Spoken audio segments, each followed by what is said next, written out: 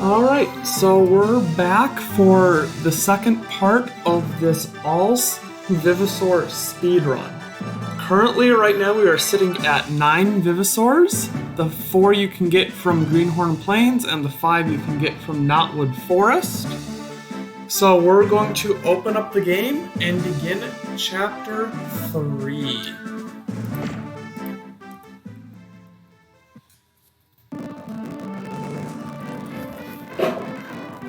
So we're into Chapter 3, where mine cars are go.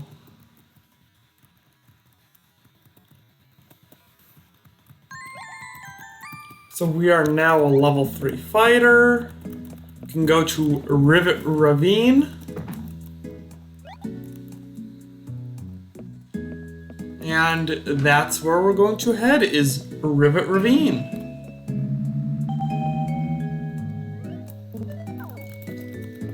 And then just some text we have to match through where the hotel manager is saying that there is a seminar going on at Rivet Ravine. But we will be participating in that seminar, and what happens is if we bring him 8 fossil rocks, he will give us the ability to dig up fossils that are colored. That will be very helpful in being able to tell what fossils we are digging up more specifically. So we definitely want to do that.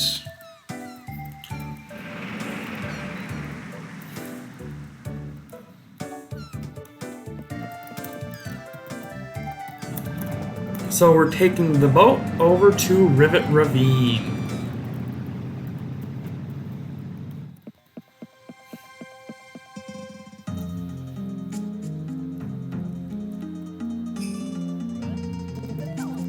And you can see here the seminar taking place.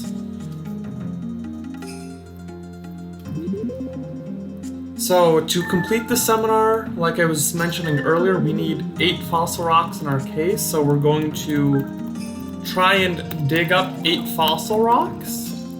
So that way we can get that ability.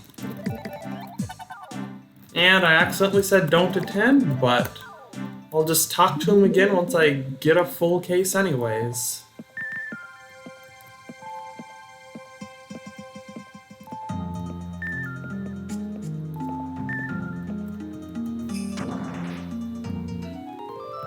And that is not a good way to start.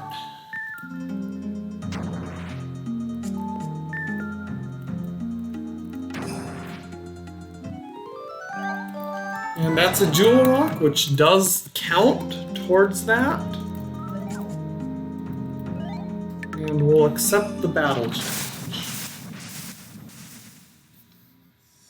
And then we're going to lead with Spinax.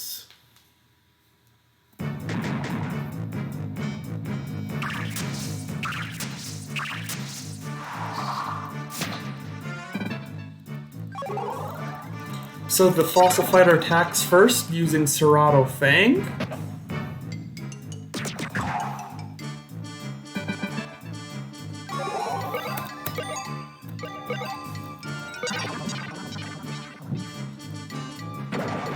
And then we'll return with Spinax Fang.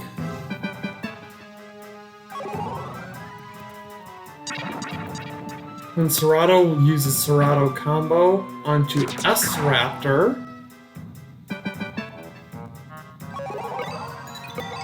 Then we're going to use Spinax Fang yet again, which does a critical 63 damage. And then we're just going to do 50 damage from S-Raptor and the SZ there to knock out the Serrato. Which then brings the U-Raptor up, which uses U-Venom on Spinax, which does 28 damage and 2 in return with auto counter.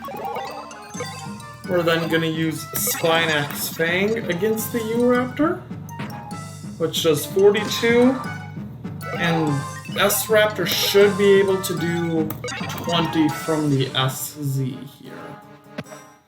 And it does.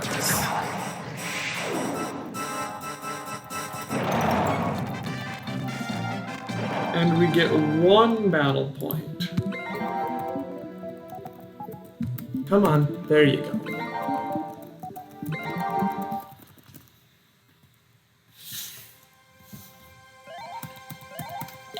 So that's 1 rock that we need. We need 7 more.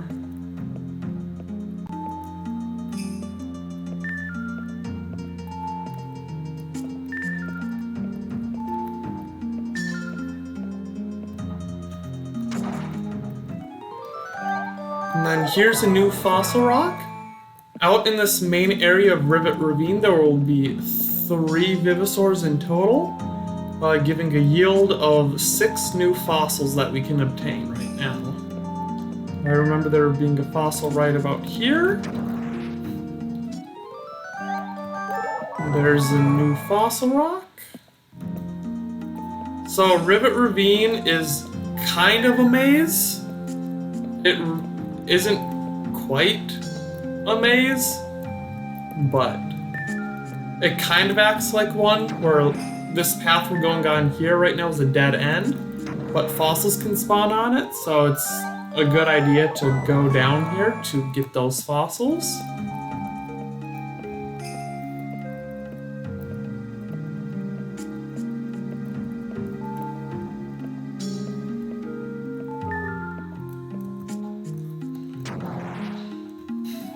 So, we just dug up a normal fossil rock, which isn't great, but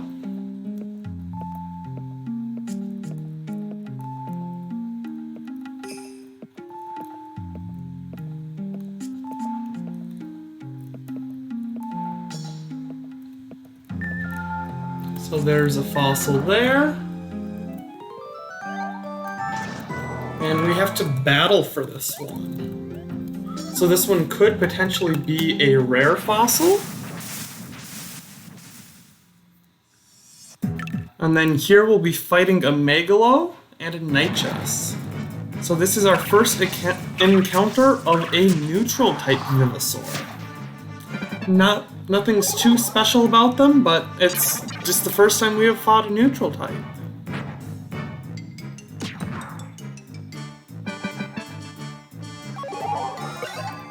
So we got Spinax Fang here against the Megalo, which does 35 damage.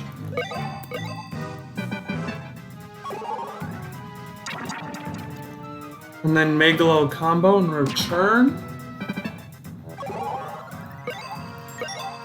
And then we're going to Spinax Fang, which does a critical 53. And I'm actually going to bring S-Raptor down just to make sure the Megalo can be finished this turn. And it does enough damage to KO. Then Nitrous Venom is used in return, dealing 28. We're then going to use S combo and hope this does 50 damage, and it will.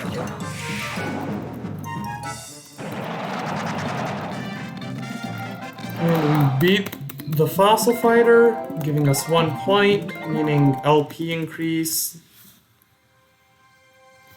And then I'm just gonna quickly check to see which rock this is in my case. Okay, it's that one. So that could either be Coatless Head, Megalo Head, and I believe Megalo Legs is also in that shape as well.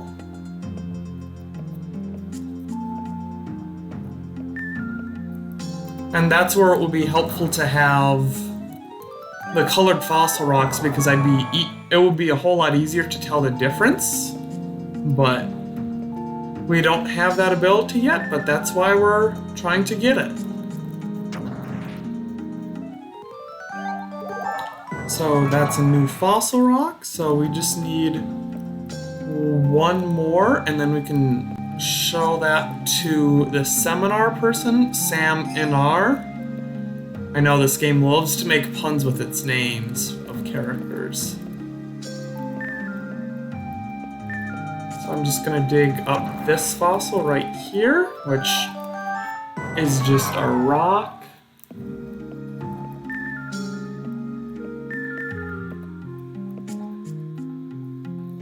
So we'll dig this one up instead, which is a new fossil rock, which we also have to battle for.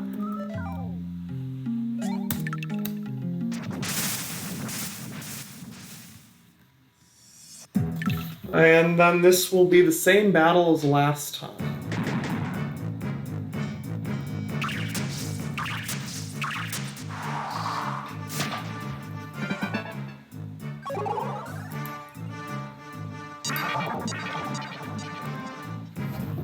So Megalo uses Megalo Bite. We'll use Spinax Fang in return.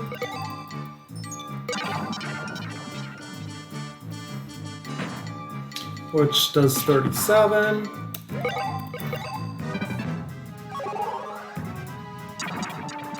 And Megalo combo.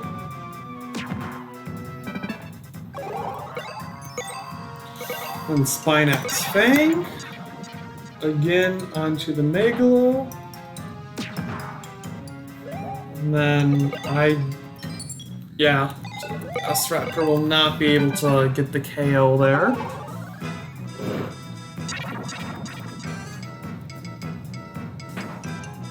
And Megalo combo onto S-Raptor. So we'll then use Spinax Fang on Megalo here, which does a critical 56, KOing the Megalo. And then we'll swap S-Raptor down here to use S-Combo, which hopefully should take out the Nitrous.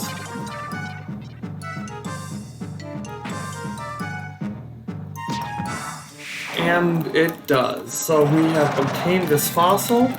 This time I'm not going to check where it is in my case because I know this will be the 8th fossil. So now that our case is full, I'm going to go talk to the seminar person. Because although there's still fossils up there, I really want the colored versions of them.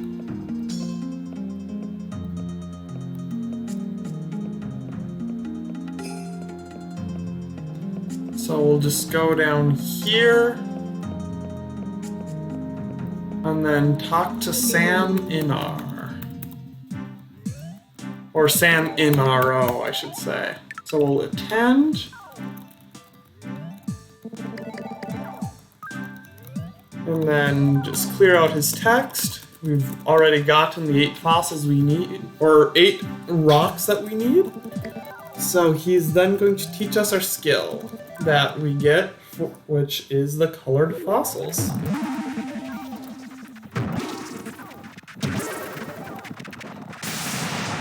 And of course he teaches us with lightning because everybody has to use lightning to do stuff like that.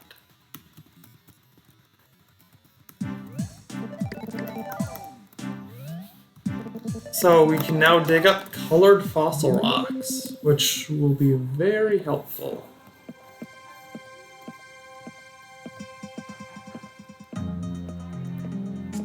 So we're gonna just head back up to the area we were already in. So we'll just head up this way.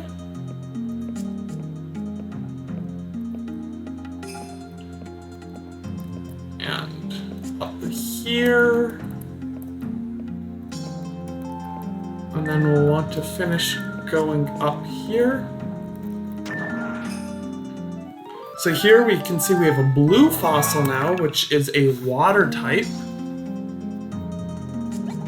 So that must be Electro Legs, and we're going to throw that in favor of that fossil because that one might be a duplicate, where I know the one I just got is not a duplicate.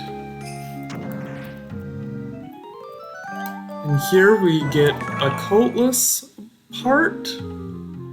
Let's see, that'll be coatless legs. I'm just gonna throw it for that just because.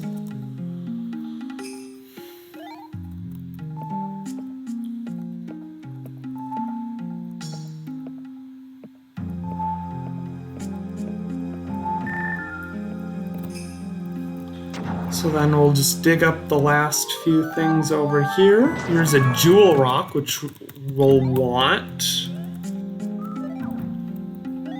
We're gonna battle for it. The reason why I'm battling for all these jewel rocks is we really need the money at this point in the run to start upgrading our sonar and case. Because as you can tell, we just easily just blow past that case limit with the amount of fossils and dig sites. So we want to make sure we're able to get everything without having to throw as much stuff away.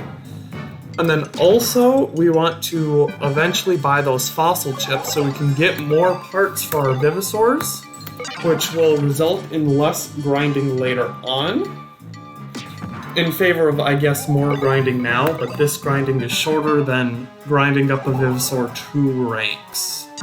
Every single one 2 more ranks because of not having that fossil. So we're going to use Spinax Fang again here.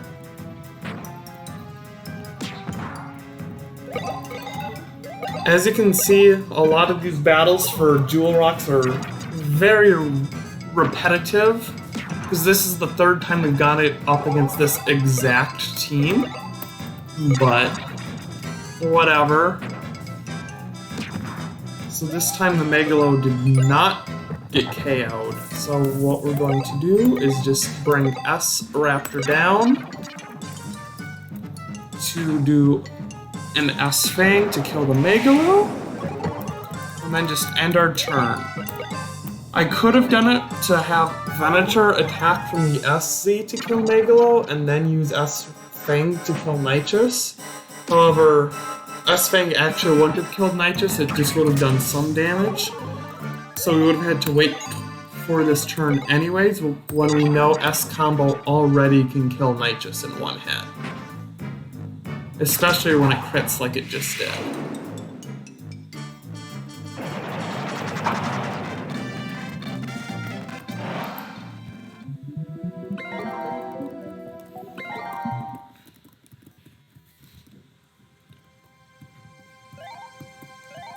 So we got the Jewel Rock, so we're going to swap it out for a different fossil. And we're going to swap it out for that because that is the only fossil shape between heads and legs in the main area of Rivet Ravine. There's only one specific kind of fossil in there, so we don't have to worry about it. So here's a Megalo part. So we're going to throw this fossil.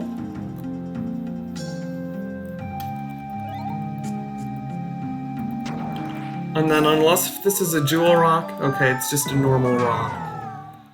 So now we're actually just gonna leave Rivet Ravine here and go clean the fossils that we have so we have an empty case again, and then come back. So there's a lot of coming and going in this part of the dig site to just grind up money, and in the process we just want to make sure we have an empty case so that way we can pocket all of the fossils we end up getting.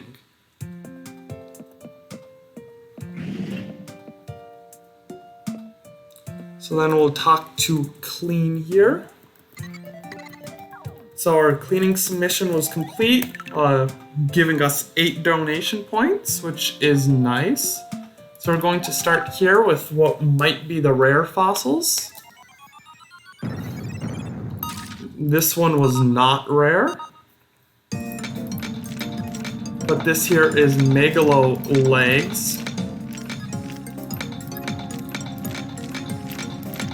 So we'll just clean this, get Megalo Legs all nice and clean. However, Megalo will not be joining the team in any fashion, so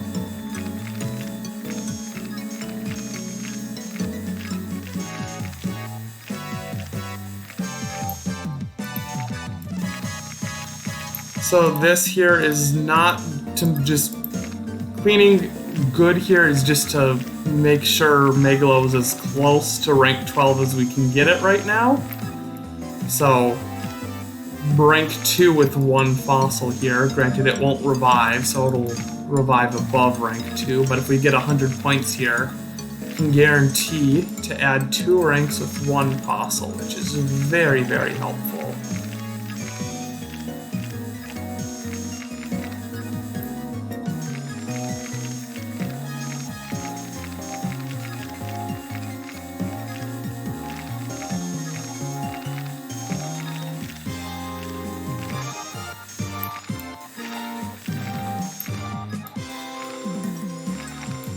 So where is the dirt hiding this time? Is it there? Is it that one? It might be. Nope, of course it isn't. Oh, there it is. Sometimes the dirt just hides in the shadows of, or into the shading of the fossil, so it's really hard to see like that one was there. But looks like this one's also saying new. So we're going to clean this one too, see if this one is rare, and it is. So this is rare Megalohead.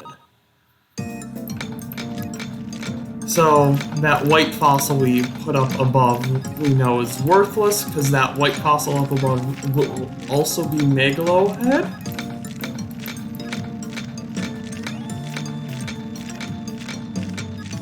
Just we want to clean the ones that we think might be rare because there's no lost time in that,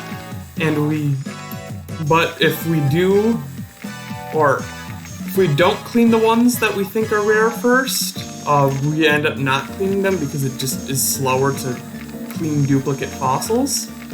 But here, by cleaning this one, we get a bonus 25 points. So if we clean it at 95 points or above, we have to grind Megalo up to rank 12 for 2 less battles. Because that 25 points, it's really the 20 that matters, that 5 just unfortunately doesn't matter, but that 20 does and makes a huge difference.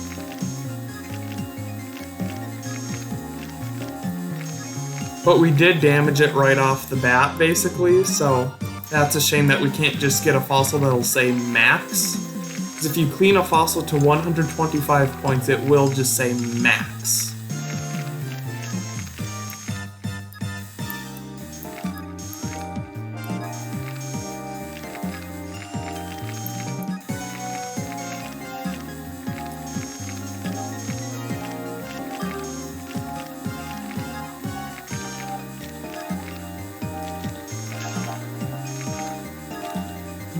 But we're almost done here.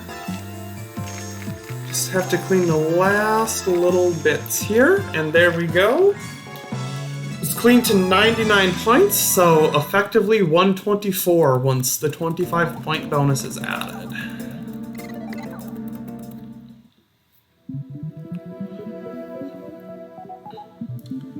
So the rare Megalohead gets integrated as a red fossil. So we revive our 10th Vivosaur, Megalo. So we are now 10% of the way there in terms of reviving everything. In terms of grinding everything up, we're nowhere close, but at least we are on our way to getting everything maxed, or everything just revived. So here is another emerald. This one does not surprise me. Emerald is the base jewel that you can get here in Rivet Ravine. We're used to seeing emeralds after that Knotwood Forest where we got lucky that somehow all the jewel rocks there were emeralds. We got really lucky with that. But that's 100 points right there. Continue cleaning, yes. So we're going to skip that Megalohead and clean this here. Like I was saying earlier, there are some fossils that are very, very fragile. One of them happens to be this fossil, which is Electrohead. So you can see I'm just starting with the drill right away. As you can see just how fast the drill is breaking away this rock. So you do not want to hammer this fossil. Which is good because Electrohead would be a very big pain to clean otherwise. The reason for that is this is what's called the bits and pieces fossil shape. And this is one of the hardest fossil shapes to clean. So, of course I damage it there, but So I was mentioning in the last stream how Corona Head has this fossil shape and is very difficult to clean well, and when I do end up getting to cleaning it, it'll mostly just be clean it as high as possible, or just make sure I actually just succeed so I can actually just revive Corona. But the reason why that is so hard is it's much more durable than this one, so you do have to use the hammer. And with this fossil shape, you're almost guaranteed to damage the fossil in some way if you use the hammer, because there's just not enough rock to absorb it, so the fossil has to absorb your hammer hits. But yeah, with this here, reviving Electro, we will get our first water-type Vivosaur. So we saw our first neutral type that we revived with Megalo, but here we'll get Electro. I think if I clean that away, we'll finish it. It's like 98, yep. So Electro Head, we'll go ahead and revive it for number 11. So our collection is slowly expanding.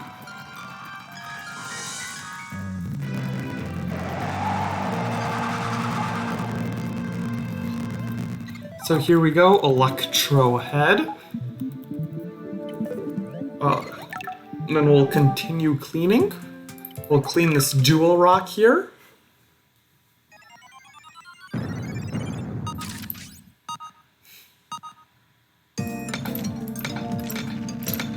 Yet again, this is another emerald, so we'll clean this. And also, one thing about cleaning jewels is you do want to do as good as possible, because they sell for more if you clean them better. So if you damage a jewel rock, it will not sell for as much. So you want to make sure you do it as good as possible.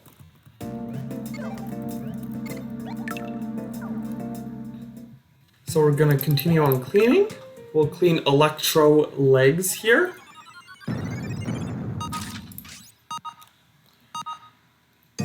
So from the main area of Rivet Ravine, we ended up getting every fossil except for one, Coatless Head. But that can be found in other areas in Rivet Ravine that we have to go to as well. And of course, I just didn't move my hand there. That damage was completely my fault.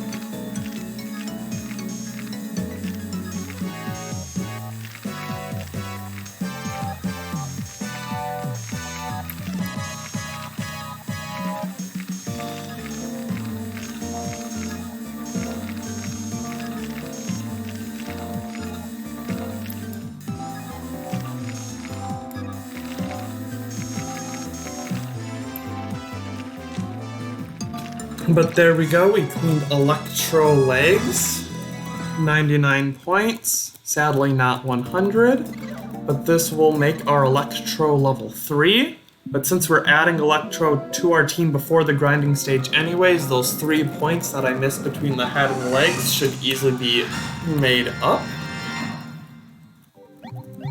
So Electro combo is now available for use, and we have one more fossil to clean, right here, Coatless legs. Similarly to Electro Head, we will not be using the hammer on this fossil. That is a bad idea. As you can see, yet again, this is another very fragile rock. So, these kinds of rocks just very easily surprise a player on their very first time playing, because they're just used to taking the hammer and just hitting directly on the main part of the fossil. So, if you don't know if a fossil rock is fragile or not, either start with the drill right away, or in a case of this rock, just hammer where there isn't any fossil nearby.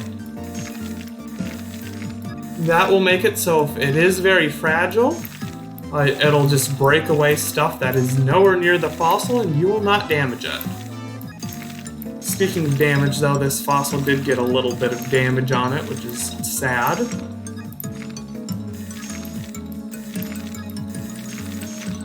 But we're almost done with it.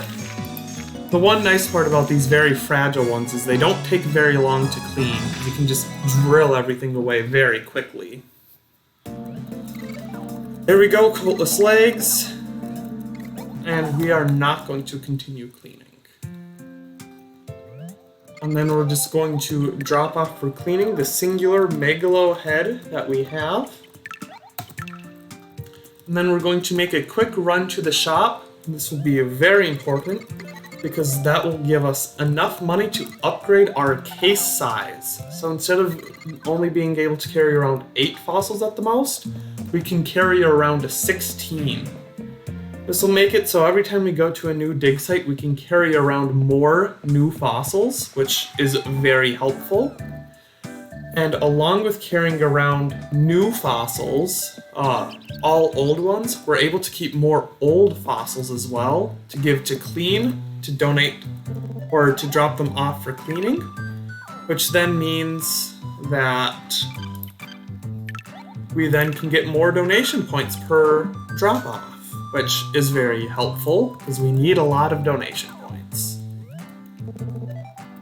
So we're going to go upgrade tools. We're going to upgrade our case. So you're going to see us do a lot of upgrading of the case and the sonar first before we even touch upgrading the cleaning tools. Because for the most part, we don't need them until very late into the game. And at that point, we already get a high influx of money anyways. So, just like that, we upgraded our case. And now, back to Rivet Ravine. But yeah, the next upgrade we'll be saving up for will be a fossil chip.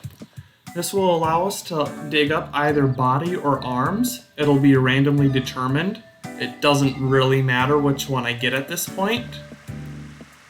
But it'll, instead of having Vivosaurs be rank 4 at most upon revival, just by integrating 2 fossil parts, they instead will be rank 6, which is 6 is better than 8 and halfway there to 12.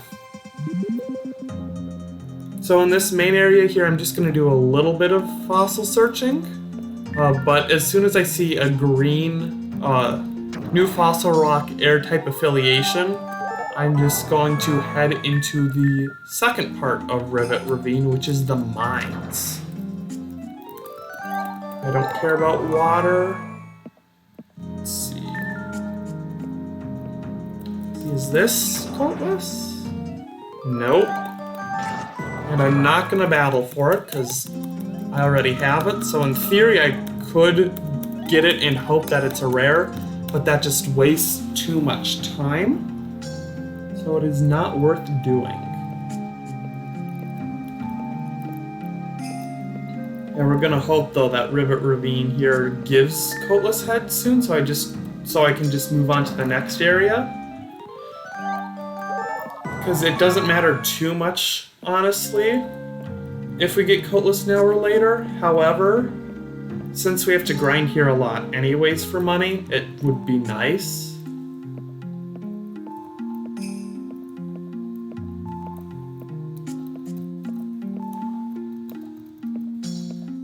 Okay, no fossils on this wing.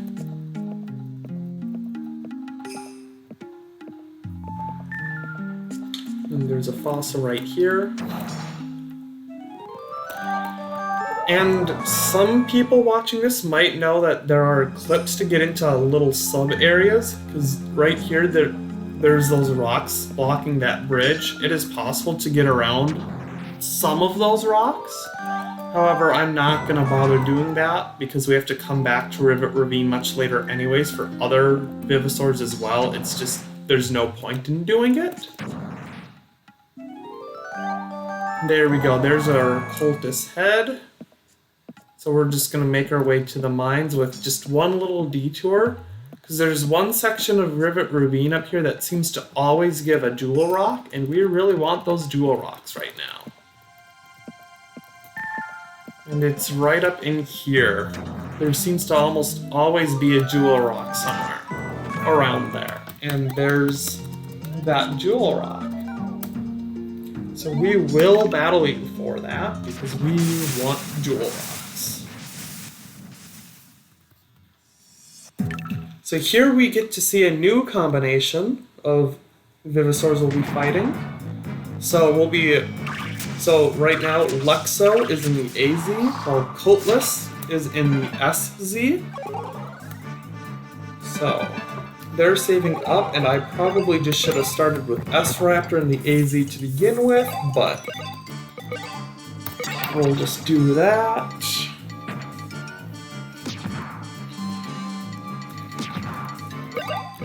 And then we'll end turn. Stone Spines, so that skill can cause sleep, but since they attacked a Venator with it, it won't do anything besides just damage, because negative status effects can only be applied to the enemy AZ. So even if a status has 100% chance to be inflicted, it still is not guaranteed. It still will not be afflicted to a support zone Vivosaur, which is one in those blue spaces. So now that Coatless is up front, we'll bring Venator up front for that elemental type bonus and do Venator combo, which should kill here. It definitely does kill, because Coatless does not have good defense like all of the Pterodons, or all of the Pterodactyls.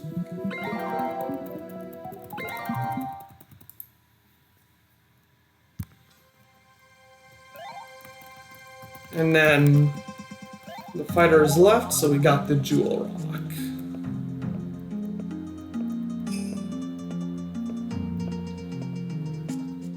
So we're then going to head into the Rivet Ravine Mines. And here we can see Mick Junker, who at this point is just titled Man, but you can see it. What's that? That's just a big pile of garbage right there. But these are the mine cars mentioned at the very beginning of the chapter. Mine cars are go, so the entire premise of this chapter is to fix those mine cars, and I accidentally said no to him. So I have to re-talk to McJunker. Great. There we go. That's the problem with mashing A and B, is you hit B sometimes. Okay, so we're going to first head into this far tunnel here. And then we're going to search for fossils again, because these mines here have different fossils in them than the main area of Rivet Ravine. Because here you can see we got a new fire type fossil. We won't really be grinding in this area too much, but we will grind in here at the end of, or in the post game if need be, but for now we're just coming in here just to find McJunker's tools, which are hidden underground in these mines somewhere.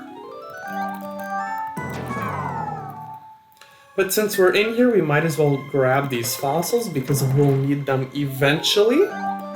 It's just not worth making a separate trip right now for them, or just keep on making separate trips for them, as we have to come back into the mines eventually anyways to grab a different set of Vivosaurs in mine number 1 and in a secret mine. Or secret mine, not mine.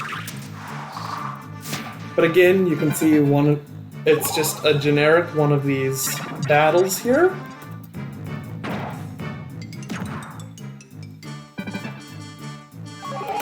So we're just going to attack with Spinax against Megalon.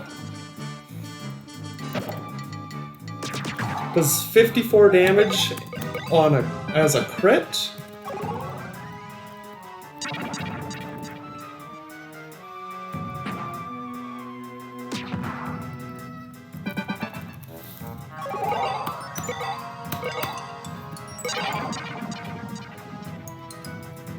Then we're just going to damage Megalo again, and this time we're going to bring S-Raptor down, and it should be able to KO Megalo here.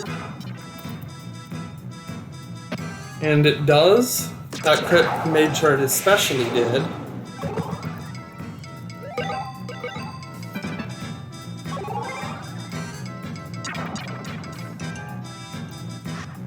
Then Nitrous uses Nitrous Venom against S-Raptor. Then we'll just use S combo here, which should end the battle. And then we'll get this Fossil Rock. And then I'll just have to check where in our case it is going to be put. So that way that's one of the first Fossil Rocks we clean. Once we get back to the Fossil Center.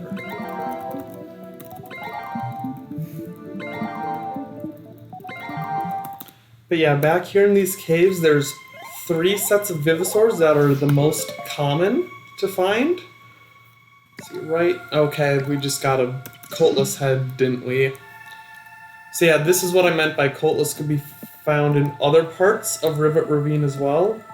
It can be found back in this cave, or in these mines, which is very annoying, because give me the actual Vivosaurs that aren't offered anywhere else. But there is an air-type Vivosaur back in here. I'm going to ignore that red dot for now and come back to it. Just want to get to the very end of this mine because there might be fossils here. I will dig up that red dot though, just to get it off the radar.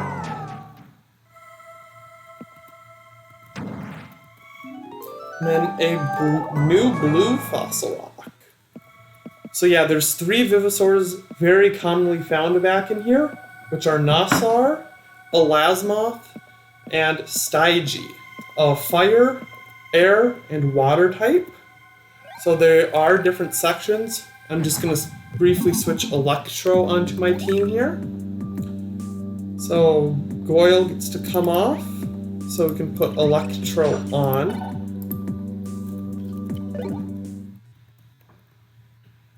And now we're going to dig up this red dot here.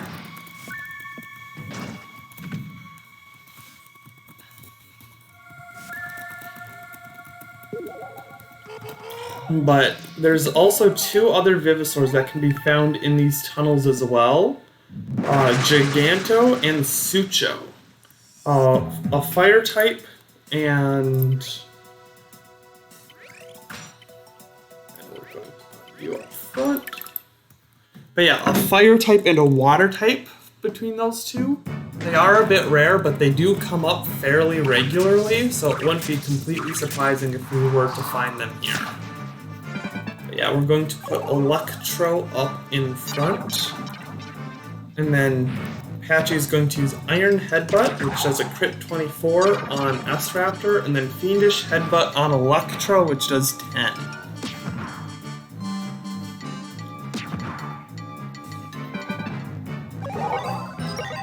So we're then going to use Electro combo against Patchy.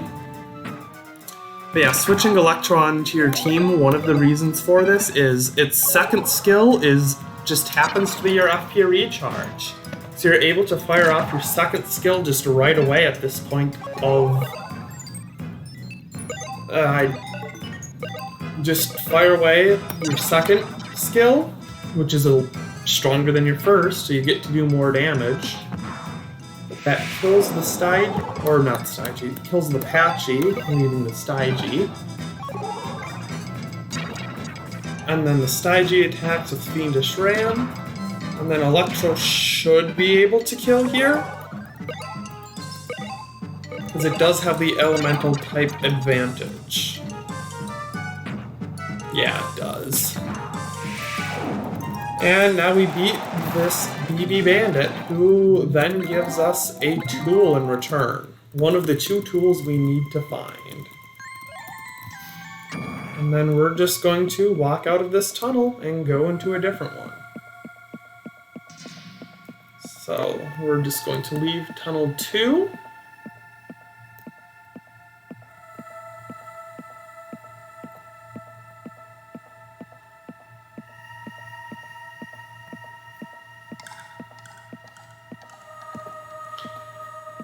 This is a fairly long tunnel to run out of, but then we're going to run into tunnel 3, which is right here. Grab that fossil there.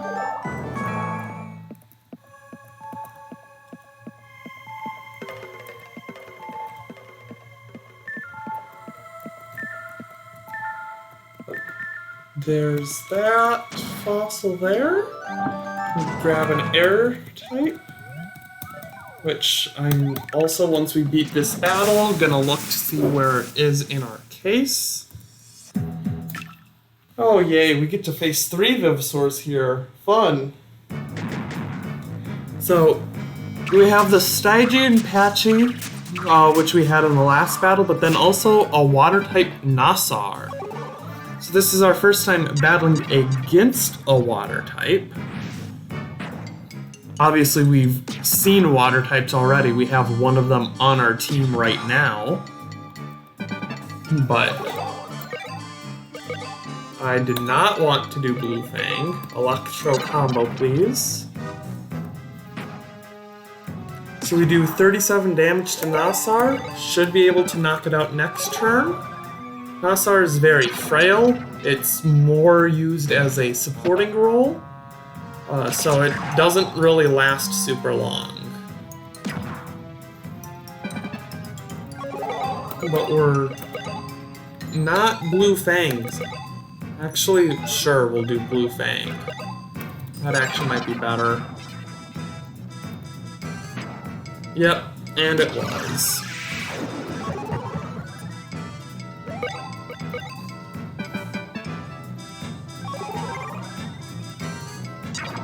But then Patchy uses Iron Ram, which does 36, and Electro's probably gonna die here.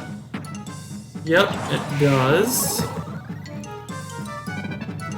But that allows us to use S combo, which should kill, and it does. And I don't know if this will kill or not because of the elemental type disadvantage, but Spinax combo should still do a lot. 53, it does kill. Okay. And then we get 1 battle point as a result. And I'm just gonna check where in my case that went. Okay, right below the other one.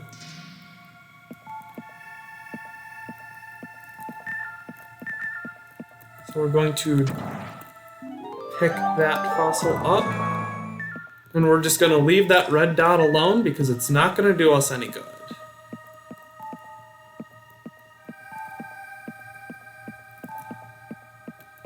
And nothing up there, so we're just going to leave tunnel 3. And then run into tunnel number 4.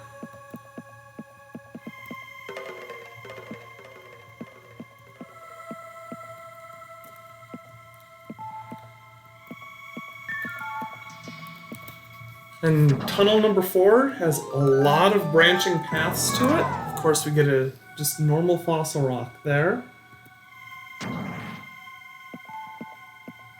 And we're gonna keep searching here.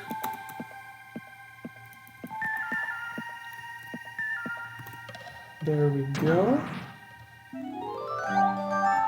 A new fire type. Come on. There we go. And we get a jewel rock here, so we'll battle for that. Yes, we'll accept the battle challenge. And then here we're facing a Cerrado and U-Raptor. And I should have switched Venator in for this fight, but whatever.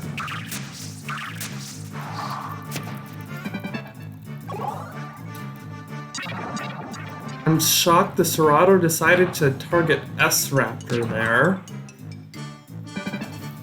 So because I was dumb to not switch stuff earlier, I'm gonna have to switch Spinax in here. Use Spinax Fang against Cerrado. which does 36.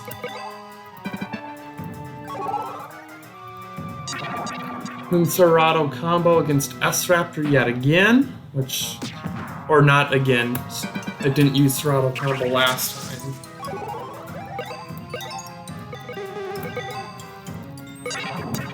Then we'll use Spinax Fang again, which does a crit 54. And then let's see if S-Fang actually does 15 points of damage here or not. And it does. I don't know if that crit there actually mattered. And we're going to end our turn. Then U-Venom against Spinax. If the poison actually works here or not, it doesn't really matter. Because Electro's going to come out this turn, and we're actually going to switch Electro back up for that elemental advantage to hopefully one-shot this U-Raptor. And it just barely lives. Of course it does. Why wouldn't it just barely live?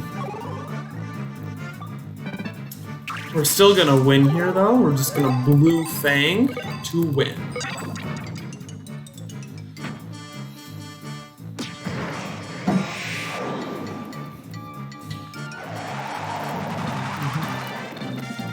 But now that we've won, Electro finally becomes rank 4 and gets that well-needed boost to defense that it desperately needed. Because Electro has a very low defense stat. So we want to make sure it gets all the defense it can. But our case is now full. I'm still going to keep searching for fossils because there are some repeats in our case. But it is full. And we're going to search down here.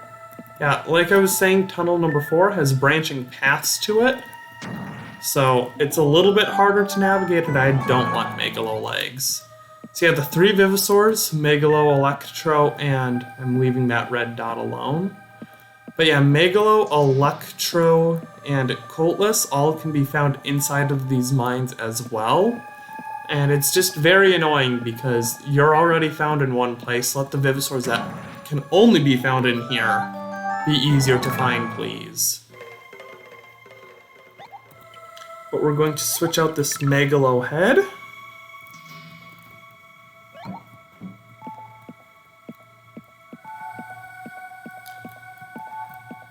And we're gonna run down here. There's a fossil right there. And we got a Jewel Rock, so we're going to battle for it. Because we want to get as much money as possible. We really want to get up to 10k this chapter. And that time we definitely wanted Electro up front because of Metria all the way up there, and I thought they were going to lead with Metria, but they did not. But they're saving up FP, but I'm going to switch Spinax up so it has the elemental advantage.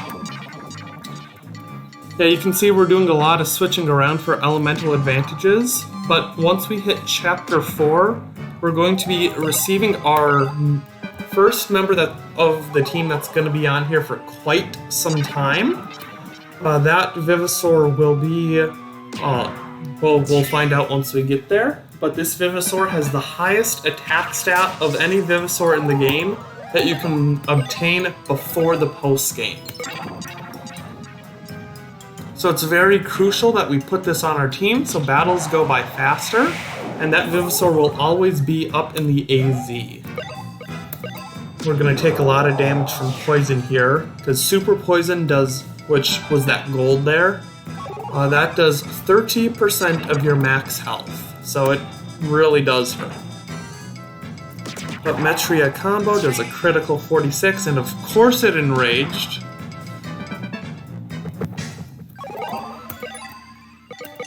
But we're just going to use Spinax combo here and hope it can do 62. It looks like it can. So there we go, we beat the battle, and we have received the Jewel Rock. But S-Raptor, Spinax, V-Raptor, you all got more LP. Good for you. But Jewel Rock, yes, we will swap. And we're going to discard this Electro head right here.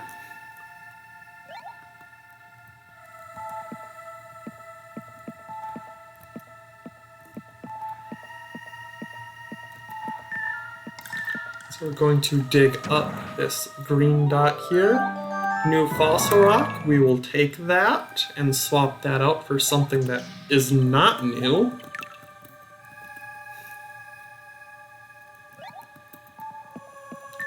And then we'll dig up this red dot here, which... Oh, we dug up a BB Bandit. I love when I dig those up. But we'll fight the BB Bandit. In this battle, I know for a fact we'll want Electro up front to begin with.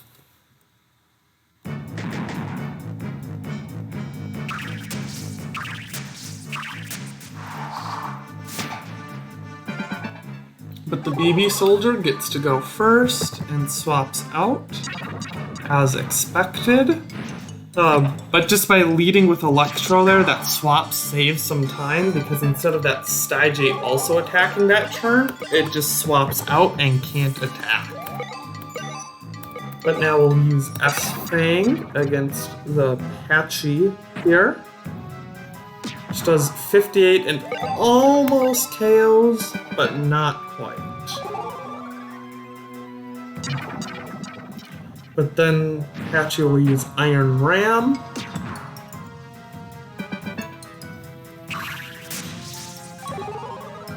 And I'm going to be a little bit hopeful here. I know Spinax can KO Patchy here, but I'm hoping S-Raptor with its basic attack can KO Stygie.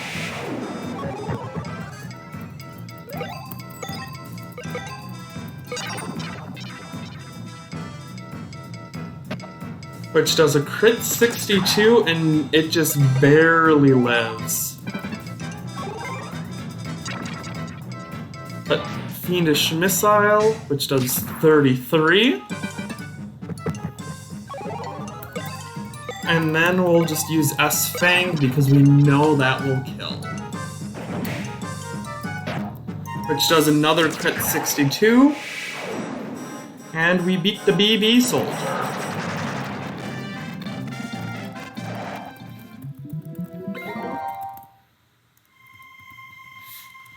So we now got the multi-purpose tool and are going to head back to McJunker, in which the game just teleports us there.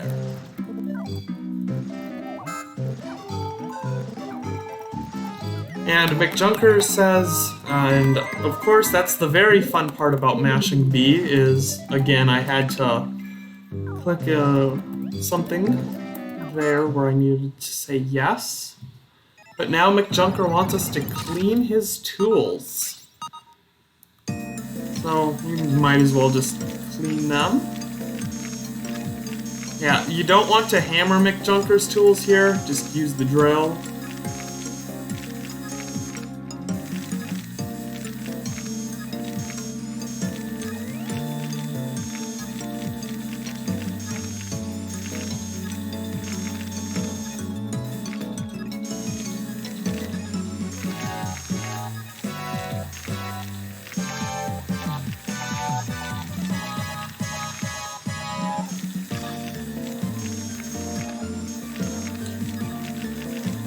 But we're almost done here. They're finally successfully cleaned, and now they're completely cleaned. So here you go, McJunker, you can have your clean tools back. So he'll now go fix the cars, but they need an Electromite to get its engine, to make sure it can run its engine. But he says we need to take a V-Raptor as well. V-Raptors are, or if you have a V-Raptor, you can be trusted for whatever reason. It's never really explained why. But that's why we still have V-Raptor on the team, is because it is required at this point of the game.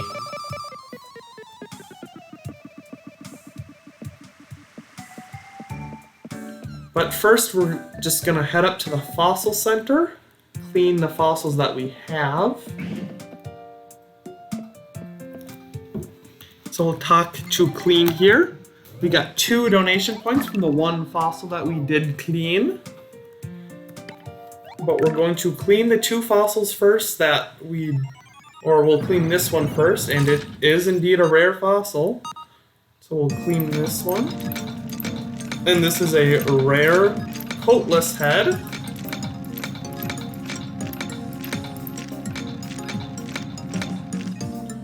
Now we'll just start drilling.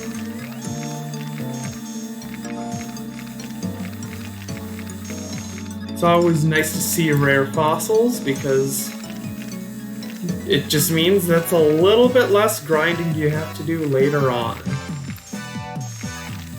Because I'd rather do 1 battle to get a rare fossil to save me from doing 2 battles.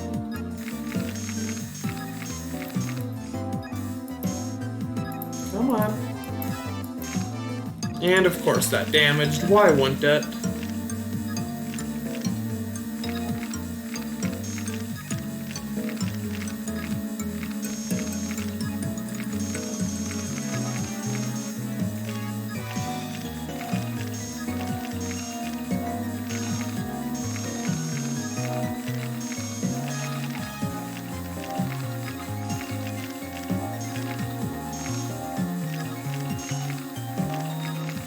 But we're almost done here. We just have that and that little speck of dirt there, and we're now good. Of course, though, I damaged it. It's always nice to get 100 points on these rare fossils, but of course I didn't.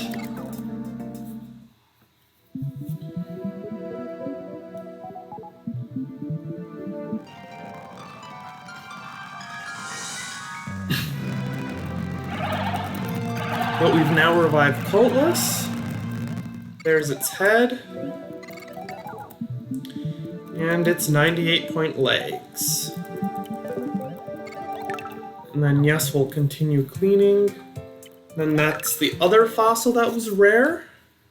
Or could potentially be rare. Of course this one wasn't, but at least we got one that was rare.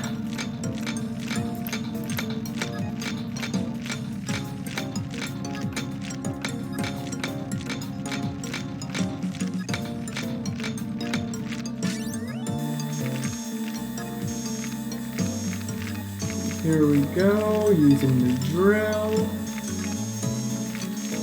And I'll just come back to these tips a little bit later, once we're almost done with cleaning the fossil. And we'll clean here. Dispose this part of the fossil. There we go.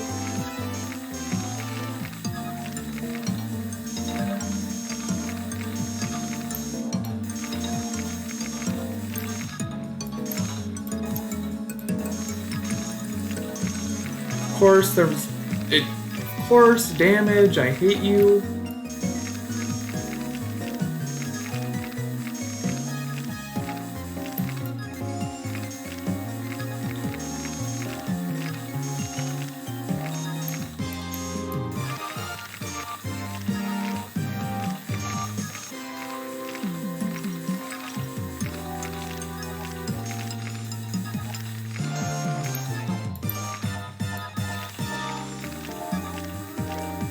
Come on.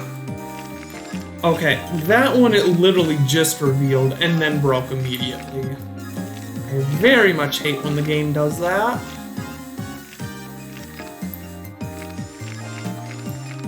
And this might be the last bit of covering, maybe? It was, okay. It didn't look like it was covering, but this game operates on a hex system which doesn't quite work the way you would expect. So, stuff just overlaps.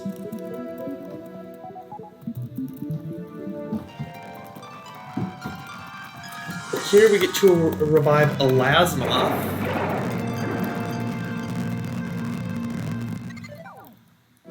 Elasmoth has now been revived.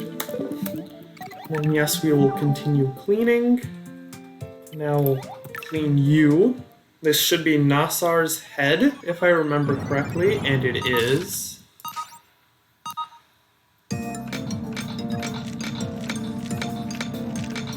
This shape of fossil is just really weird. It just has a little lump sticking out for whatever reason, but then a little bit missing down at the bottom.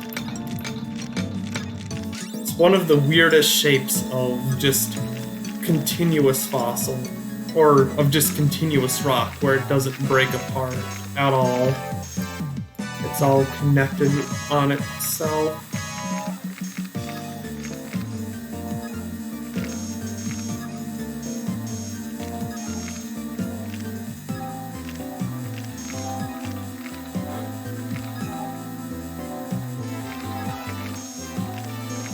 But once we clean this head, we'll revive 14 of the Vivosaurs we need. And we're close to reviving one full page in the VMM.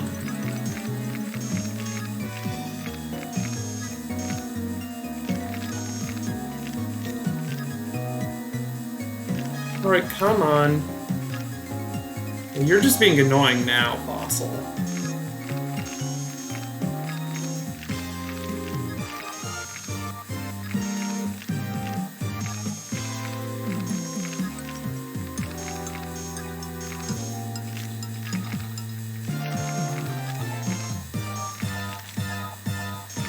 At the very least, it is a successful cleaning now, so we're guaranteed to revive Nasar.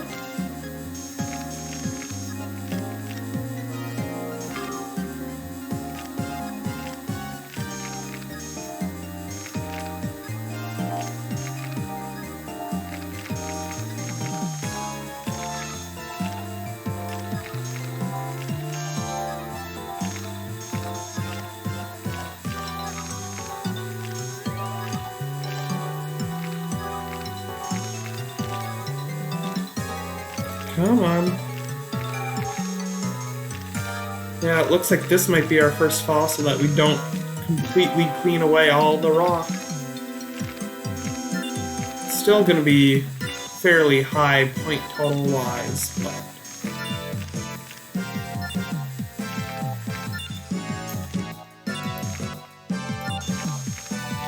Of course, I got damage on it at the very last second. But without that damage, it would have been 99. But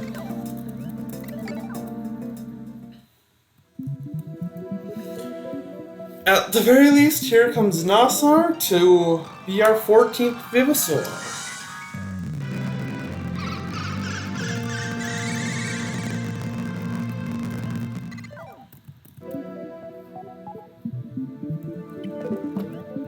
And then yes, we'll continue on cleaning. We'll clean this fossil here. Then this here is Stygie Legs.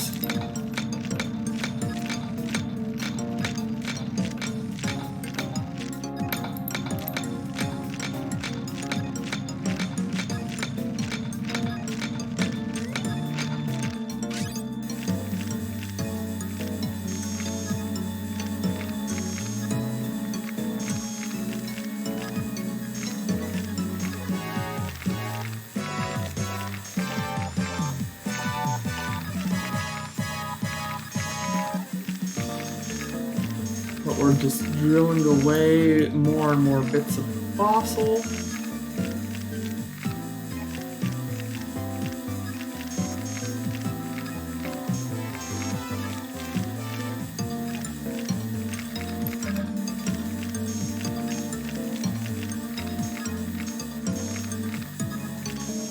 And of course there's damage. Why wouldn't there be? I just look away for 1 second while moving the cursor and wouldn't expect there to be damage there, but no, hello damage.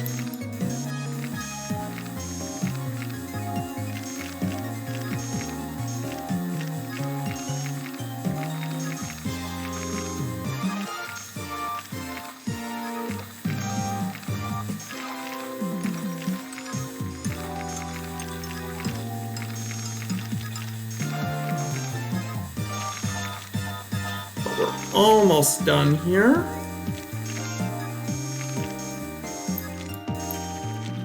There we go.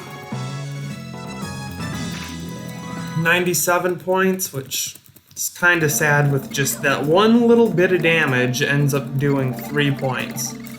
But here we can see cleans, rank improved to rank 2, can now clean fossils up to about 70 points, which means every time we give him fossils to clean, he'll give us a little bit more donation point in return. But here we can see Stygie head right here, so we can revive the Vivosaur of the legs we just got, or that we just cleaned. And I have now answered my question from the last stream where, yes, Stygie's head does face the opposite direction of Patchy's.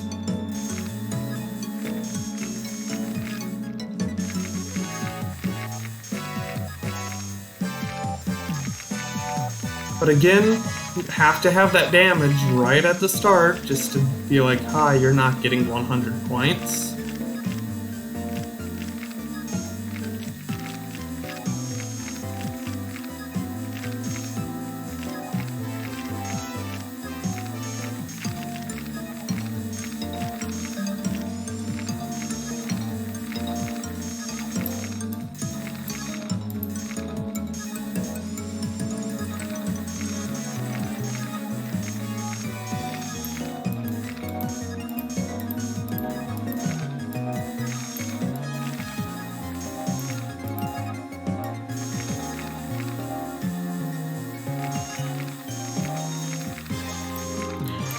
But we're well past the point for this being a successful cleaning, so we will be reviving Stygie here, guaranteed now.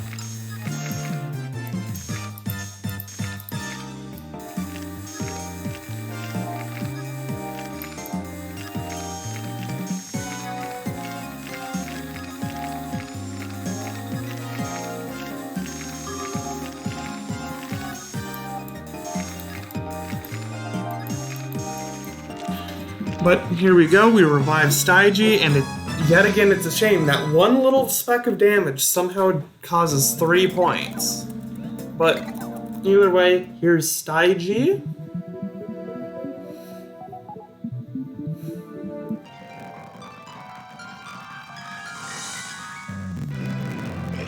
And here's number 15, so we have now revived a full page of Vivosaurs.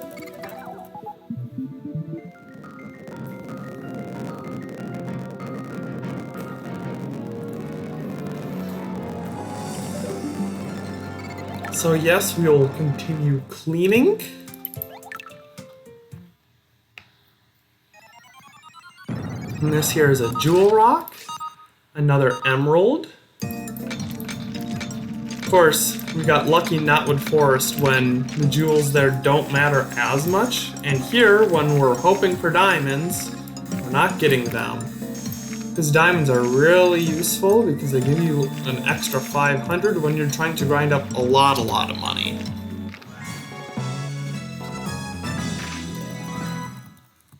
There we go, 100 points on that. Continue cleaning, yes, we would like to do that. And we're going to clean this fossil. And this is Elasmoth legs.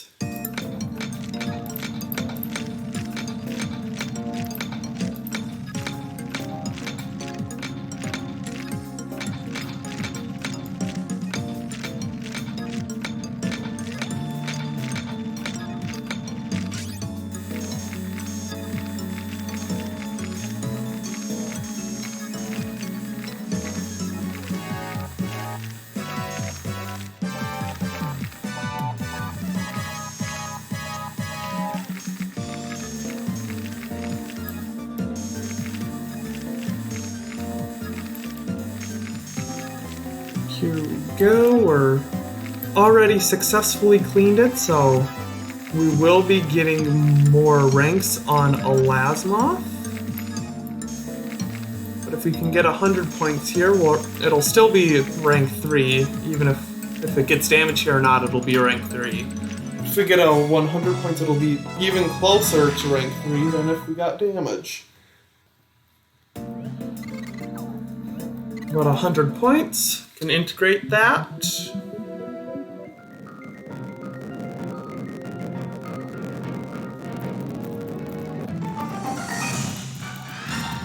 And then we'll still keep on cleaning because there's still more things left to clean. Just these 2 jewel rocks, but it's still something. Here's a diamond. We really want those diamonds, so.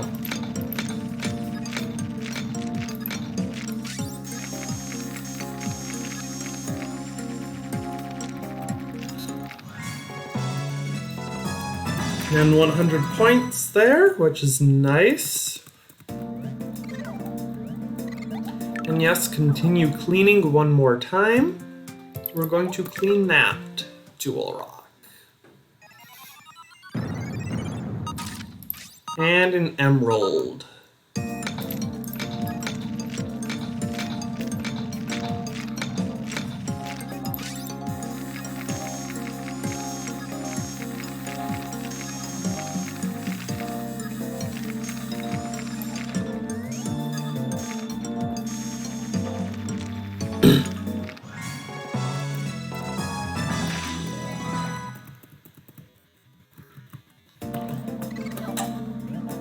We're now going to quit cleaning. And of course, I mashed A1 too many times. But we're going to drop our fossils off with clean here. And of course, I hit the mash B1 too many times that time. So I'm just going to take this one slow.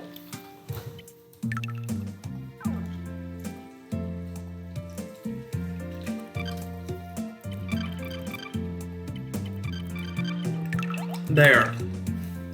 Drop those fossils off.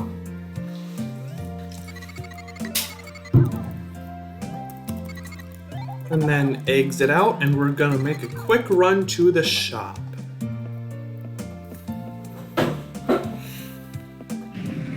Because we already have to head over to the guild area anyways. So the shop is just right on our path.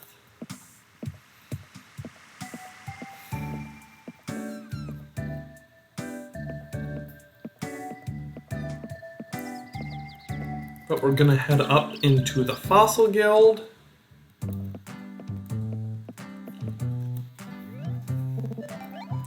But we're going to sell our items.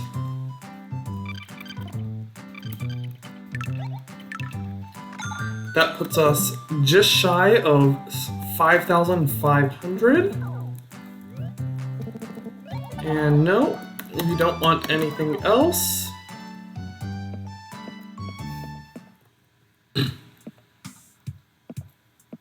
Then we're gonna journey all the way down this way to the junk depot.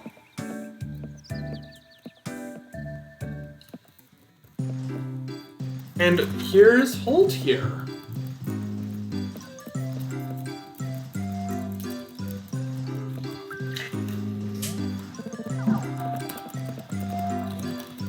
And this is where we learn that Holt has become McJunker's apprentice to learn about fossil battles, but really he does more technology stuff and handyman work rather than actual fixing things. So we have to switch our team around here a little bit, so we're going to do that, and we have to have V-Raptor on our team for this battle. This is the battle where V-Raptor is 100% required. So Holt gets to attack first and swaps attack zones and uses a Lazineth combo against Venator, which is a very strange decision by the AI.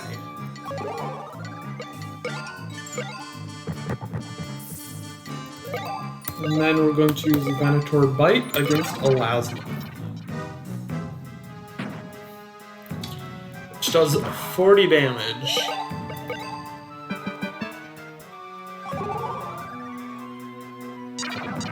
An Elasmith combo again. Which does a critical 31 damage. I'm hoping this will actually kill here, because otherwise it'll be in parting blow range, which is not fun. Which, that does kill. Good. And then V-Raptor's not going to do a whole lot of damage, so we're just going to skip, or just end our turn there. And Tricera uses Tricera combo.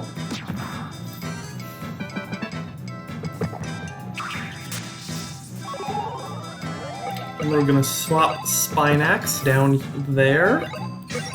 And then use Spinax combo against Tricera.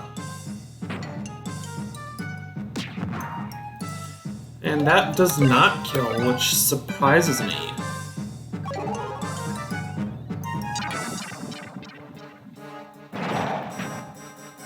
Then running Smash, which only does 15. And here we should easily get the win now.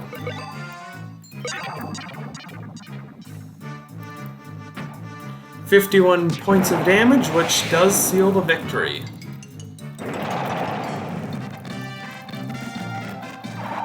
And we have now won. We have beaten Holt.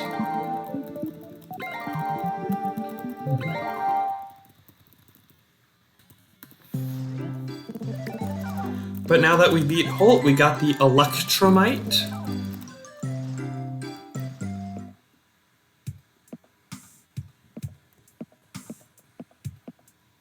So we're going to head back to Rivet Ravine. But we're going to do a little detouring while in Rivet Ravine to just get as many jewel rocks as possible.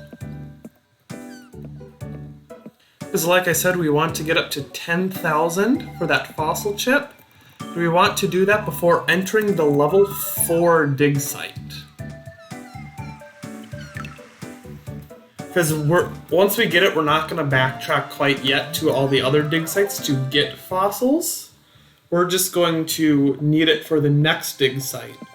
Because we're going to be main swapping here, and we want that main to actually be good enough to swap to.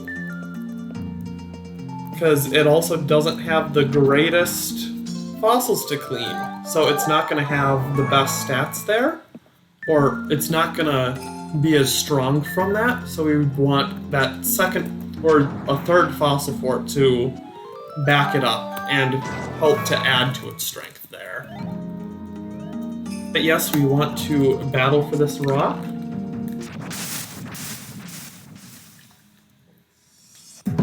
So here we see a Simo for the first time. It's a fire type, and why did I switch that?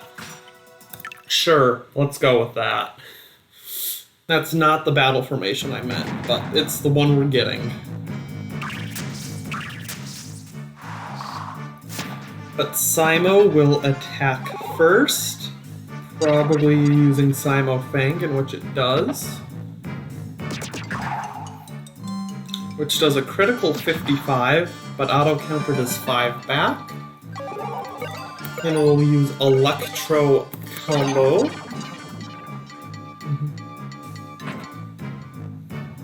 Which does 62.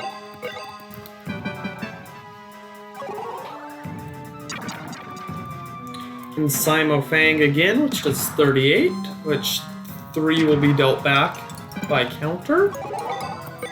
And then we're just going to use Blue Fang to finish it out. And it does a critical 77. That would have been nice the first time, but... Actually, no, that still wouldn't have KO'd. It had 88 health. But Venator, S-Raptor, Spinax, all getting more LP. But we did get a Jewel Rock, and that's exactly what we want.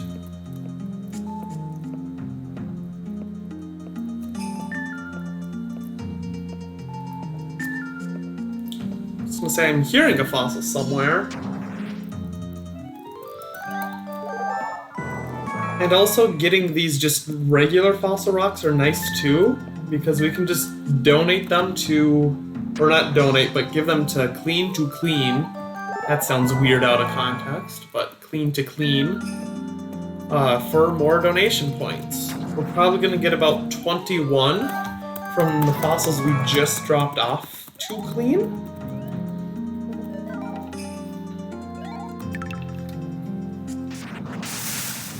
And for right now, we want to get all the way up to 200 donation points so we can get one member of our team that's going to be very crucial for every single fight that we have.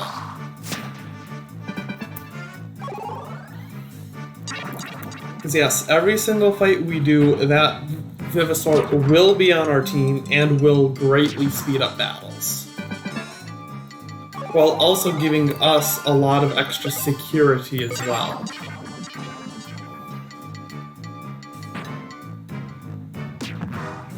So Electro does 68 points of damage, should be able to win next turn. And Simo does Simo Fang.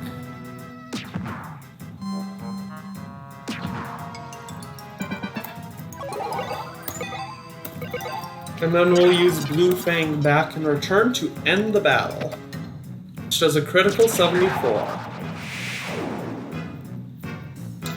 We're really good at getting crits on what already would have been the knockout hit, but the turn before where the crit would have been useful, we just don't get it. We're very good at that. But we got yet another Jewel Rock if we get lucky enough. This should be our last trip that we need for money, but it probably won't be.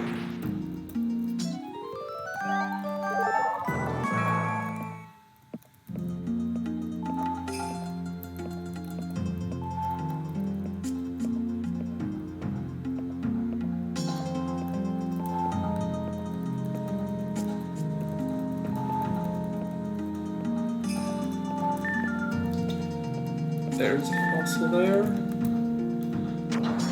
And also with our point total, or the amount of money that we have, I noticed that we were sitting at 5450, so I went to dig up that rock, hoping that it had money, or just shy of, or for money we were just shy of 5,500 by 50 gold, but I wanted to get up to 5,500 just to make sure we're not just barely shy money-wise. So that ensures that we won't be, or we won't be that 50 shy, I should say.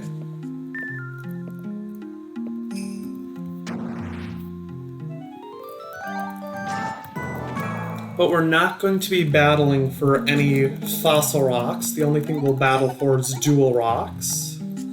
So we'll give up on the coatless legs.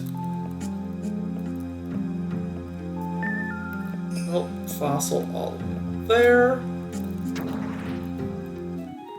And there's another jewel rock, which is perfect. We want as many jewel rocks as possible right now.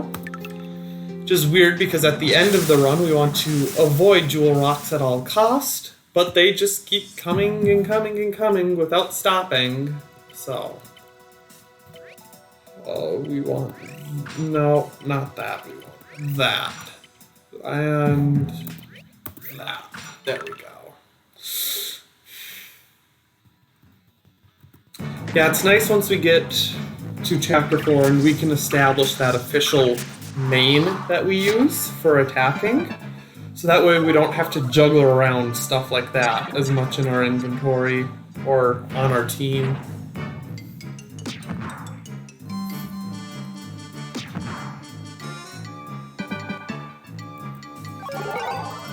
But we'll start off here using Spinax Fang on Nassar, which does a critical 81 damage, killing it in one hit.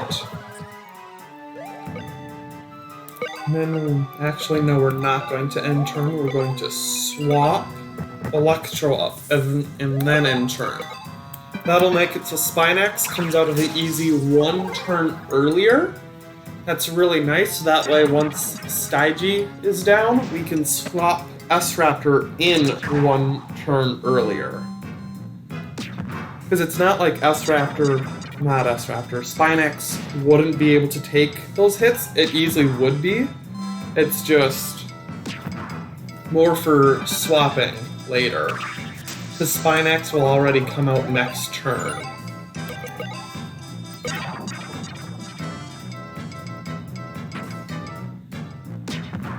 But that does 59 points, killing off Stygie.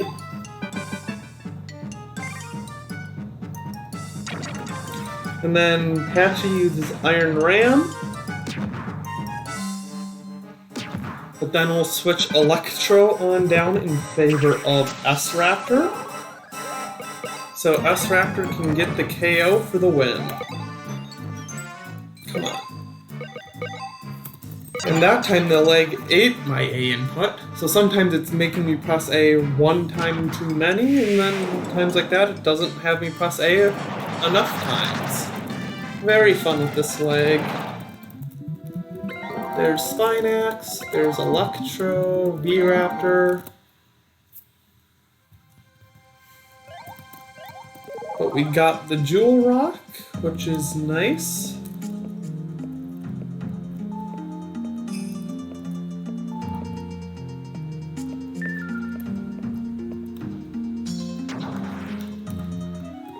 But there's just a normal rock, which we haven't gotten a lot of those lately, which is nice.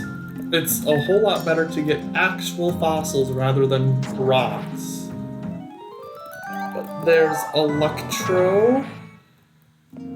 Like I said, we really only need jewel rocks at this point, but other fossils are helpful for reaching that donation point thing that we need to achieve. But another jewel rock? I believe this gives us enough jewel rocks where we're guaranteed to get up to 10,000. So I believe this is our 5th. If it's our 4th, then we would need 1 diamond to get up to 10,000. But if we're able to do that, we're in the clear, so we'll then be able to get 3 fossils for every Vivosaur moving here on forward.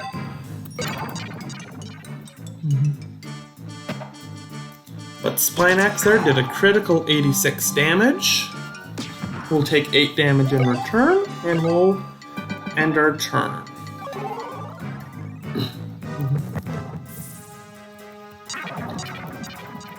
So they swap Electro into the easy for Metria to come on up.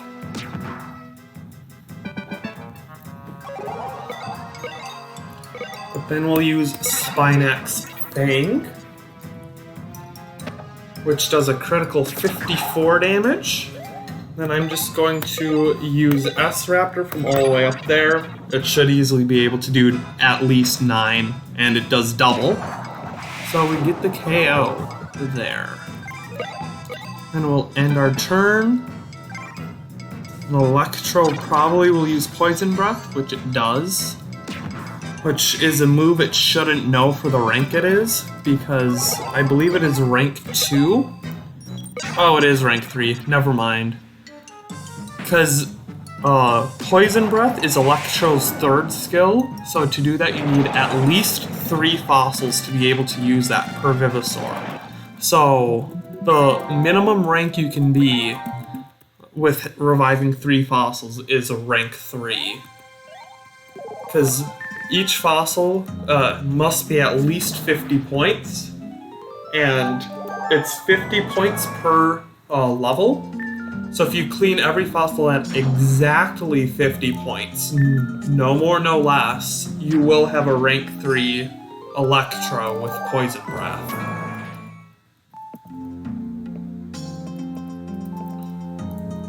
But I'm gonna walk into the mines here now. Just talk to McJunker.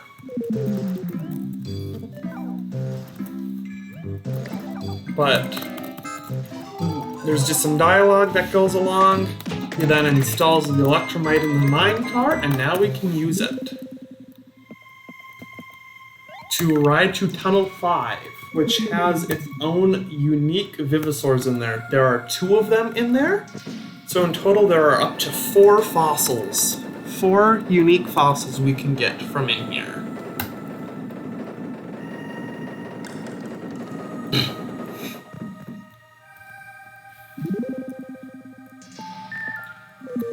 But first, we hear Schnivel's voice, so we have to take care of the BB bandits again. So here, this will be 2 back-to-back fights, one against Rex and then one against Schnibbles. Rex is fairly easy to beat because one of its Vivosaurs in this fight is completely useless. It cannot hit anything to save its life. So it is effectively a stormtrooper of the Vivosaur world. However, if that Vivosaur does manage to actually hit something, it will be bad. However, it's very unlikely for it to hit. Very, very unlikely. But we're just gonna move some things around. We're gonna put you there and then swap you up front and start the battle.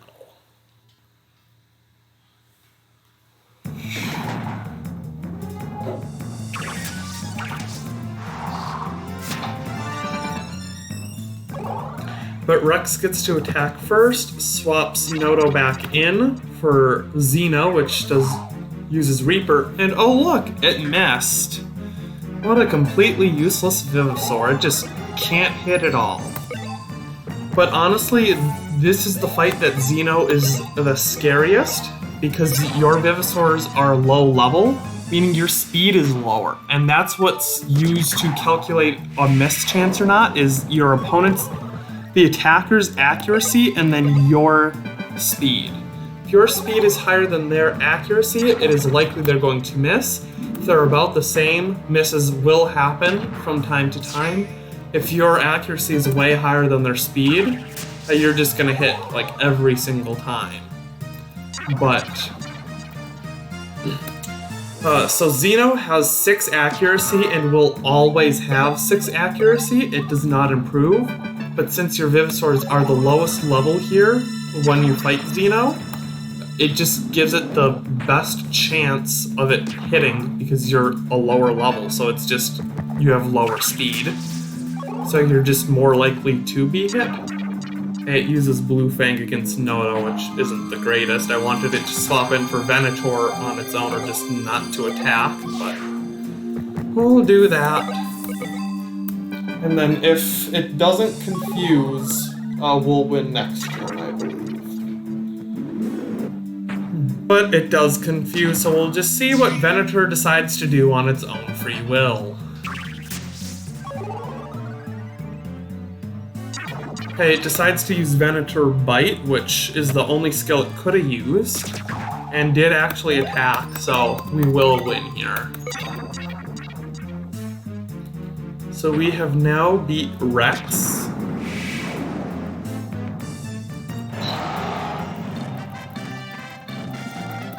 But that's a win. And Spinax managed to rank up to level 5. Venator, Electro, V-Raptor, and S-Raptor.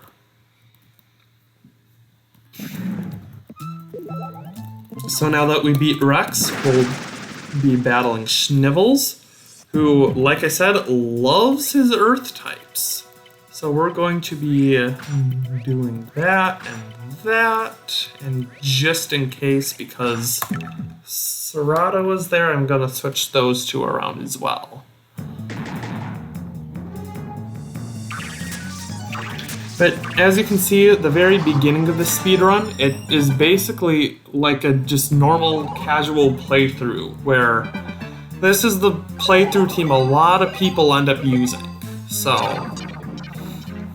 it's just basically theropods until you win. So the most common team you see is Spinax, S-Raptor, Venator, Electro, and Megalo. We haven't put Megalo on our team, but the other 4 are on our team, as you've been able to tell.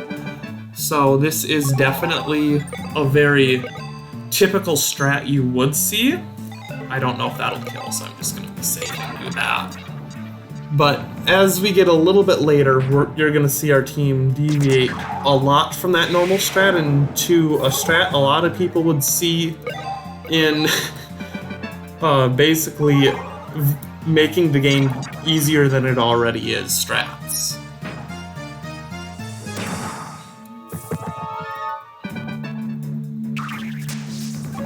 But that's why I swapped Venator all the way up there, is because it got Astraptor got knocked back. So Venator came down, but if I didn't swap where Venator and Spinax were, Spinax would have been in there, but I would have wanted Venator in the AZ right now anyways for the elemental bonus. But we should win here.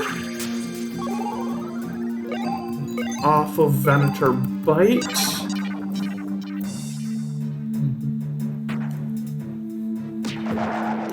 And you can see, there we did. We have now beaten the BB bandits. So S-Raptor, Venator, Spinax, V-Raptor, Electro. All of them gained a little bit of LP. But yeah, for whatever reason, the game just doesn't have us battle Vivian here, which is very weird. All other times we have to battle the BB bandits, we also have to battle Vivian, but here we just don't. Oh look, we got another tacky idol, because I already have enough of those. I wonder why the game keeps giving those to me, because I don't like them. Why do you keep giving them? I don't need them. And why are the BBs constantly trying to find them? Is there some hidden use that they have? Of course I'm finding only earth types in here. I'd like to find a fire or two. Nope, only earth types, okay. Doesn't matter too much, I'll have to come back later anyways. But it'll be a lot later when I come back.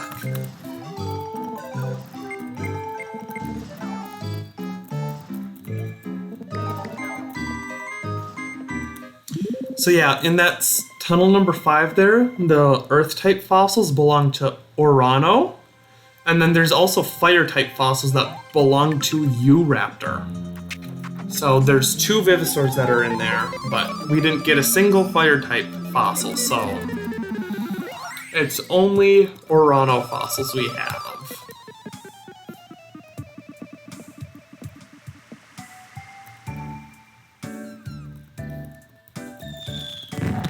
Oh look, more fireworks. I guess it's time for a level up battle. We should probably head to the Fossil Stadium immediately. Because we don't want to miss those. Oh, shouldn't you be turning left here to go to the Fossil Stadium? Well, I guess we're going to the Fossil Center.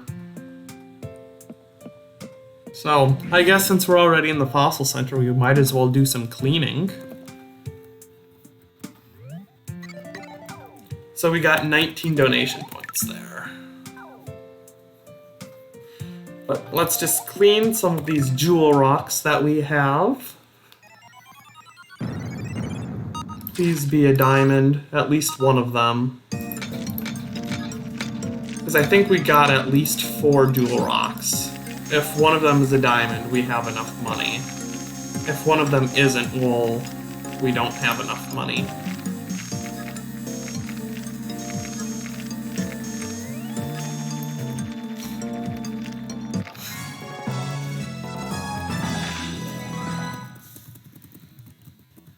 But there's a smashing success, an emerald. We do want to continue cleaning.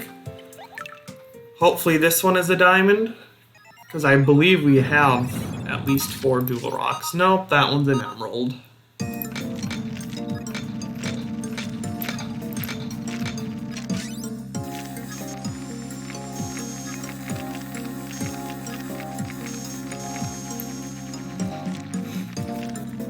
There's 2 gems.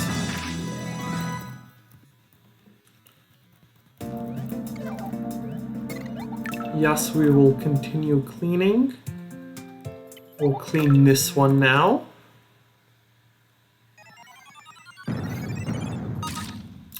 of course, another emerald.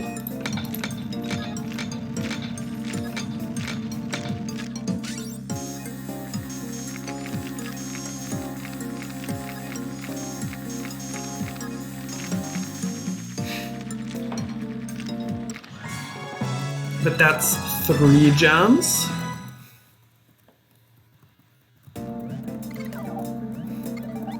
And then yes, we will continue cleaning.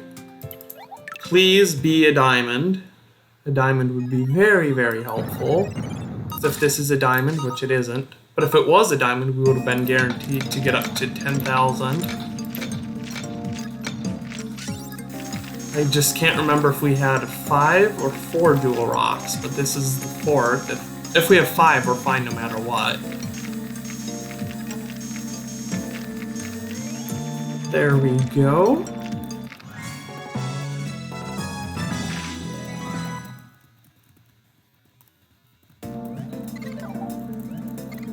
But yes, we'll continue cleaning. Of course, it was only those 4. So what we'll end up doing is when we go to give clean fossil rock, go give fossil rocks to clean. We'll keep 5 in our inventory to sell. That will make it so we can get up to 5 fossil rock, or to 10,000 gold. Which will allow us to get our first fossil chip, and we'll be able to find 3 parts per Vivosaur, and I don't know how that damaged. Okay, game. But yeah, this here is Orano legs. So we'll just go through clean this.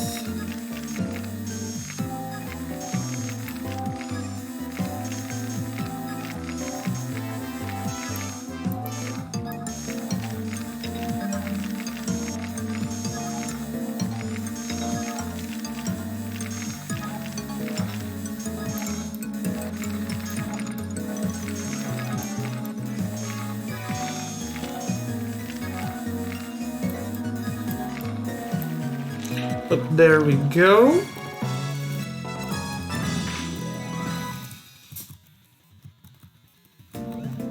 There's Orano legs. We'll see if we got Orano head in there. Of course we didn't. We somehow got 3 of the same fossil. But we'll drop off for cleaning. We'll drop that, and that. Drop off those 5. Which leaves 5 fossils in our inventory. Which means we'll be able to buy the fossil chip. It just sucks that's about 15 donation points we're losing by not giving clean those fossils. But I guess now that we're out of here, we can go do our level up battle again and head up to the Fossil Stadium. And I forgot to turn up, which is fine because we're going to the Fossil Guild to sell everything and buy the upgrades that we need. So we will sell. So we'll sell.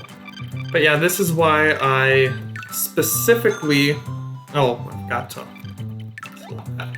But yeah, that's why I specifically went and destroyed that one breakable object to get money.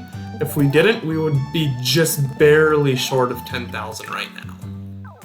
But since we did, we have 10,000 gold and can buy a fossil chip. So we'll buy fossil chip 1. So the next upgrade we'll be getting is the monitor upgrade, and then basically immediately after we'll be getting another case upgrade. Because, again, the Chapter 4 dig site, we're going to do a lot of money grinding there. Because before we beat Chapter 4, we want to get the second fossil chip upgrade. So that means 35,000, plus I want to upgrade the range of the sonar, plus the amount of fossils we can carry. So we have to grind a lot of money here in Chapter 4. But first, we have to get to Chapter 4. And to do that, we can just do these level up battles to finish up Chapter 3. Because the mine cars definitely are go now. So again, we have to do our cleaning test, which I believe is 65 points we have to clean to for this fossil.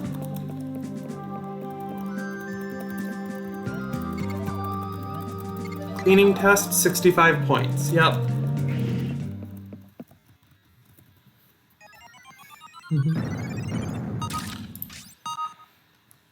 And again, since we don't keep this fossil, I'm gonna do a more rush job on this, which will end up damaging it, but it gets it done faster.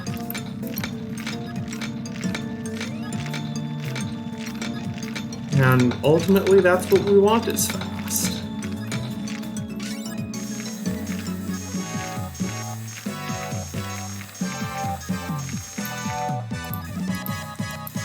Come on.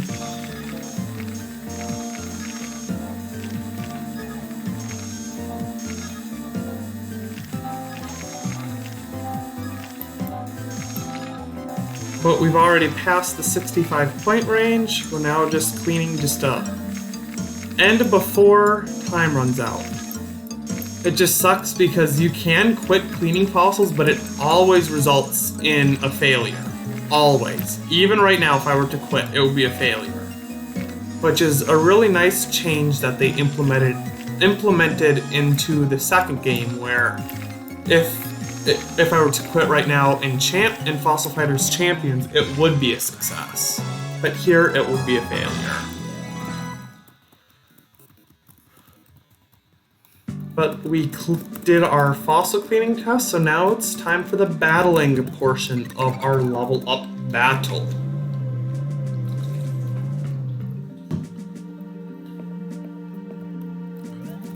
So here, Tiffany explains, it's not just one battle against a level up master now. First, we have to beat somebody who's also looking to level up today. So there's now 2 battles we have to do for level up battles. So the first person we face here is Holt, who we already beat this chapter, so. But I do love these level up battles against, let's see, air, earth, and then air, earth, fire, yes. And then lead with you. Yep. But yeah, this music here against the non-level master in the level up battles is probably my favorite music in the game.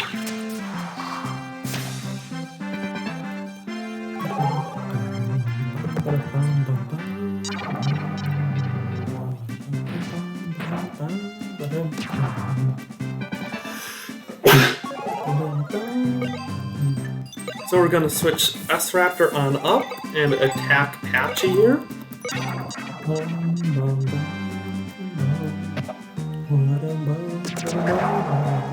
Which does kill Patchy in 1 hit.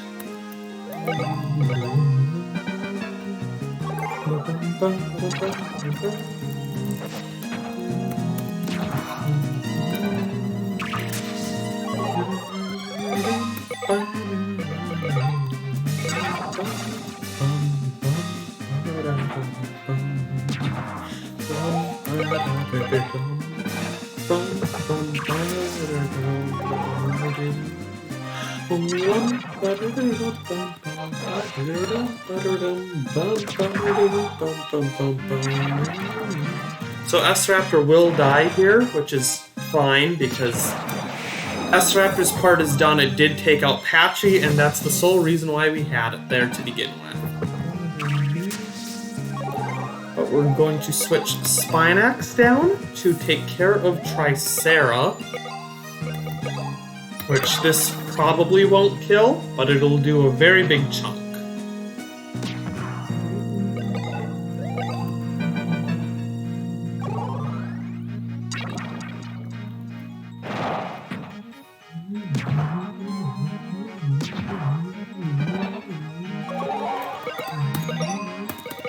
we'll just use Spinax Fang here.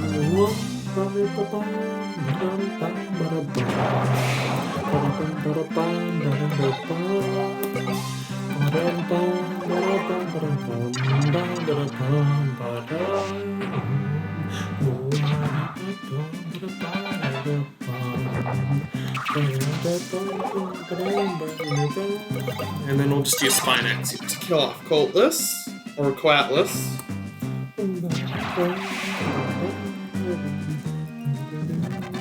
And now we have one.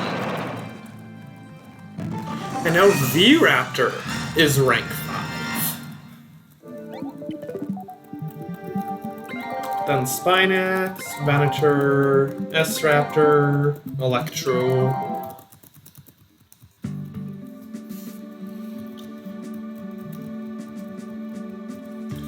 And then, yep, Chitter Chatter with Holt.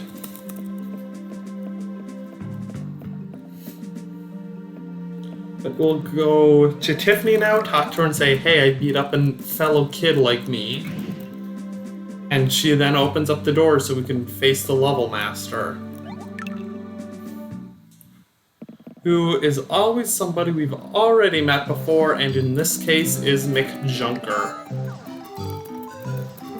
So he's the 3rd level master. I mean, effectively he's the 4th, but he's the 3rd one to share that title. But here we definitely want you up front. And then we'll switch you in with you, and we're good. Yeah, here you can tell it's different music than a preliminary battle instead of against the master.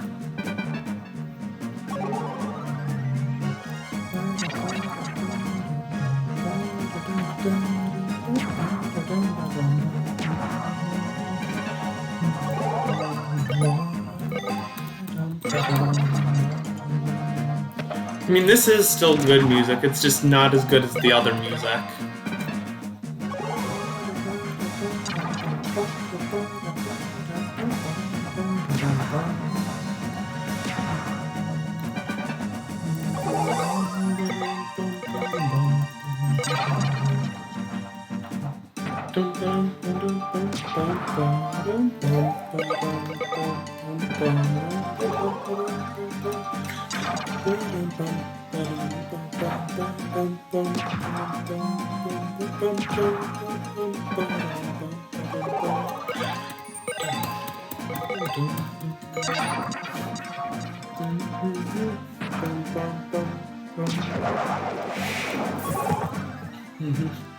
Right, we're gonna end our turn now.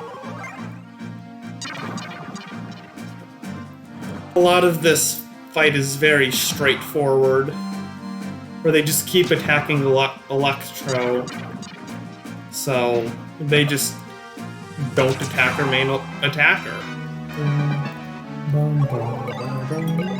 Because yeah, eventually Electro will die, however, at that, it's just there to just sit there for this battle. It's not supposed to do anything. So here Electro will die this turn. But then also next turn I should be able to kill Kentro and maybe kill Stygie even.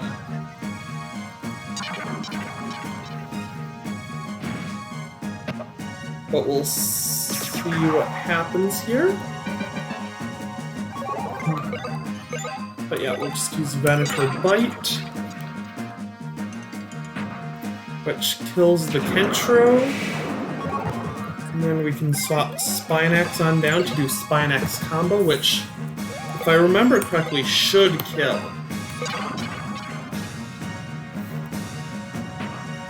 And it does, okay. It does kill.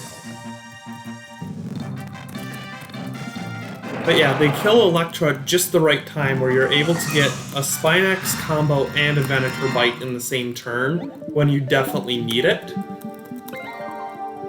So they kill Electro at just the right time, so you have just enough FP to finish the battle that turn.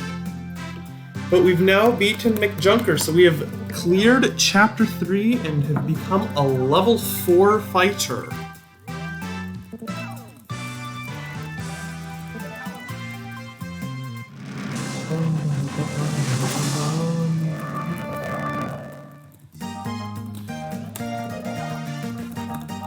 But now that we're a level 4 fighter, we can access yet another dig site.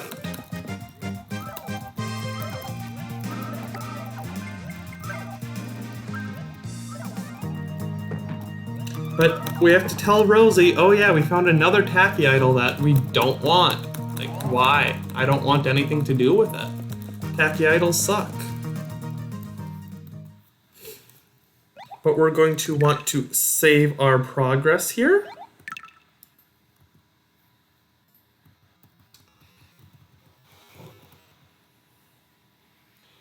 And now we're on to Chapter 4, Woolbeard the Pirate.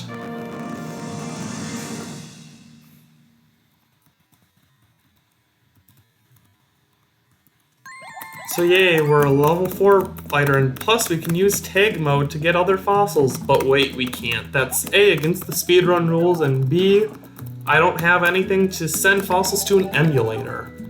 But Dr. Digging still comes into our room anyways to talk about it. But ooh, look at the fossil cannon that we're never going to go to. But instead, we're going to head to the level 4 dig site, Bottom Sump Bay.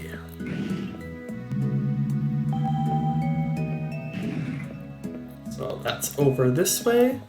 Hopefully we get lucky with the first few fossils in Bottom Sump Bay, and we get at the very least the head fossil for the main switch that we need to do here. But we'll then talk to Beth about going to Bottom Sump Bay.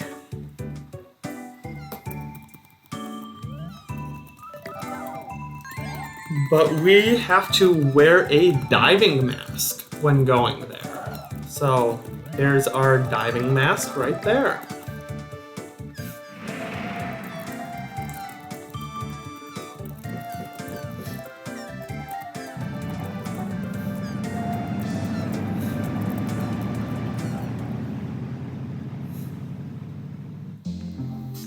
But here's Bottom Sump Bay. And in that warning, they warned about denture sharks living in Bottom Sump Bay, which wear fake teeth, hence the dentures, but are very sharp teeth and will try to eat you if they're there. And here we can see Rosie. We have to save her from denture sharks. So yet again, it's not our problem, but yet we have to deal with it.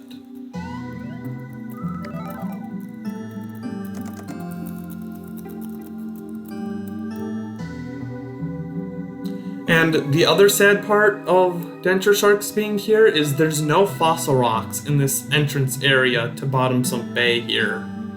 There is normally when the denture sharks are not here, but on your first visit, because of the denture sharks being here, you just get less fossil rocks from Bottom Sump Bay, which sucks because you want fossil rocks, because you want certain ones so you can swap Vivosaurs here as your main attacker. Part of that is because there is a very large lack of air types at this point in the game. For the most part, the only people that use air types is the level 4 level master, and then Rex, and then one battle with Vivian. And that's it for air types. So they really just don't exist for the most part. So you're doing damage that's either more effective or neutral with a very strong Vivosaur, because it has the highest attack stat of any Vivosaur that you can get in before beating the game.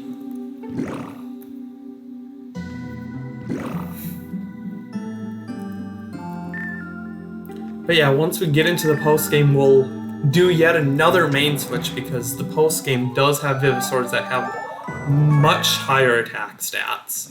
Because I believe, if I remember off the top of the head, what we're switching to has 85 as its attack stat. What we switched to in the post-game has 99. Plus it has an AoE attack as well for, in all things considered, fairly cheap. That's very strong because of that 99 attack. But we want you there. Yeah, we're almost done with all this switching around.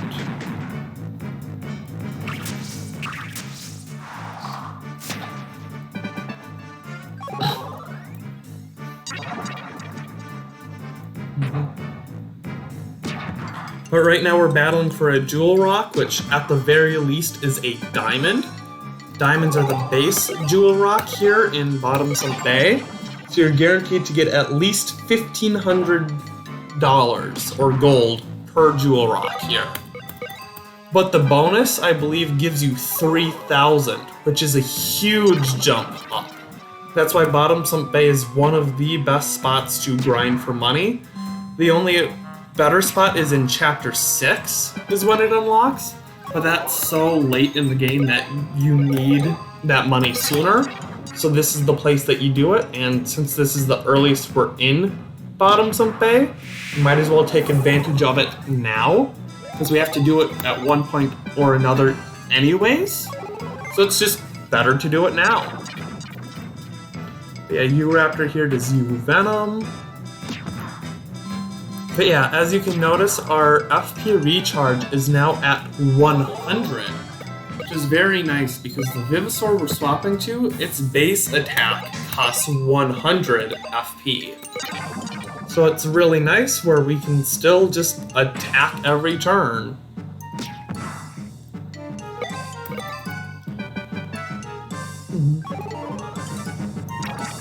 But we should be finishing this battle against this U-Raptor here very shortly.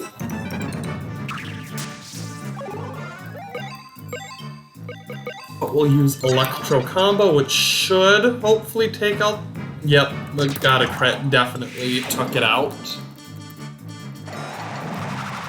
And we got the Jewel Rock.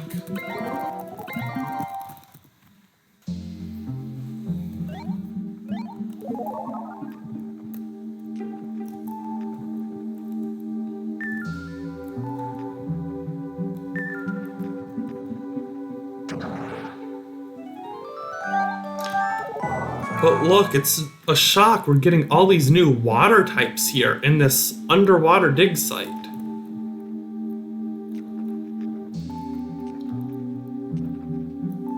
Oh look, it's a pirate ship. That's scary. Let's turn around and head back. But yeah, that there is story progression. That's where it wants you to go, and there are different fossils in there. However, the Vivosaur we're looking for is in this main area. Plus, we barely touched the other areas of Bottomsome Bay, so we want to go grab all of those fossils first, and by the time we do that, our case will be full, so...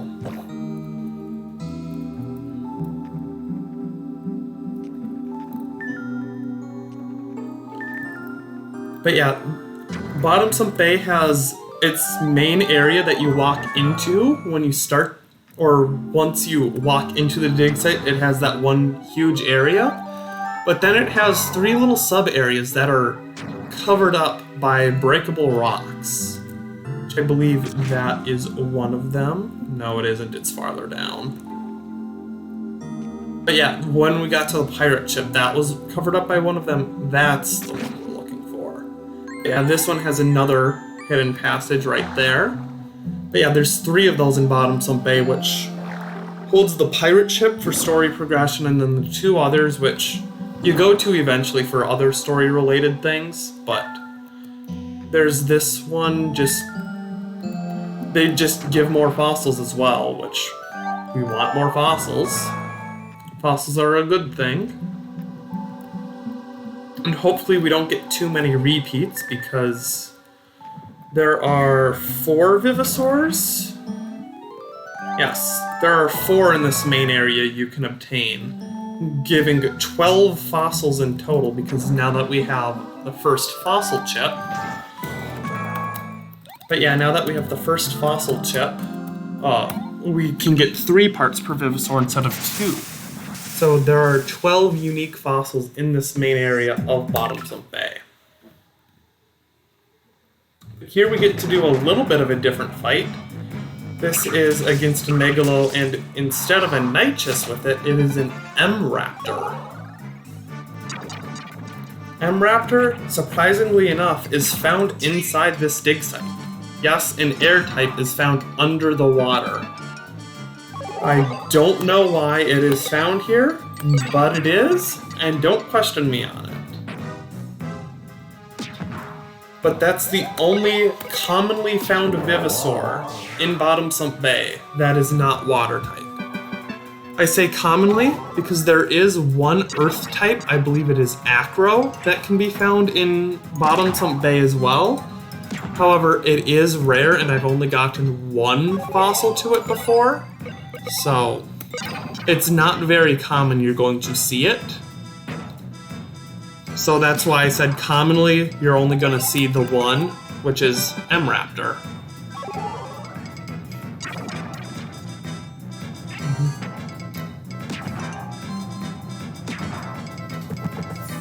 But they end up swapping, so since you swapped, I'll swap. Here you go, Venator. Have an elemental type advantage and just destroy this frail little Vivosaur. Oh wow, I'm shocked that actually lived. But M-Raptor will use M-Venom.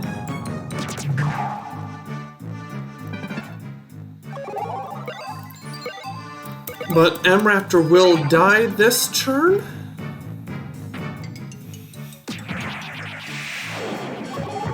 Then Megalo will come up, and we'll just end our turn.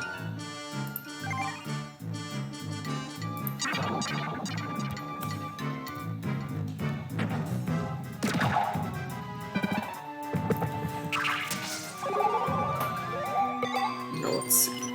I'm just gonna swap Spinax down because Spinax will do more damage and Megalo does have a lot of bulk to it. So we want the Vivosaur that has the higher attack stat to attack. Of course, again, we're really good at getting crits on those finishing hits when the crit wouldn't matter. Or when the crit doesn't matter, but the turn before hitting that Vivosaur when it would matter, you just don't get it.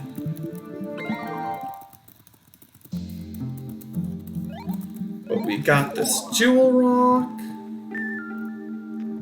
Let's go down, get more fossils. But yeah, I'm going to assume my case will fill up while I'm in here. But I'm just hoping when I do open up my case when I get a new fossil, I do see at the very least one very specific fossil shape. Because only one Vivosaur has that fossil shape in this main area of the dig site. And that is the head fossil of the Vivosaur that we are looking for. So here you can see where we are battling a mono water team. So Spinax will do very good for this battle. But immediately gets crit poisoned by Plesio. Fun. But yeah, Plesio is one of the 4 Vivosaurs found in this main area of Bottomsump Bay. Electro in the opponent's attack zone we already have, and then up in the SZ you can see there is an Alio there. Alio also can be found inside Rivet Ravine, but it's in a very special area. The area it's in is officially called Rivet Ravine Area 2. Very unique name, but that's what the game calls it, so...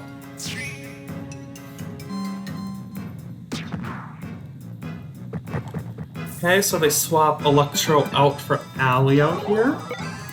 But we should be able to get the knockout on Alio here just right away. Yep, that crit definitely guaranteed it.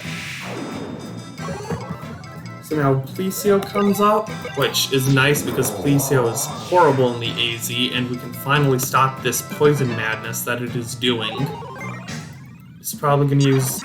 Oh, no, it used Plesio Poison. I thought it was going to use its 3rd skill. Oh, it finally didn't poison me. But because Policio is so frail, this probably will kill. And it does. And then we can kill the Electrode next turn.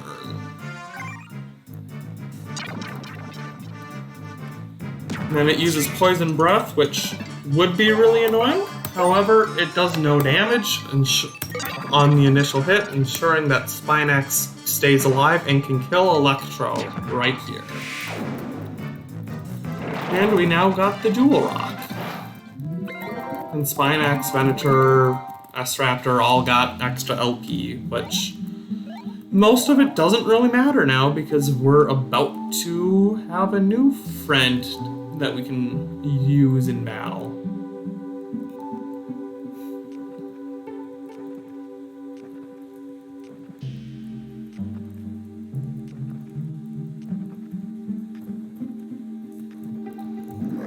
So right now we just crossed the 5-hour mark in real time. So considering the game is actually slower than this, I think we're on a very good pace. Because we want to beat the main story in, at the most, 12 and a half hours. That sounds so weird to say, because that means the any percent run would have finished twice and would be about a third of the way into a third run in the time that we just beat the main story, but that's just the fun of All Vivosaurs. Oh, hello, fun little rocks here. You get 100 G. I thought one of those was a tunnel, but they just both gave me money, which, don't get me wrong, money is good. But it's, that one is the little outlet. And of course I miss it. It's, that one is the tunnel. Yep.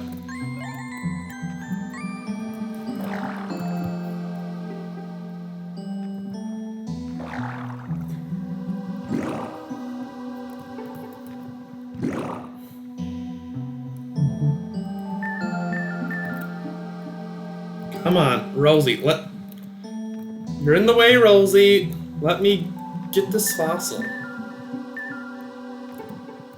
Come on. There we go. All that work for something that is completely and utterly useless. How fun.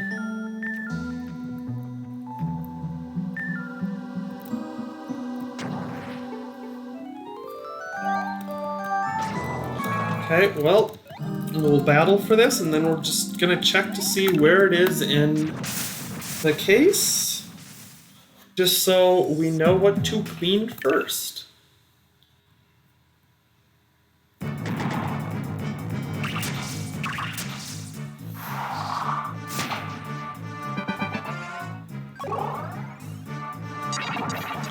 So it starts with M-Raptor using M-Venom, which does a critical 10 damage, but does poison.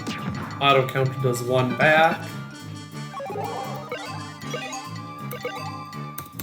We're then going to use Spinax Fang. Does 35. Poison damage does 15% of Spinax's max health. And Venom again probably will do about 10 yet again. Does exactly 10. Poisons yet again. Auto counter does 1 back. As you can tell, these battles are very predictable.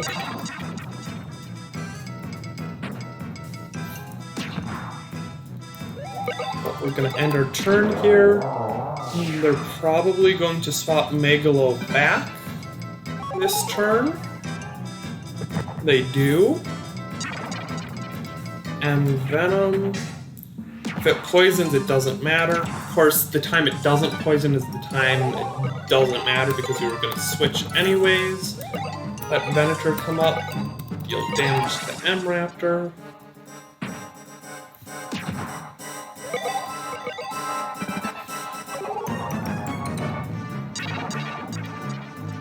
And M-Venom.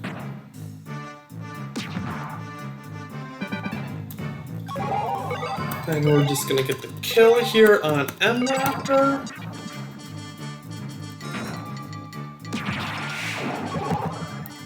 And just end our turn because I know Electro cannot kill Megalo in that range, especially from the SC.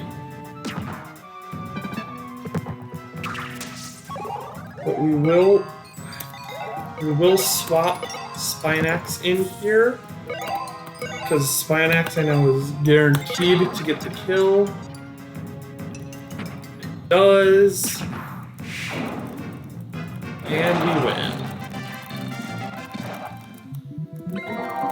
Spinax, Venator, Electro, V-Raptor, all their LPs increase. Okay, well, let's look to see where that is in our inventory. Okay, we do not have the fossil I am looking for yet, which is a little scary. I kind of want that as fast as possible. We actually have none of the fossils I am looking for this Vivosaur. We have 0 of the 3 that we can get. I didn't even look to see where in the case. Okay, it's that one.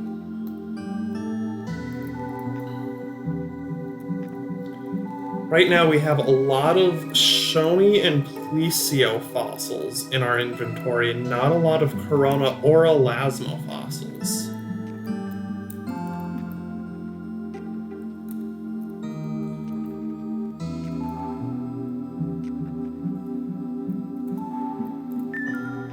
And of course I find a fossil as soon as I get in there. I get to go back down. Yay. That's another benefit of upgrading the sonars. A little thing appears in the top left, which tells you if a fossil is around without even sounding off the sonar.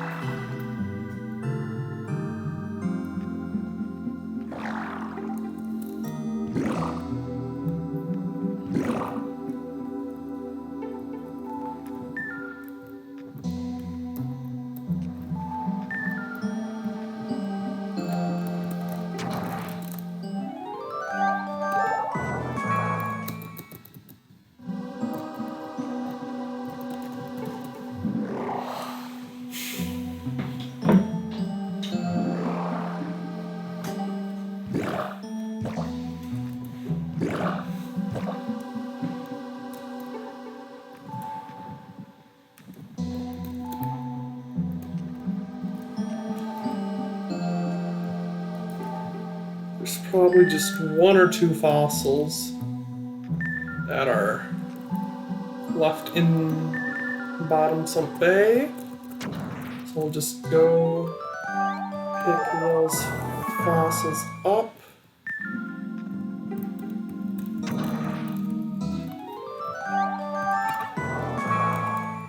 Just gonna check just to make sure there's nothing else.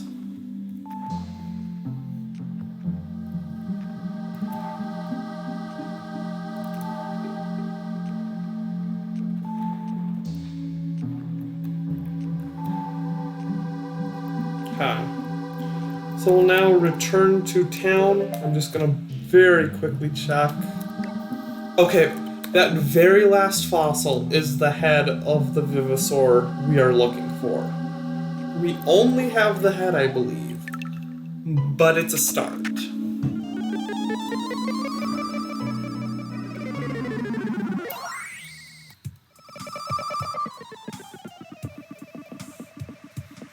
So we're gonna head on up to the fossil center, clean the fossil rocks we have to get more inventory, or to clear out our inventory so we can make room for new fossils.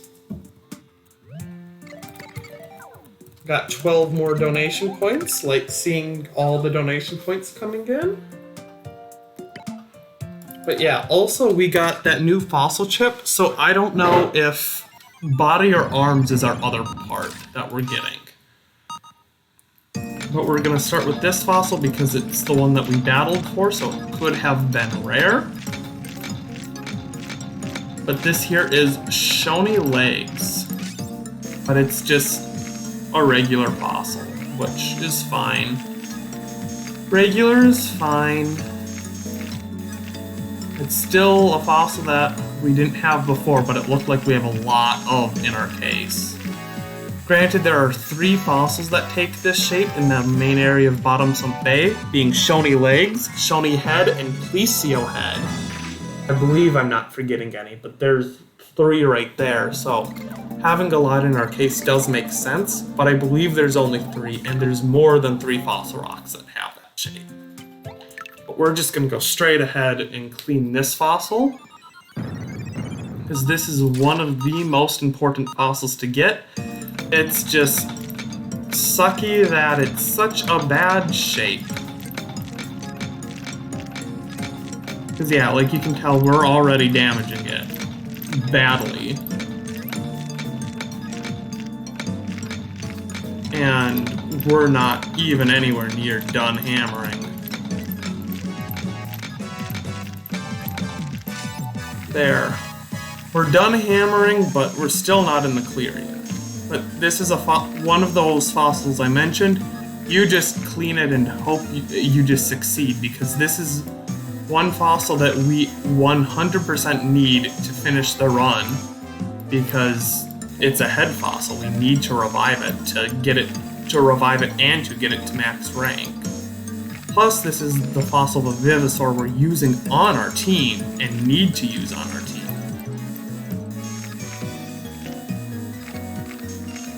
So, all in all, this is a very important fossil to clean. Do well on is hard to do, but honestly, doing well on it doesn't matter, because we don't have to grind this Vivosaur up to max rank. We use it on our team so much throughout the main story, it'll already be max rank.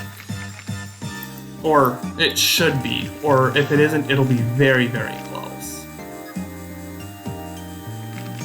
So it'll be one of the very first to reach that rank. But you can see we did successfully clean it, now we're just cleaning for it to be better. Because more points is better, but we did clean it successfully. We will revive this Vivosaur.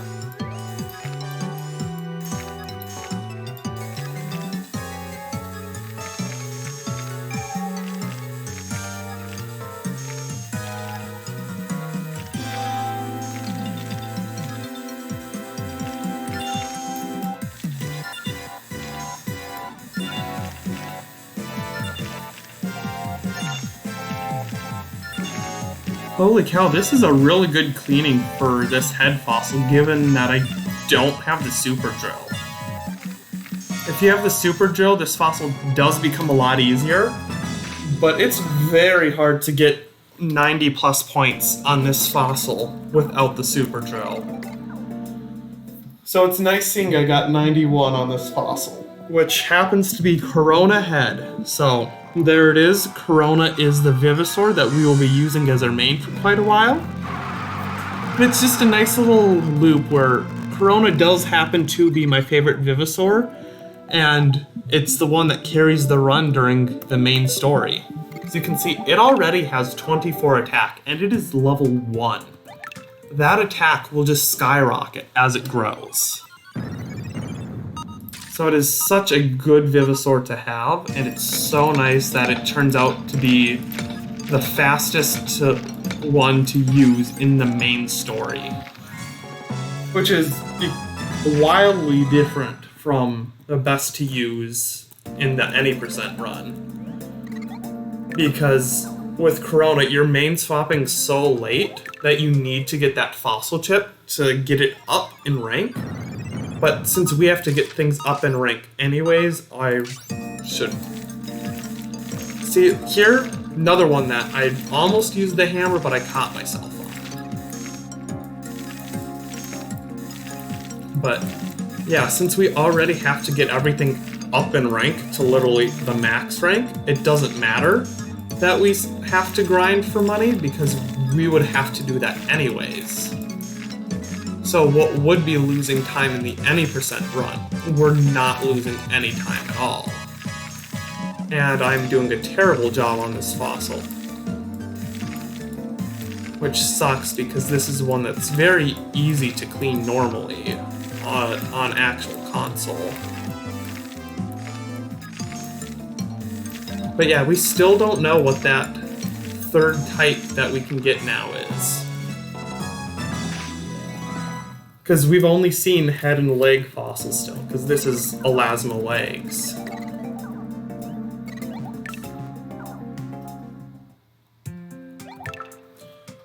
This one I think will be... Nope, it doesn't tell us anything. Just plesio legs.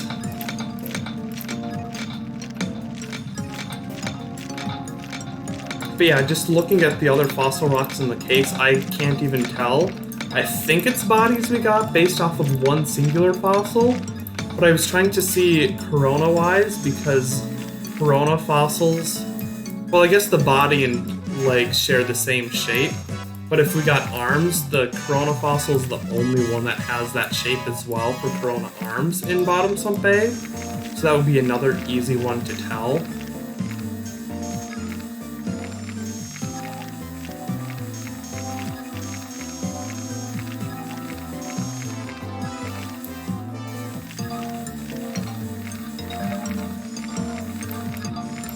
I'm gonna do better on this fossil than the last fossil. The last one was easier to clean than this one. That's amusing. And of course, damage at the last second. Why wouldn't there be? But we got 99 points for plesio legs.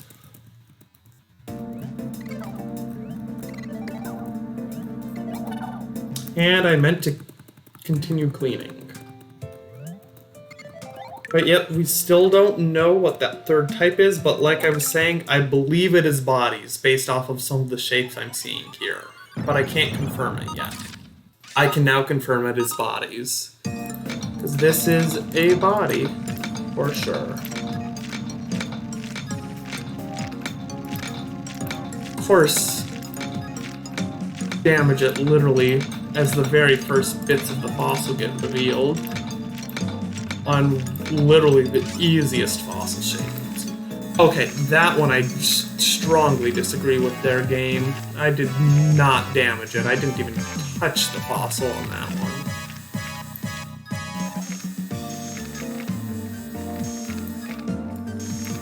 But yeah, this game is very harsh on the points you have for fossil cleanings, and then is very lenient in other ways, where sometimes you greatly damage it and it's like, oh, I didn't see that, but other times you don't even touch the fossil and oh, there's 5 points of damage. Out of nowhere.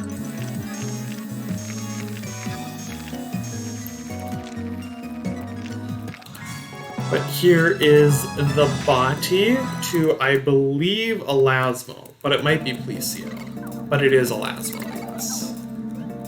Elasmo and plesio just have very similar fossil rock shapes and literally the same parts to them. Like, this literally looks almost the same, but this is plesio instead of Elasmo.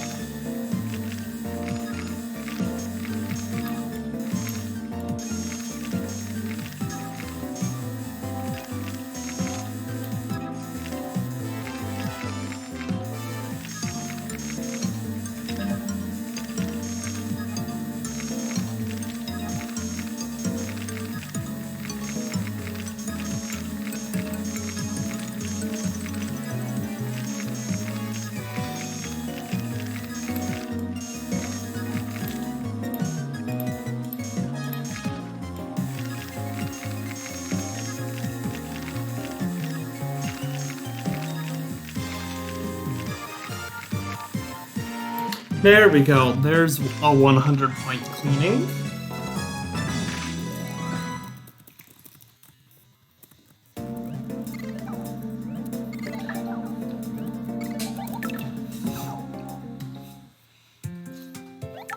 And here's a jewel rock we can clean. Another diamond.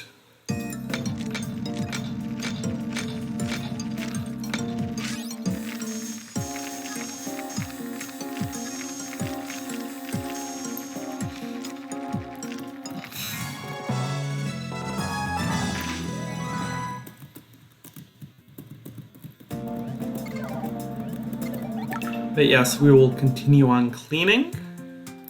And then we'll clean that fossil rock. Well, jewel rock, not fossil rock.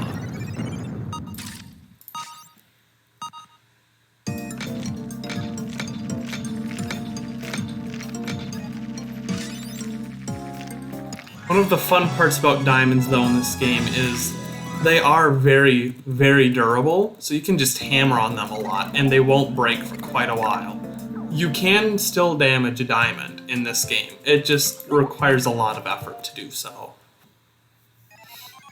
But this will probably be, it is our last fossil that we will be cleaning here. Because it did say one other new one, but this is the only fossil shaped like this in Bottom Sump Bay. And this is Shony Body. And this is the fossil that, when I saw it, made me think that we got bodies, but I couldn't quite confirm that. But definitely can be confirmed now. Come on. Your way. Thank you.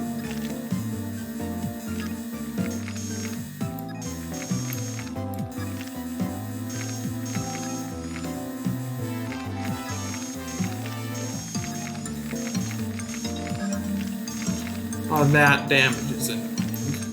I know I damaged it while hammering, which I kind of expected. This one is kind of hard to hammer without damaging it, at least a little bit. You gotta be really careful, but I'm not taking quite the time to be that careful.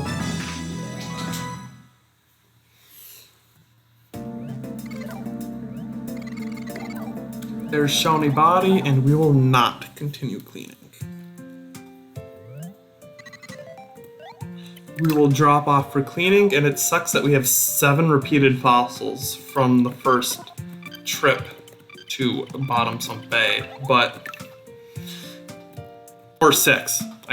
I definitely can count. Yeah. But we're just gonna go to the shop, drop off the diamonds we have. So just clear out our inventory space.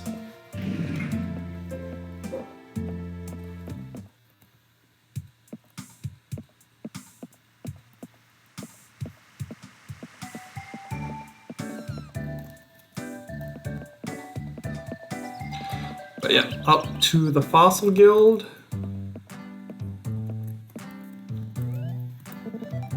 And we're going to sell item. We're going to sell the 3 diamonds we have.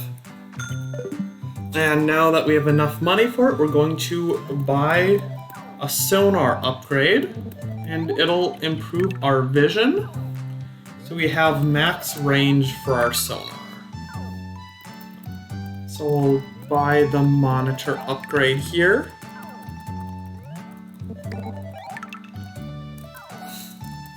And then the next thing we'll go for is a case upgrade to go from 16 to 24 spots.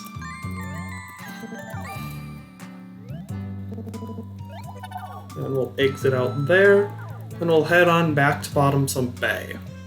We'll be avoiding that pirate ship for a while until we're able to get all of the 3 parts for Corona that we can right now.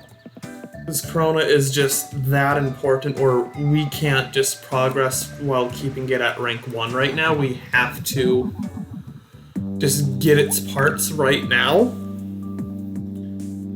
But we'll move over. Sorry, your time is done there. We're going to swap you with you. And then we're going to swap you with you. Because it's just that good where it's really nice to just put it in the AZ right away, although it, at the moment, has lower attack than Spinax. but that should soon change.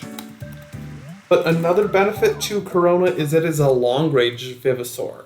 So I could attack from my SC to the opponent's AZ without losing power, or I can attack from my AZ to the opponent's SC without losing power. So if there's an annoying Vivosaur up in the SC that I want to take care of, it was hard for me to do that before. Now it becomes very easy to take care of.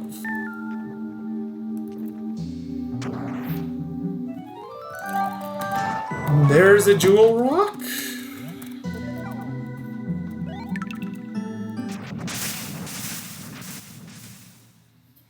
And then we'll just go straight into the battle.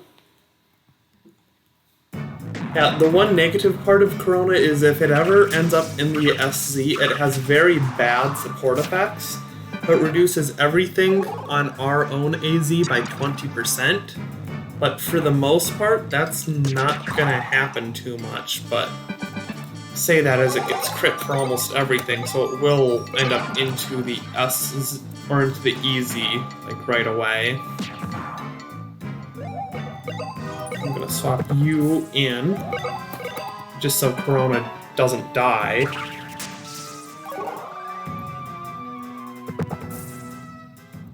Of course you swap Lambio in. Why wouldn't you?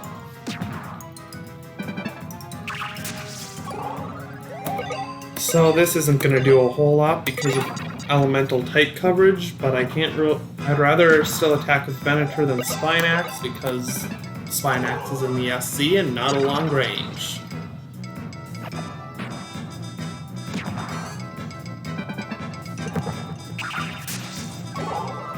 But now I'm going to use Corona to kill their Lambio. And this is a full power attack because it's a long range Vivosaur. So, Venator does have a lot of negatives applied to it, but can't do a whole lot. Actually, no, not you. So, although it has negatives, it only has a little bit less attack power than Corona right now, and it's favored by its element rather than disfavored.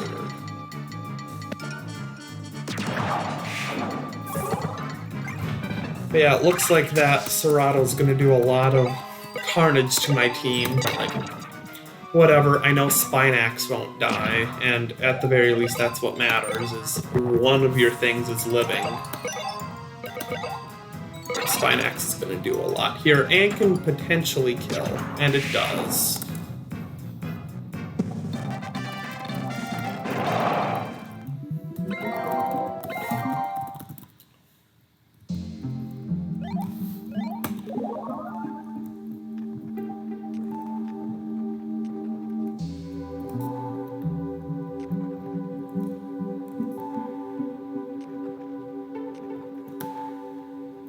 Come on, where are you, fossils?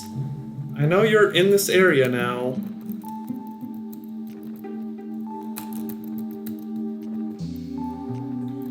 The denture sharks are gone, so there should be fossils here. And I know I got one. I got that jewel rock. There's one.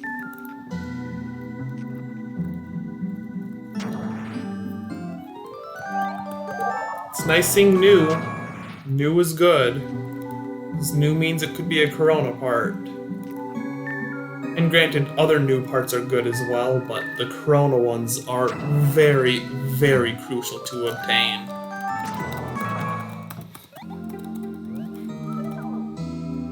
Then we'll accept the battle for the Jewel Rock. Again, we'll lead with Corona.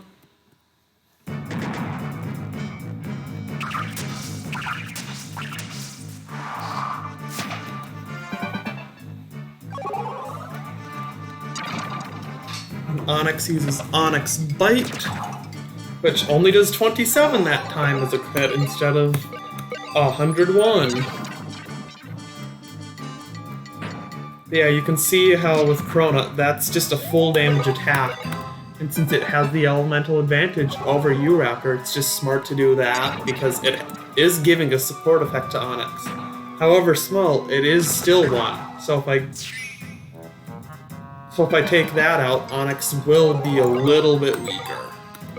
Plus, then I don't have to deal with its U-Raptor's off-chance poison as well. Corona probably will die here because Onyx can do a big retaliation, and I can't move Corona back into the easy because it is excited. Yep.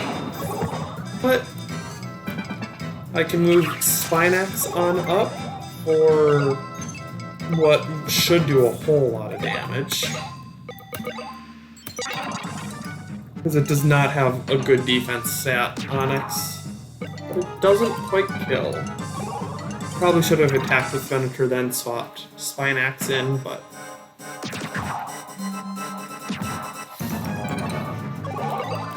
There, this should win the battle.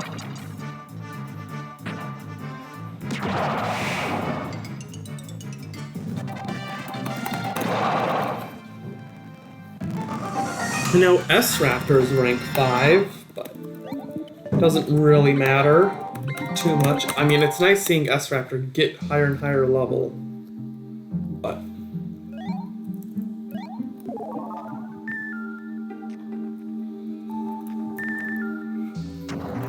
Okay. Yay, a rock.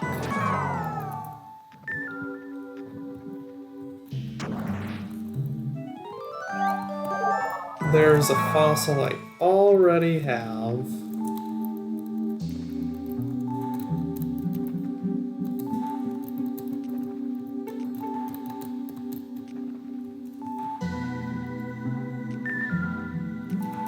And there's a new... or another rock. Jeez, another dual rock. They're just out for blood today, which is nice. I need a lot of money right now, so...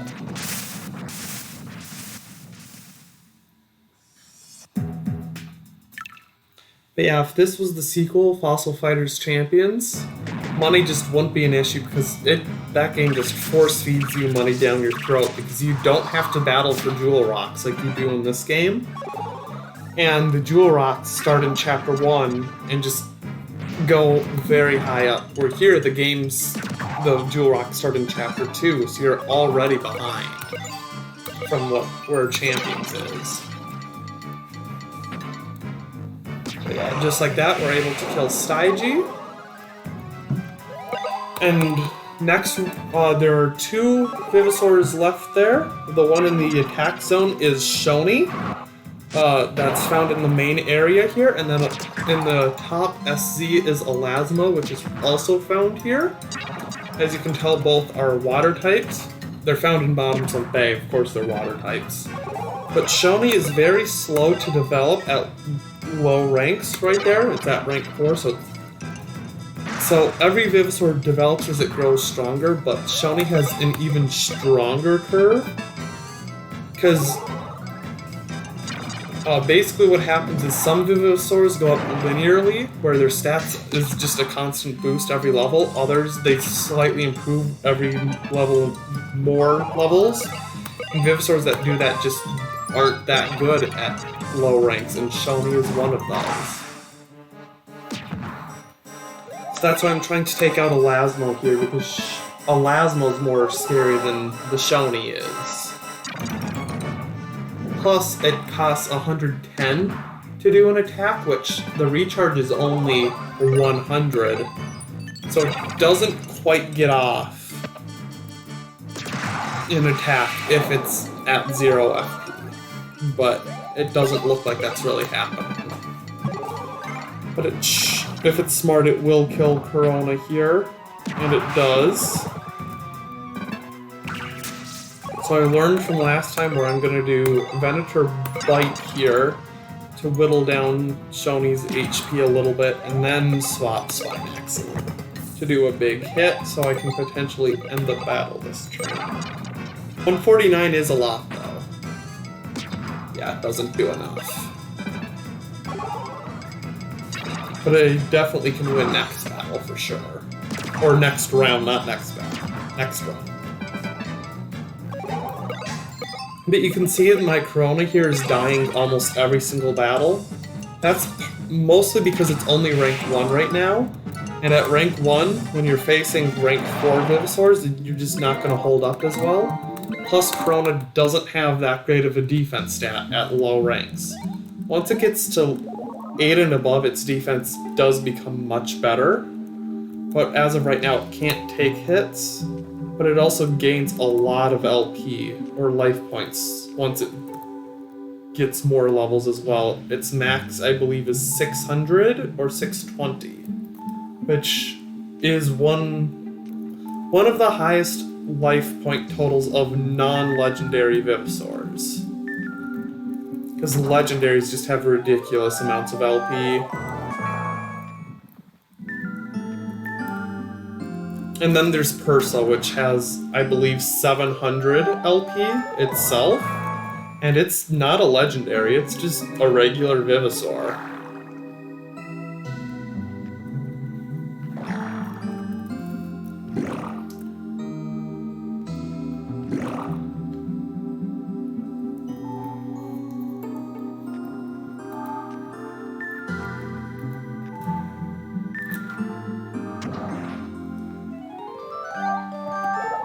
Don't like seeing these not new fossils. Like, I really need new fossils.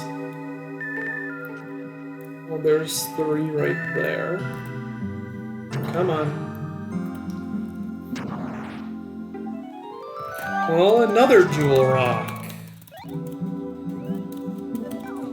Yeah, I really wish they made it where you don't have to fight for literally every single jewel rock in the game. It just makes getting money such a pain, but...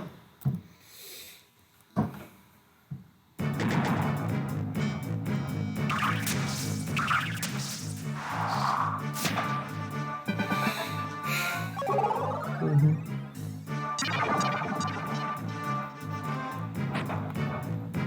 $43. And here I don't know who you go after. I think Urano is who you want to go after. Just because of Spinax's type coverage. Because, yeah, water is neutral to Earth, and water is neutral on itself, so... It doesn't really matter. It's not like I get a bonus for attacking one over the other. Maybe this will crit? It doesn't. Crit would have been really nice, but it won't. But yeah, again here, Corona's probably gonna die, but whatever.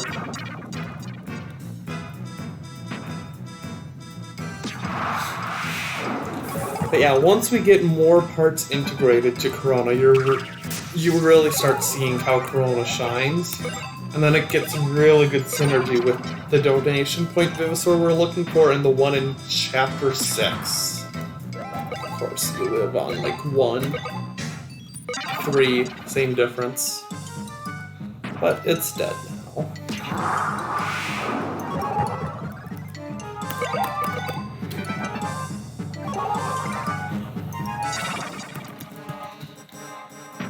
So Elasmo goes for Elasmo Fury. Purposely kept Venator up there to take the hit. Also so it can just get a little chip damage here on Elasmo. Because I don't think even Spinax will be able to kill it right here, but it'll make it have not a lot at all. Oh, it does kill. I'm shocked by that, honestly. More LP, more LP.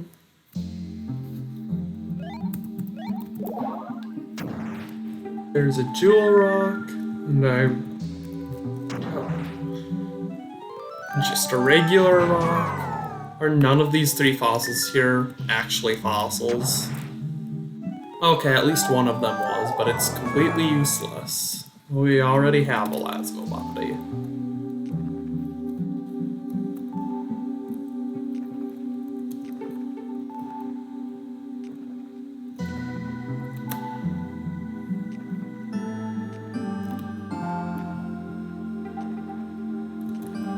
And we're gonna go go back up here.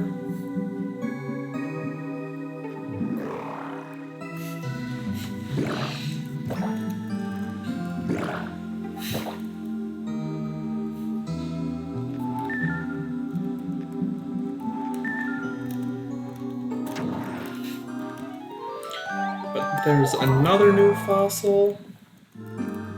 We like seeing that. New fossils are good.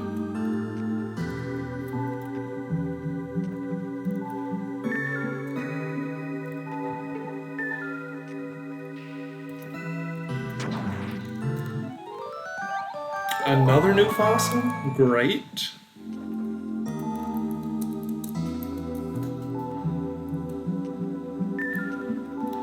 I'll just get this fossil here before going down into that hole.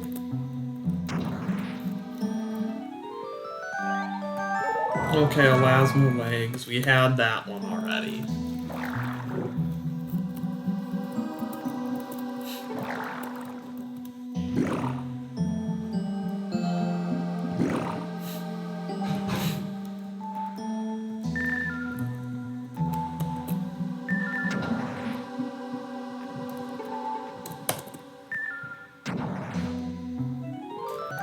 Another jewel rock. Well, I can tell you we're definitely getting that case upgrade here.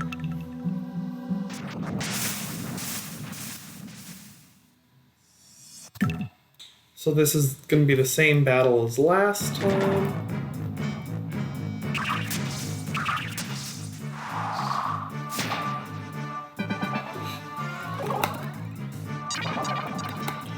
When Urano uses Fist Jab, that's 45. Again, we're just going to whittle down Urano here. Hope for a crit, because a crit means Corona will kill Urano before Urano kills Corona. Which means Elasmo then would have to kill.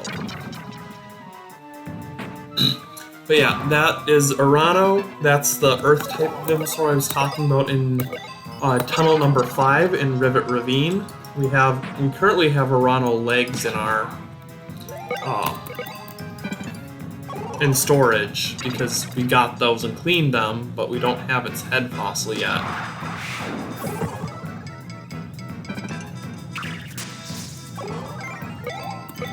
But this should hopefully kill Urano, and it exactly kills. That cut it kind of close.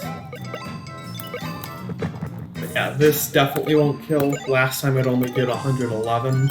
It has 143 health, but that'll do a lot of it, a good chunk of it.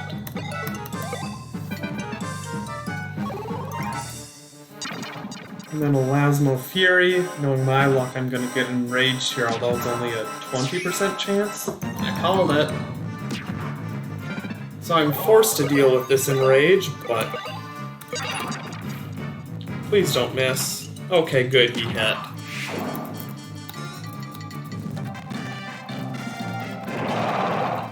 Yet another battle point, and LP Corona just grew just a tiny bit stronger. It has one more life point.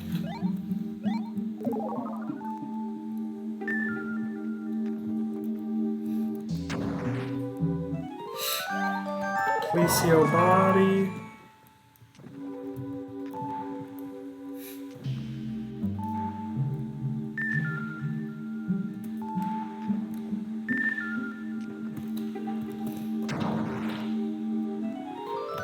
Jeez, another jewel rock.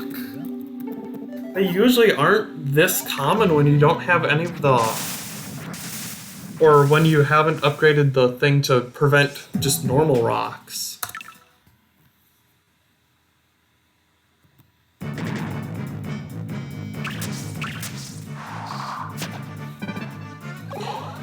But again, this battle is going to be very similar to the last two in the sense that it is literally the exact same battle.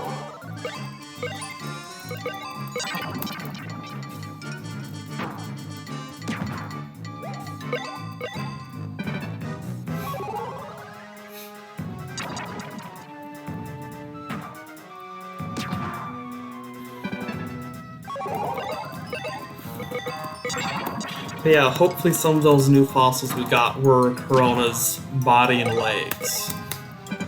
They both share the same style. They use what's known as the jail bars style, its body and legs.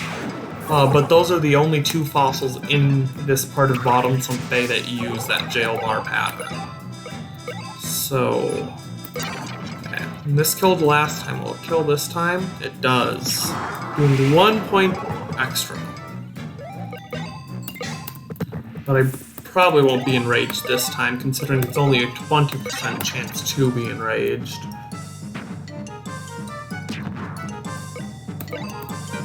We're gonna end our turn. Plasma Fury. Okay, I wasn't enraged. But we're gonna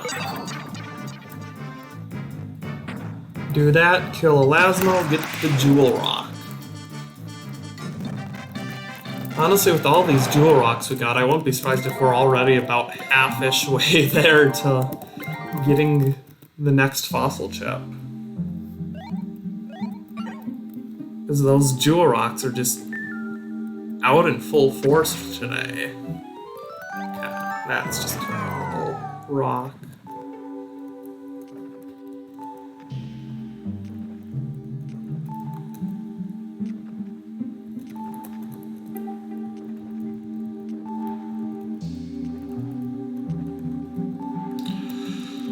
But there's one more little sub-area of Bottomsome Bay we have to go to, then we'll head back to the Fossil Center and hope we got everything we needed. Or that we definitely needed. Because eventually we'll have to come back and grab all the head fossils, but that will happen later.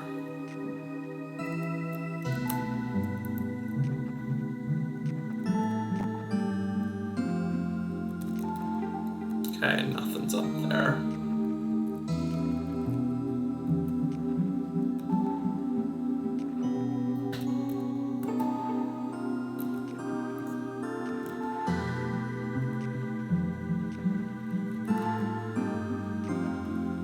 Okay, the last little sub-area down in there.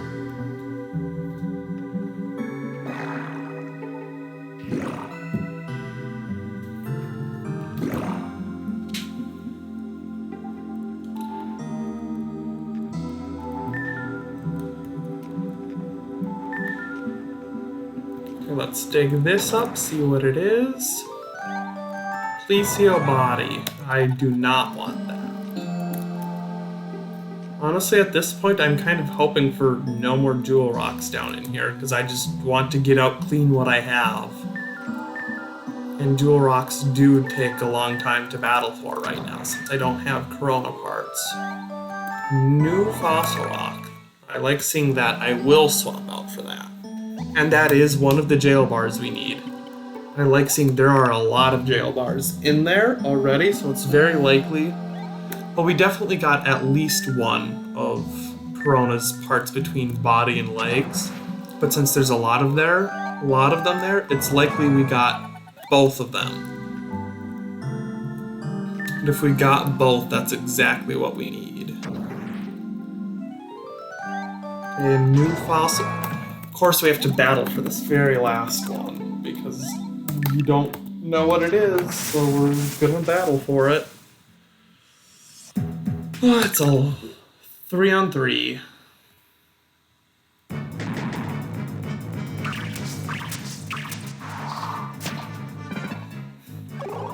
And then they get to attack first. They use Fiendish Ram onto Corona, which I find stupid that they didn't use Elasmo to attack, which would have done more damage. Because they're both long range, it's just one has a weakness to fire, or a weakness to water. There's that. And Snapping Jaws to 60. And Elasmo Tackle kills.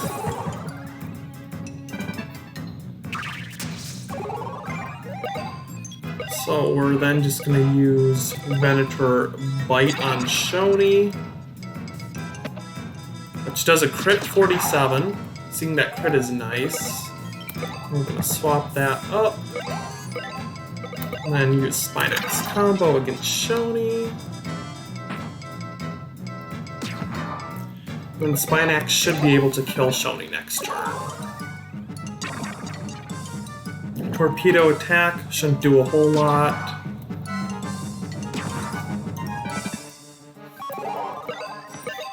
But we're gonna then use Spinax Fang, which should kill Shoni.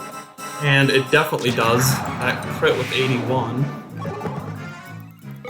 We're then gonna end our turn. Plasma Fury, please don't get the 20%. It's 30% now that I'm remembering. It's still not that likely though. Please, just hit. And it missed, of course it did. So I'm just gonna swap Venator down in.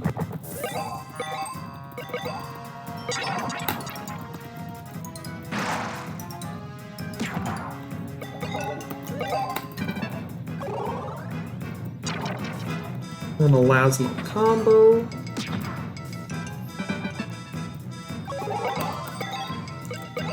And Venator bite.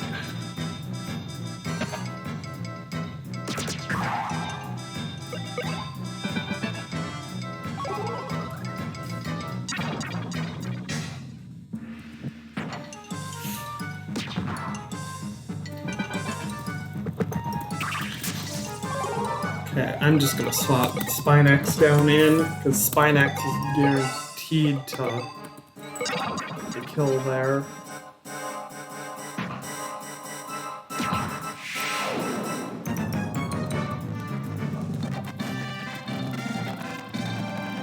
And we won and finally got that fossil.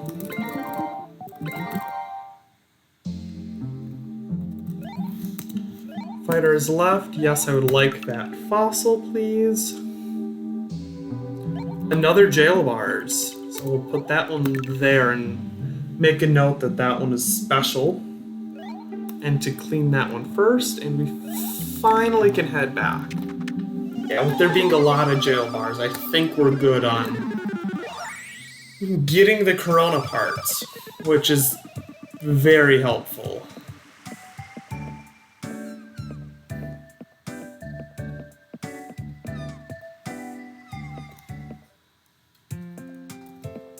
But yeah, now we're gonna go up, go clean some more fossils.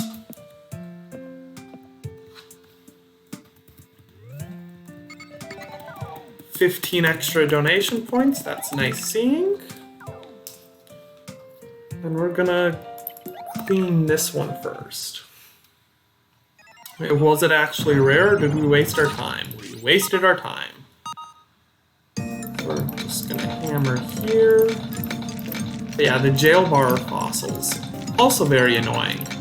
But this is Corona legs. Just sucks that all of Corona parts Corona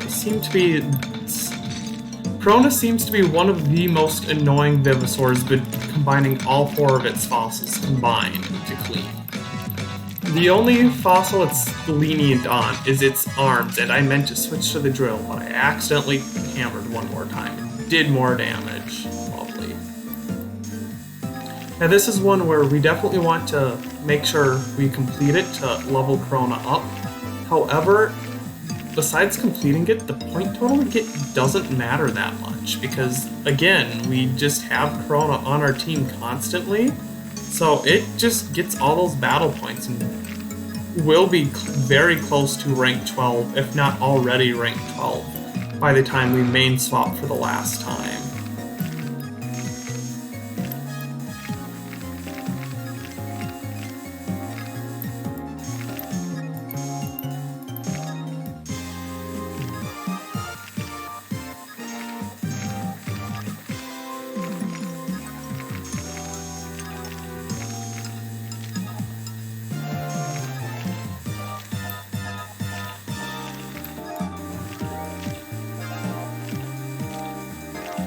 Here we go. It's definitely completed. And getting more points is still nice because it gives us a stronger Corona off the bat. We like it being strong faster. More LP means it'll stay alive longer.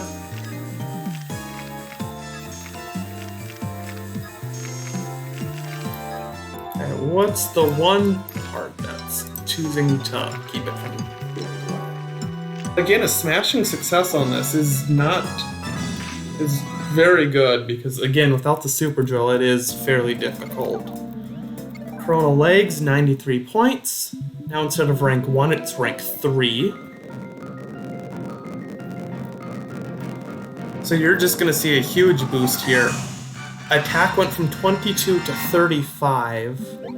It gained 58 points or 58 LP and 11 attack. Like, it gained a lot just jumping those 2 levels. It's nice seeing new there, because this is Corona body then. And we got our Corona fossils. And then we're just gonna clean everything else that's left because we'll need that stuff eventually, but it's just not as crucial as the Corona stuff that we need literally right now. Would have been nice before this last trip into Bottomsome Bay, so then Corona wasn't dying all the time, so we could have lasted longer to deal more damage. But already at rank 3, Corona has the same amount of attack power Spinax does at rank 5. After this fossil here, Corona will very likely be at rank 5 itself. And with it being rank 5, you'll just see how much more attack it has over Spinax. Why it's so important to swap away from that tri-main of, well, kind of quadruple, but it becomes tri once you reach Bottomsome Bay because you just don't use Electro. But you just see how crucial it is to swap your main because you can just deal so much more damage with Corona compared to other Vivosaurs.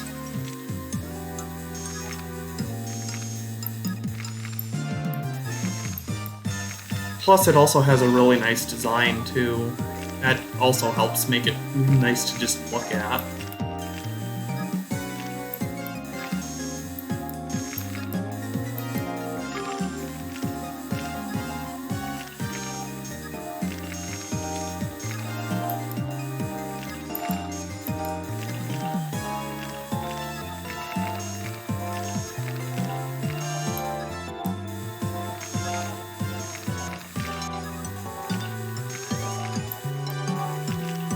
Just clean the last little bits up here just to get it as good as possible.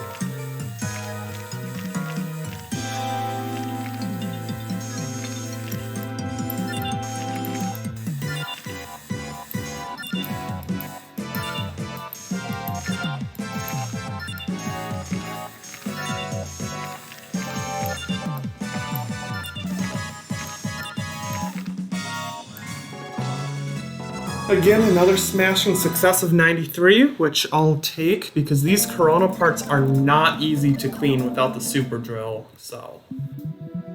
This will put our Corona at rank 5. And as you can see here, it now has 238 health and 42 attack. It's just ridiculous.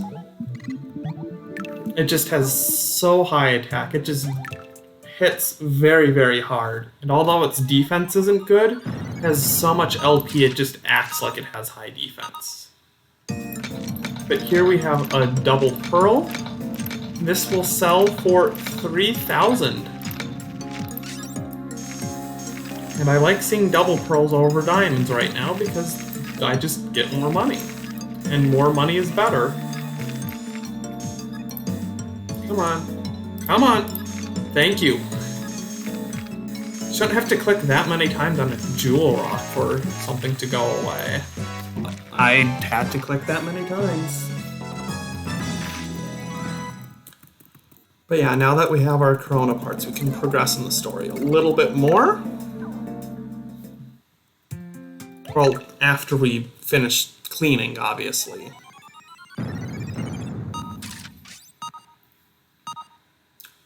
But then also, before we do our level up battle for Chapter 4, we'll want to make sure that we have all 4 parts for Corona. The reason for this is Corona still remains our main attacker.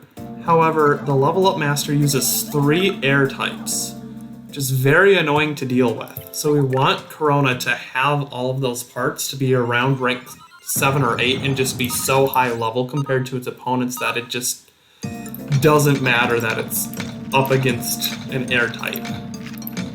But yeah, that's literally the hardest battle with Corona, is that mono air team. Because all the other air types we face later in the game, it's only 1 or 2, and they're usually a weaker support role air types and can't do a lot of damage to us.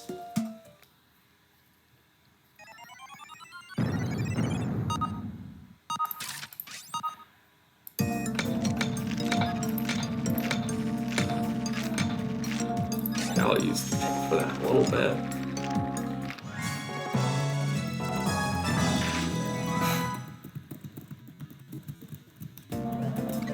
But another diamond, just getting more and more money. Money is very good. It's very helpful.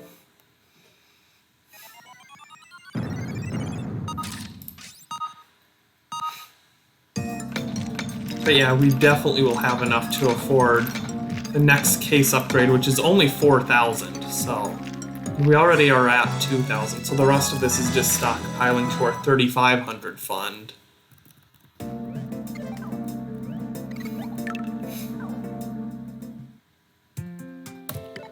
Okay, last one. That's weird, though. The only new fossils we had were for Corona. We didn't get any of the head fossils of the other 3 Vivosaurs in this area. We have the other 2 parts for them. We have their bodies and legs. We just don't have their heads. Which honestly, the head is the best part to be missing, honestly. Because like I was talking about last stream, in the postgame we get access to a Vivosaur that makes it so we only find head fossils. So heads are the easiest fossil to find, so if it's the only one you're missing, it becomes very easy to get that last head and revive it with all 4 parts. Or in this case, it would be 3 parts right now. I don't know why I hit that.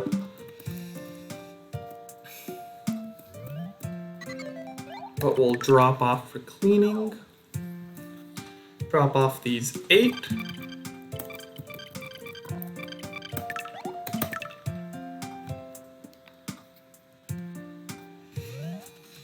And then we'll go visit the shop for some things.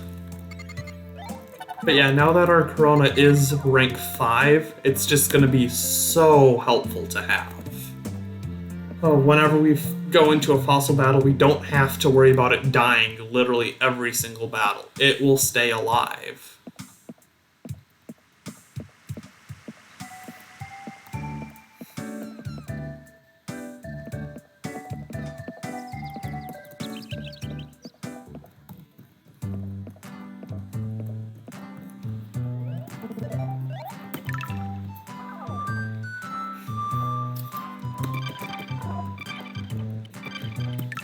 Yeah, we just got 12,000 with all we donated, so we're just a little under half, well, yeah, we're just a little under halfway, but granted 4,000 of that is going to upgrade this. I'm gonna upgrade this, the case, to get 24 slots, which will be helpful before we enter the pirate ship.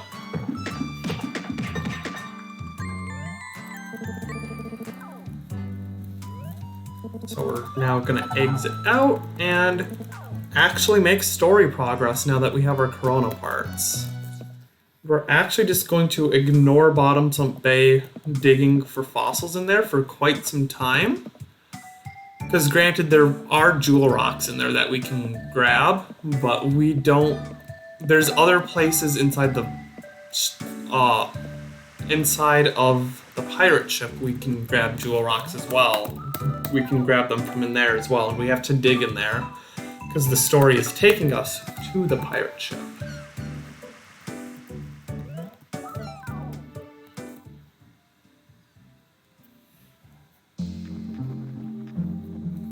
So yeah, we're just gonna beeline it there, not worry about that. Because it would be nice for the Jewel Rocks to get that money and to get those donation points. But we're gonna be getting so many new fossils from this pirate ship that we need to just stick to an empty case while walking in there.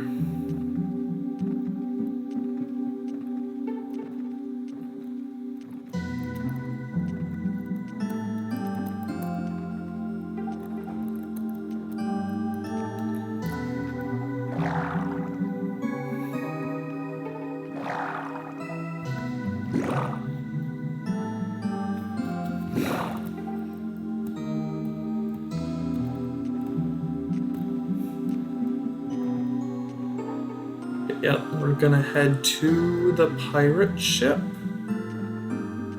Just like that. And then Rosie will make a comment. Hey, we can breathe in here, but we're underwater.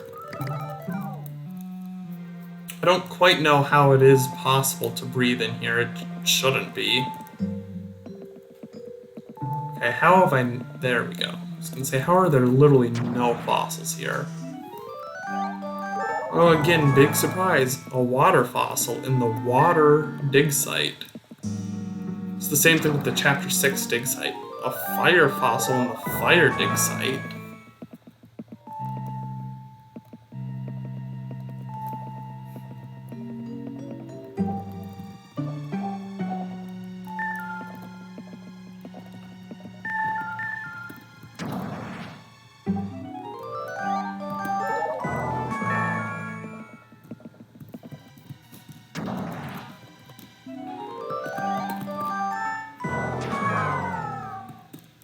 And of course I pressed A.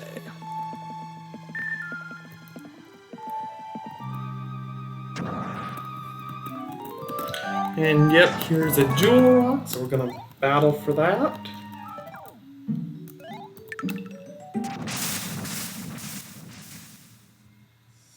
And then we're gonna be fighting a mono water team here.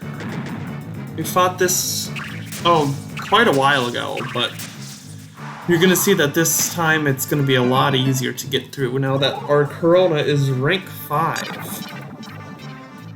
So Plesio uses Plesio Poison, 27 damage and poisons.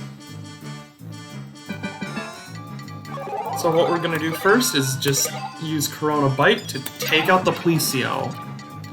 Get that done and gone so you don't have cheap poison skills. Plus those support effects go away then.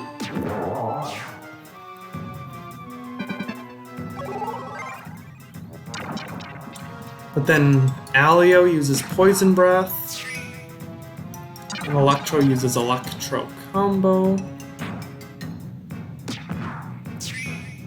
Which scares Corona, please let me use...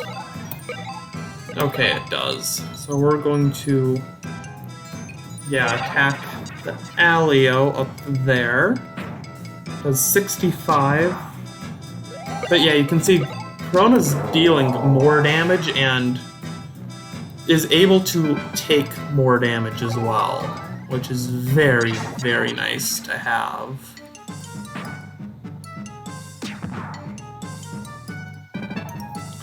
And then here we're going to attack with Corona Bite, which will kill Alio. And then we're going... Actually, no. I'm going to keep Corona there for one more turn, because Electro's going to use Poison Breath here. Oh, it uses Electro Combo. That surprises me. It usually goes for Poison Breath in that scenario. Might just be because it would have killed Corona that they do that. You can see we ended up picking out 2 of the 3 Vivosaurs this time before Corona died, and part of that's because I let it die. Or I didn't switch it out, so I kind of put it in the danger of that. I easily could have swapped it out to keep it alive. But I just thought it was gonna go for Poison Breath, and I didn't want Spinax taking that poison damage. Because if I swap Corona out, I wouldn't be able to swap Spinax out. But We're able to get the knockout here anyways.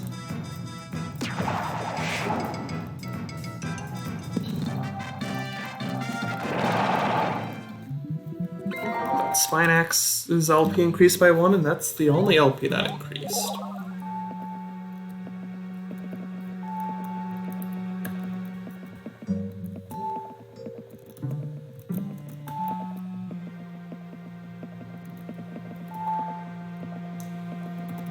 Looks like I got all the fossils in that little area there, so we're gonna head on back into the way we're supposed to go.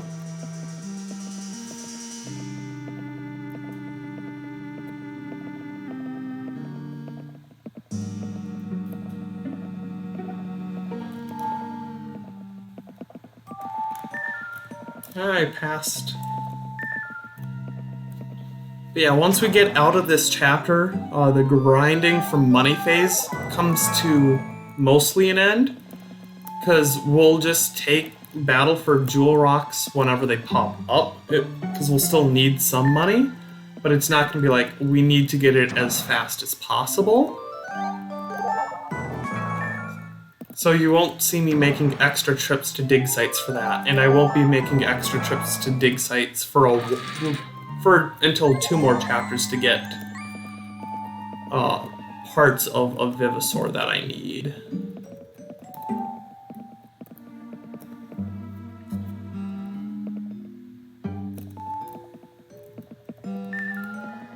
Come on.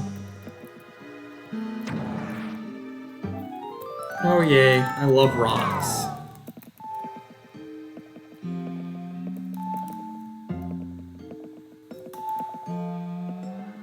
Okay, there wasn't anything down there.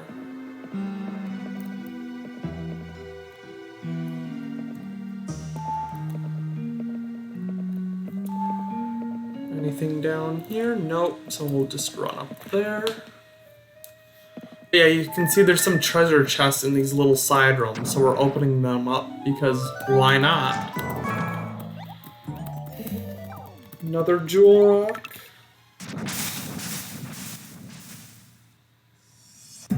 Oh, just one single Vivosaur. So here we'll be fighting what is called Futabi. Futabi is found in the Bottomsome Bay pirate ship, so the area we're in right now. And as you can tell, like all other Vivosaurs for the most part from this dig site, it is a water type. But yeah, you can tell just, yep, Corona does half of Futabi's damage there, where Spinax would have as well, but that would have been because of the elemental damage boost. For right now, with all the support effects on Corona, it has 48 attack power right now, which is half of its max, basically. No, a little over half, but...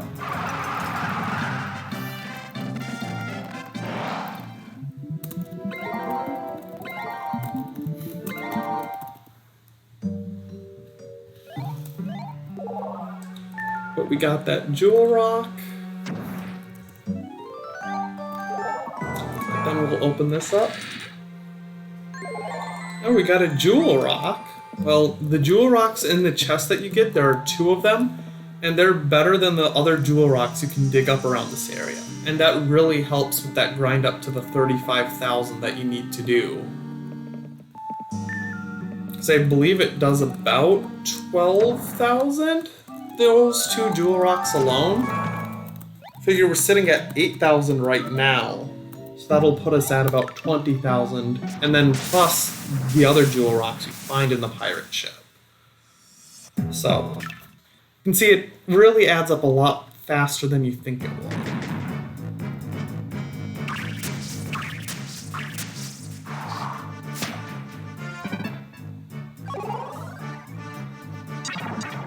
But Onyx here goes for Onyx Fight, only does 17 damage, which moves the bar a whole lot less than it would have from when Corona was rank 1. Then here, we'll attack you, Raptor, which almost one-shots it. Almost dealing 109 damage with its just base attack.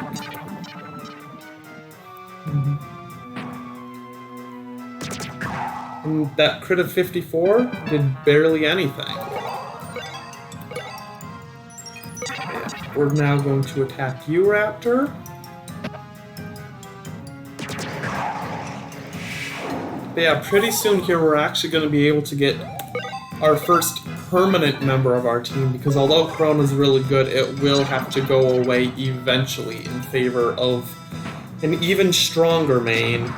But for now, it's really good. But we're soon to get our first permanent member. And that will be our donation point Vivosaur. I'm just gonna let Corona take that poison damage.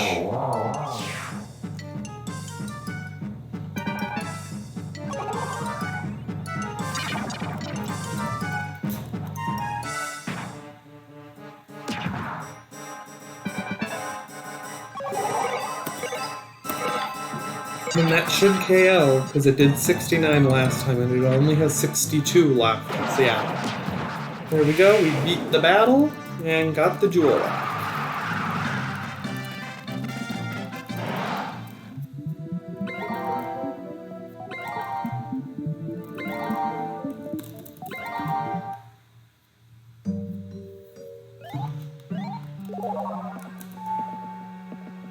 Okay, nothing else there, so we'll go up yet another floor.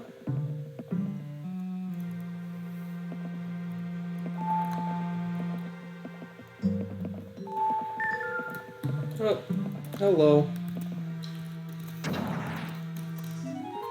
I might as well just have left that in the ground.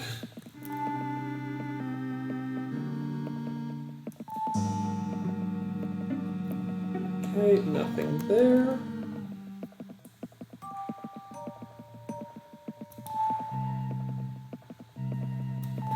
So we're gonna go here.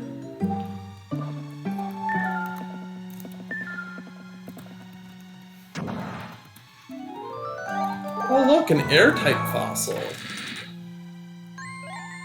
And now we got the gold mask, so we have 2 jewel rocks and the gold mask from those chests. And there's one more that we'll be getting as well. Because there's just one more chest in here. But yeah, we might as well just open them up if they're in here, so.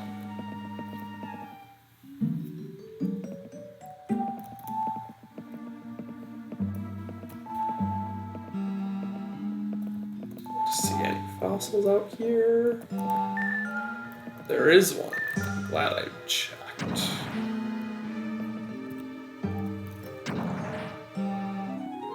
And I just should have left it.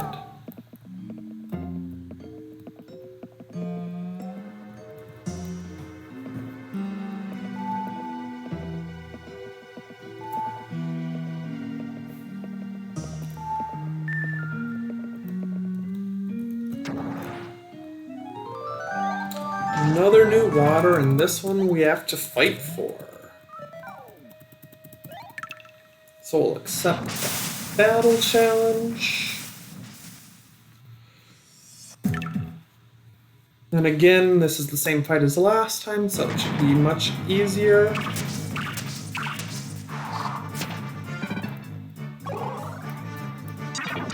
Then Onyx Fight on Corona only does 16 this time. Last battle that did 17. Huge difference. For sure, that won.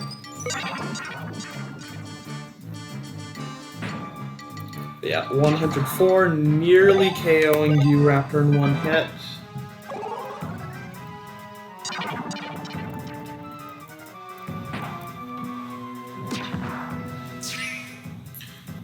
And Corona got excited, which doesn't really matter. We won't need to swap it out anyways. Yeah, here we're gonna KO the Guhwraptor. Crits that time. If it crit the other time, Guhwraptor would have been killed in one hit, but nope.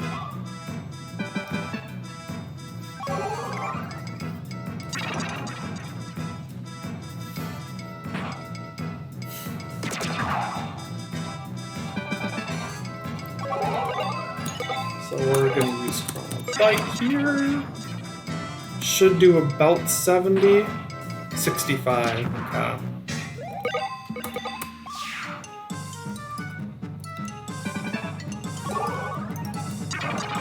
And Whiplash. Yet again excited. Doesn't really matter. And this just has to do at least 66 and we win. 67. And we now got this fossil and I have to check where in our case it's going to be put.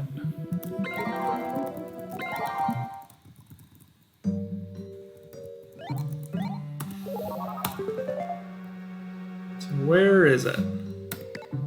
Okay, it's there. 7th in case 2.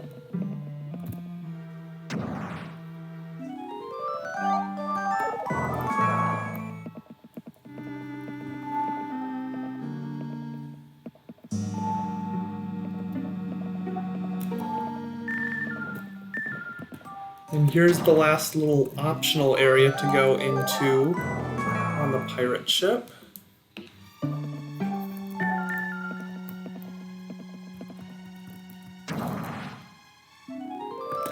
Another jewel rock.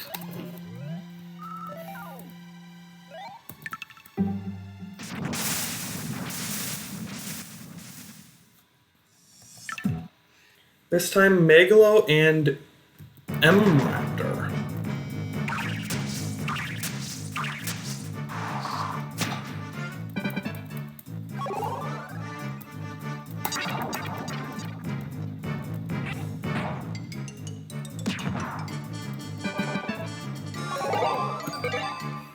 So although this is against elemental typing, we're going to attack M-Raptor because of its support effects, and it'll make Megalo a lot easier to kill and deal a whole lot less damage if we just attack it now.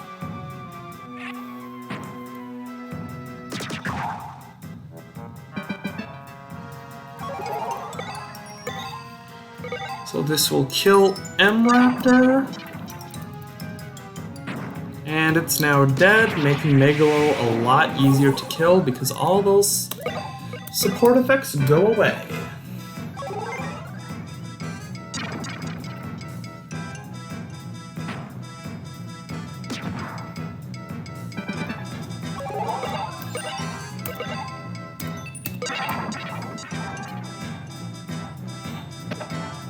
Critical 88. And we should win next turn.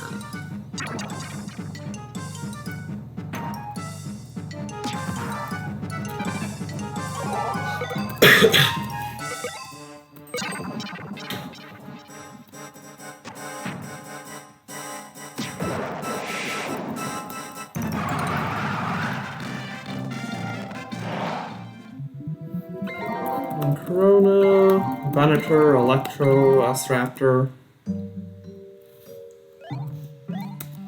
We got our Jewel Rock.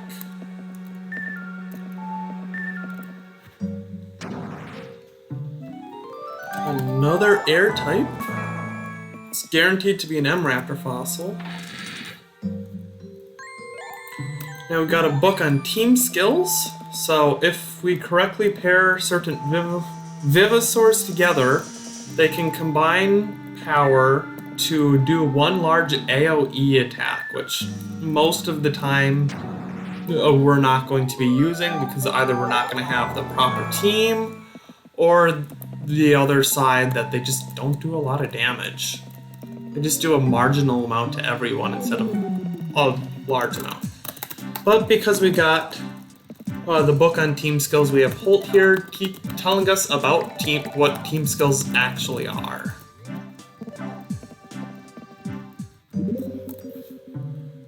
We're now able to go to Captain Woolbeard's room.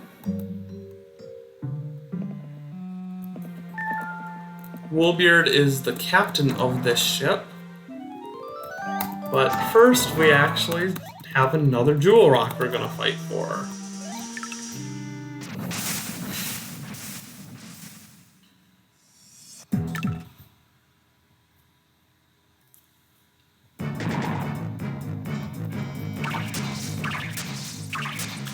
Actually, this might be a fight where Corona actually does end up dying. Well, it depends on if this knocks or not. It doesn't. Well, we're gonna have it go for Lambio first, because it's best equipped to do that, and if we need to, Venator can take out the Serrato. The Serrato definitely can't kill Corona this turn, but it might knock it back to the EZ this turn. Wow. 2 turns in a row it did it. That's a shock. But yeah, Corona might die to this hit from Serrato here, but I'm not going to switch it out so that way Venator is at full health. Yeah, Corona dies this turn, but Venator then is at full health against an air type, which is what Venator likes.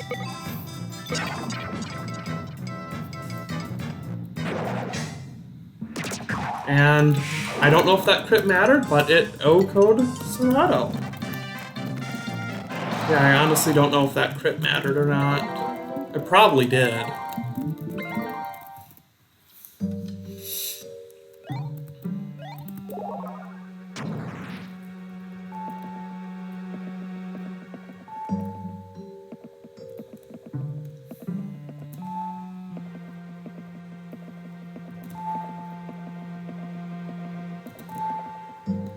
Okay, so we're gonna go into Woolbeard's room, which is right in here.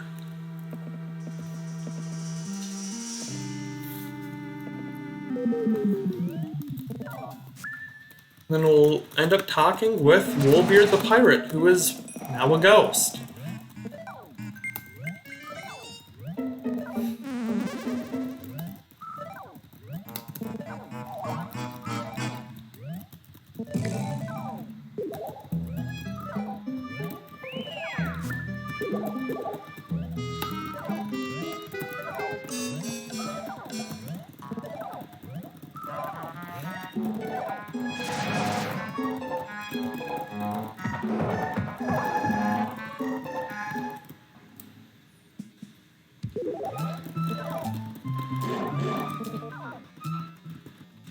And oh, the BB bandits just locked us into Woolbeard's room. But I guess we're still just gonna try to leave because that's what Rosie told us to do. But the door's locked, as we heard.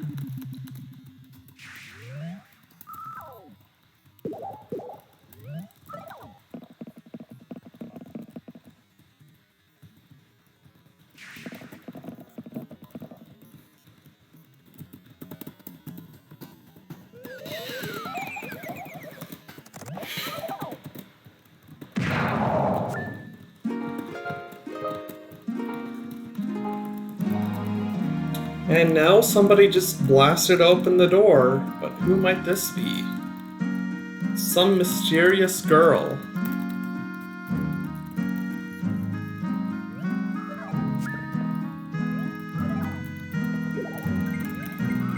And now they're just gonna have a little conversation about her just inspecting the room.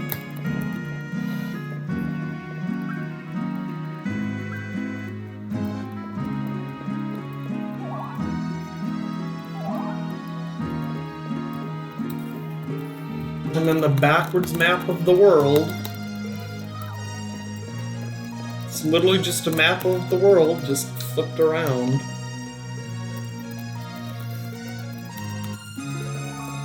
So instead of west being west, or west being represented to the left, it's represented to the east, or instead of west to the left, it's west to the right and east to the left. Instead of to the right.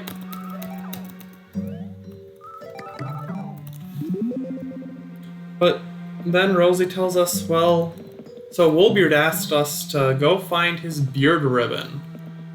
So Rosie said her grandpa might know something about that, although why would her grandpa know anything about that? The game literally said there's this pirate ship that nobody's found before, but it seems that everybody knows about this pirate ship. Like, there's VMMs in here, meaning Dr. Diggins has been here before. Like, which is it, game? Has it been discovered or undiscovered? Like, Holt was in there. We're fighting people that are hiding in the floor in there.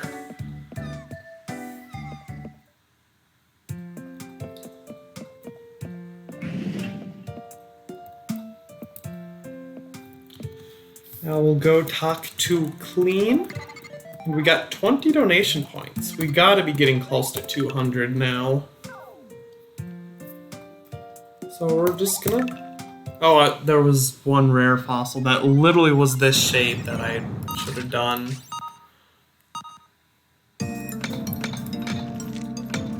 Oh well.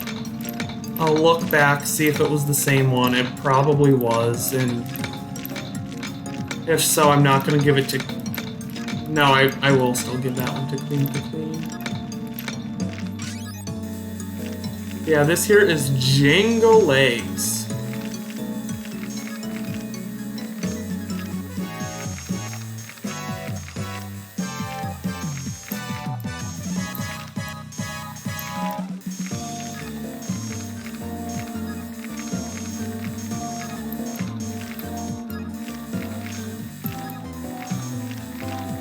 But it's already a successful cleaning, but we want to clean this one hopefully to 100 points, so that way that's automatically 2 extra ranks that this Vivosaur will have.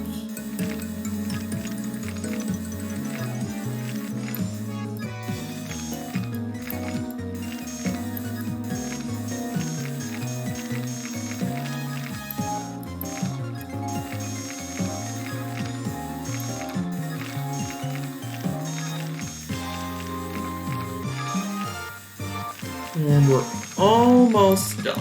Just gotta clean that little bit of the tail there. Probably that's... Yep. 100 points, so that's guaranteed 2 ranks on Django.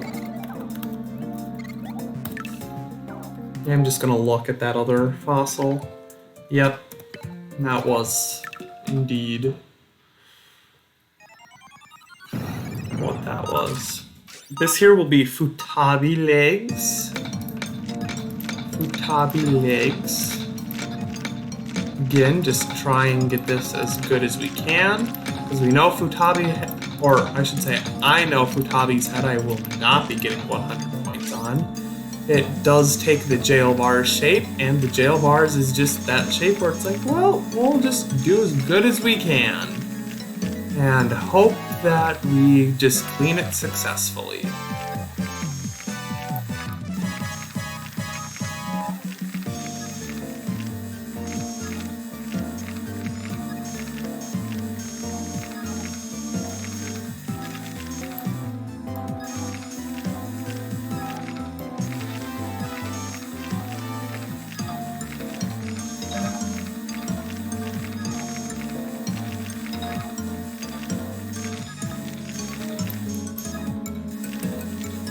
And something I haven't mentioned before is the cleaning music to this game has very clear sounds to it on what time is left on the clock. So the countdown to 0 has a distinct sound, which is also the same music that plays as the countdown to 70 seconds left as well. So you can tell when there's 70 seconds left, and then it has a very distinct, different sounds at 30 seconds and at 45 seconds left. And I just think that's really nice because I can just use that and not have to look at this is a fragile one. But yeah, I can just use that and not have to look at the timer to just see how much time is left. I can just listen to the music and know. So I can keep more focus on actually cleaning the rock and keep my eyes locked on that.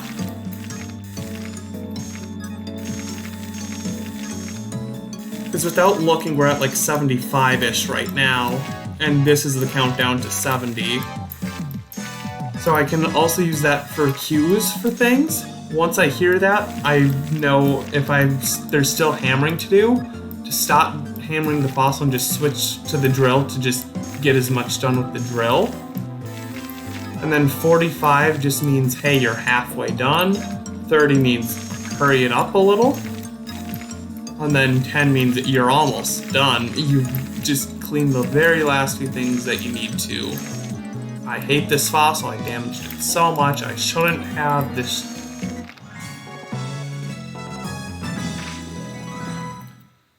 Hey, thanks for the follow, Angelic Guardian. How is your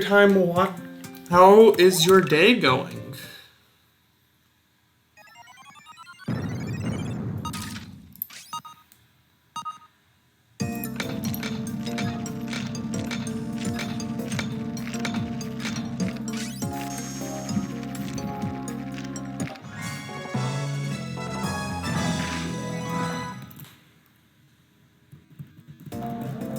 But we just cleaned a diamond there.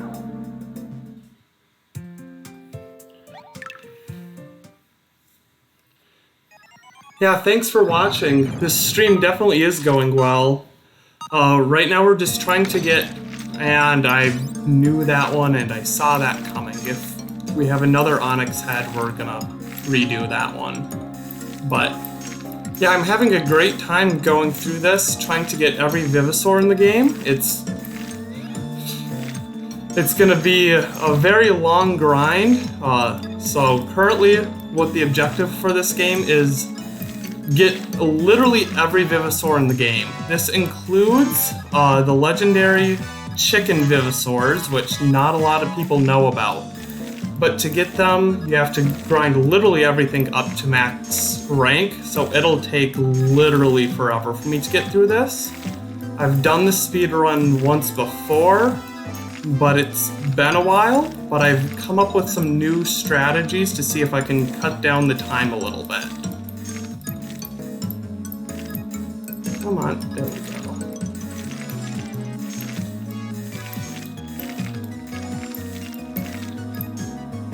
Come on.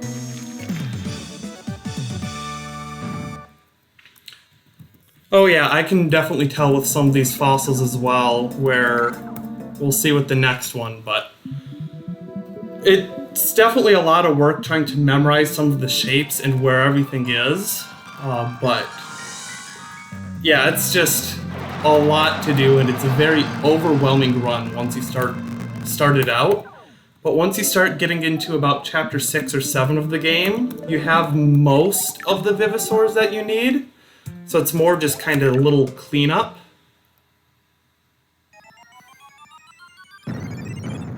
Okay, Onyx legs. I know this one isn't fragile.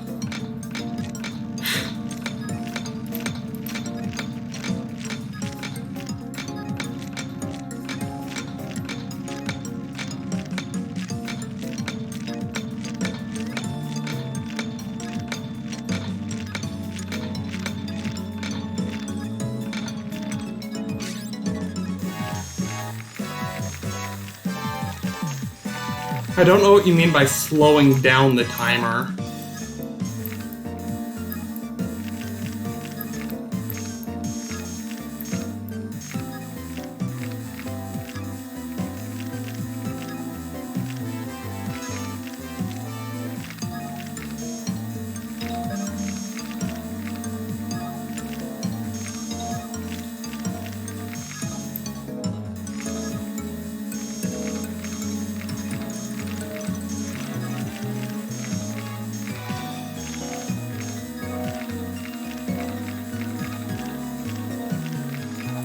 Oh, that's just because my game is lagging. I'm on an emulator right now playing this game, and yeah, it's just lagging a lot. Ultimately, it ends up being fine because the timing for this category is just based off of the in-game timer, and when the game lags, so does the in-game timer. So it ends up being like there's no lag at all on the time itself. It's just annoying cleaning-wise because it lags sometimes and then just immediately doesn't.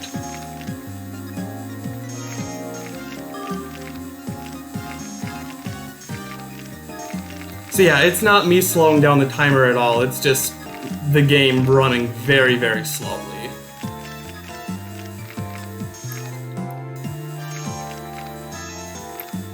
So for emulators, it's, I believe, only the current version of Desmumi, which I believe is 9.11 right now, because that's what I'm running this on.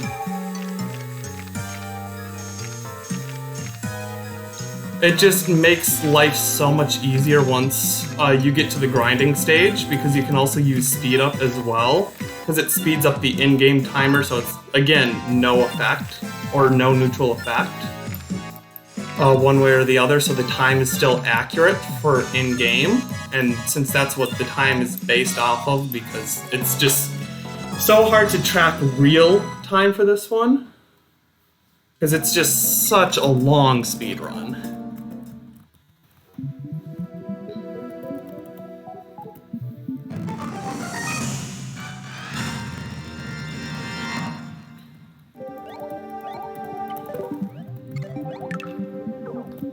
But yeah, it looks like you came in just shortly after we finally got our main attacker for the main story of this game. Duna, for sure. Duna, all the way. She is the one that I will be picking once we get to that part of the game.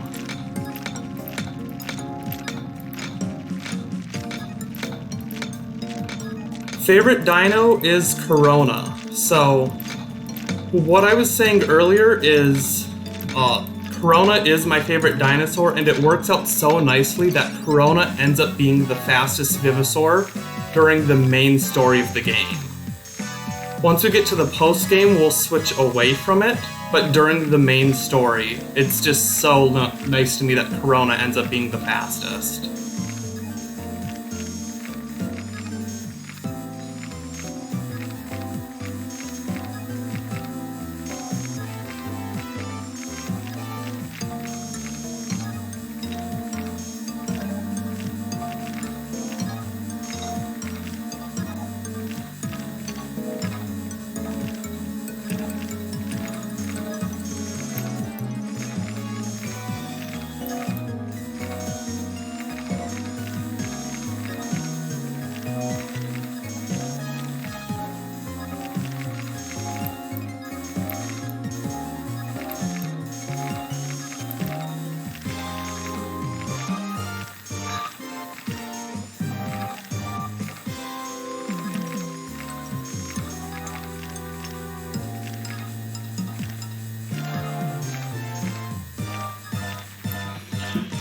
Oh, finally a fossil that I got 100 points on.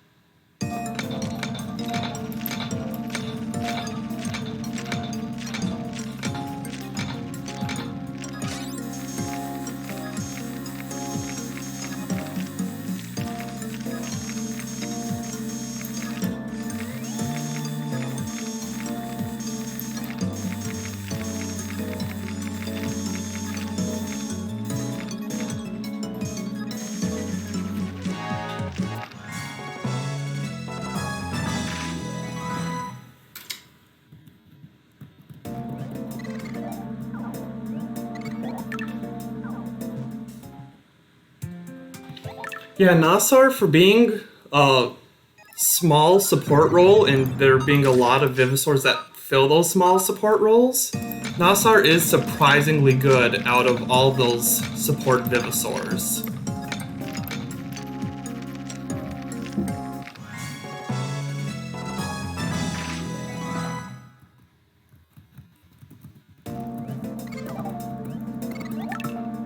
Yeah, it's just not as great in terms of a speedrun when you're trying to do battles as fast as possible. Doesn't have a high damage output and doesn't quite deal enough, or its support doesn't support enough to go fast, and it just doesn't do a lot of damage output. And then with healing is just slow for speedruns, so you just avoid healing strats.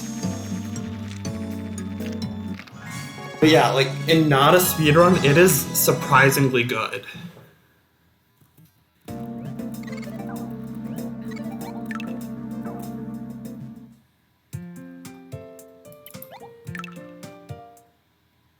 Oh yes, Tro with plus 40% on everything.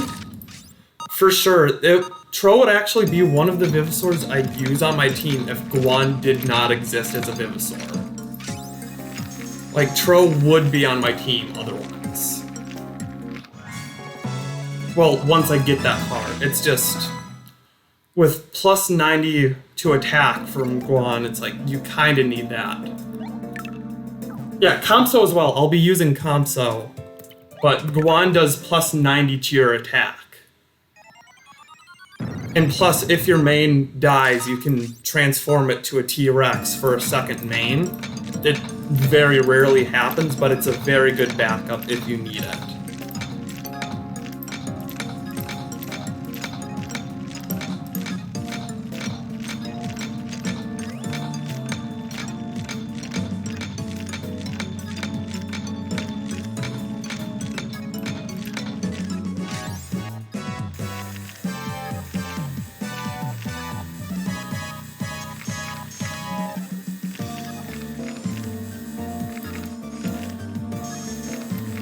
This is M-Raptor body. Yeah, so all of the fossils I'm digging up right now are from the pirate ship of Bottomsome Bay.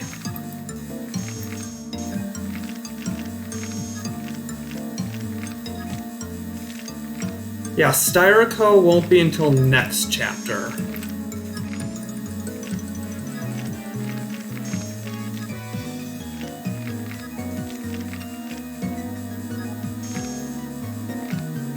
But for sure, this type of body and the Triceropods, they just have very similar bodies with having one big main piece up top and then just a bunch of random little bones scattered everywhere else.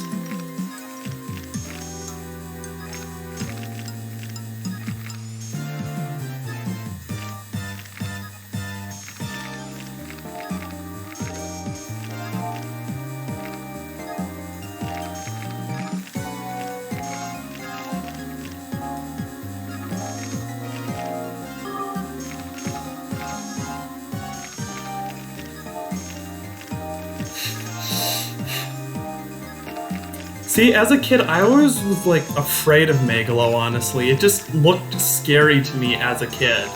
So I've never had good attachments to it. Same thing with Seismo. Like, the derpy ones just scared me when I was younger. So it's like, well, I don't like you now. Although, like, both Seismo and Megalo can be very good if you use them properly.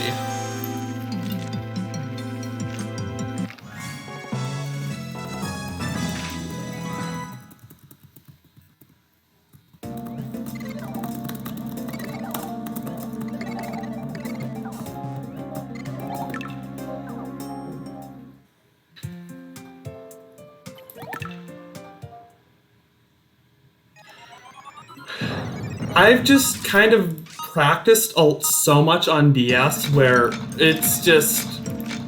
I just have to get so much control with my hands. Plus, also, I think the leg is helping me a little bit, because I can just have that little bit more time to react. So I think that leg is actually being a little bit beneficial. But I think it's just between practice and leg.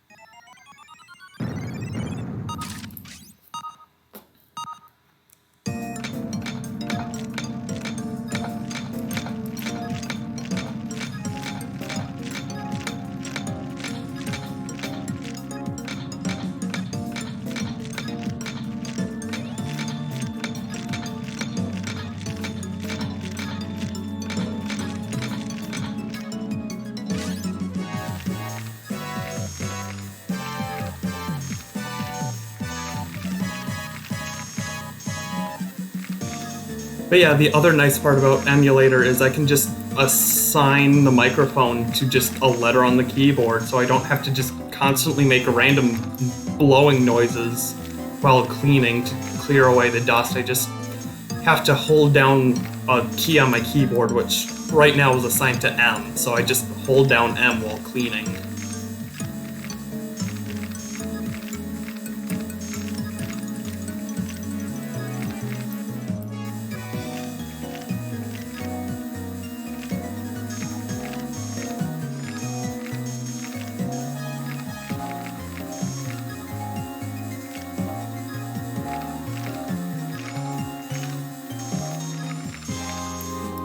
Yep, it's literally just M per mic, so, like, what I have assigned for buttons is nowhere near, like, what anybody else uses for keyboard. Like, I have them directly mapped to the letter they are. So the A button is A, B is B, Y is Y, X is X, L is L, R is R.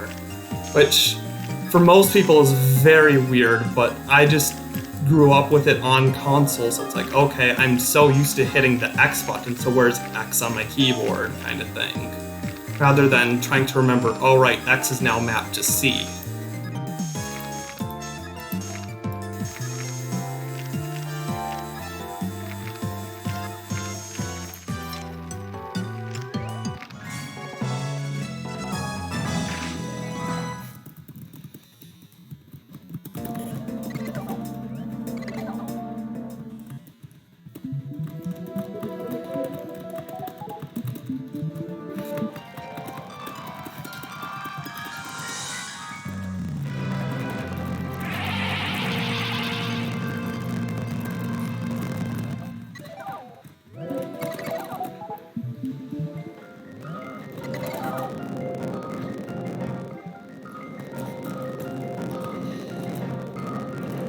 But I would imagine I'm getting close to the end of these fossils. I can't imagine there's too many more left for me to clean. Yeah, this jewel rock's the last one.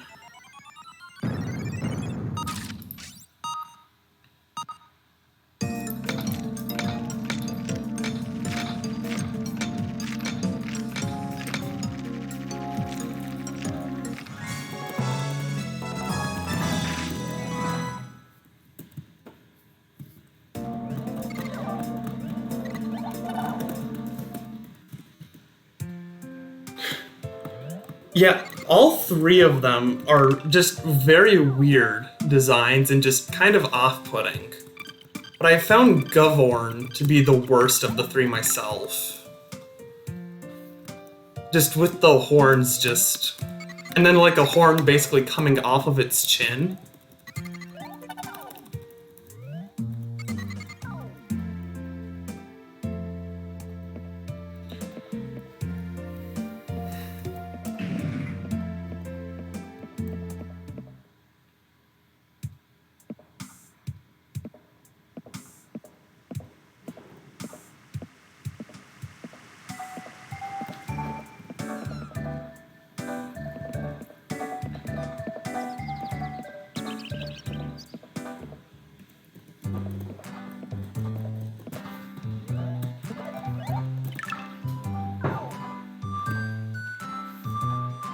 Okay, then let's sell all of these. Puts us 10k away. Okay. Oh yeah, that's weird. Yeah, just everything about Ganache in general is just freaky. It's like, oh, it's just a giant tadpole, but like it's coming to eat your planet. Actually, I needed to go this way. Where am I going?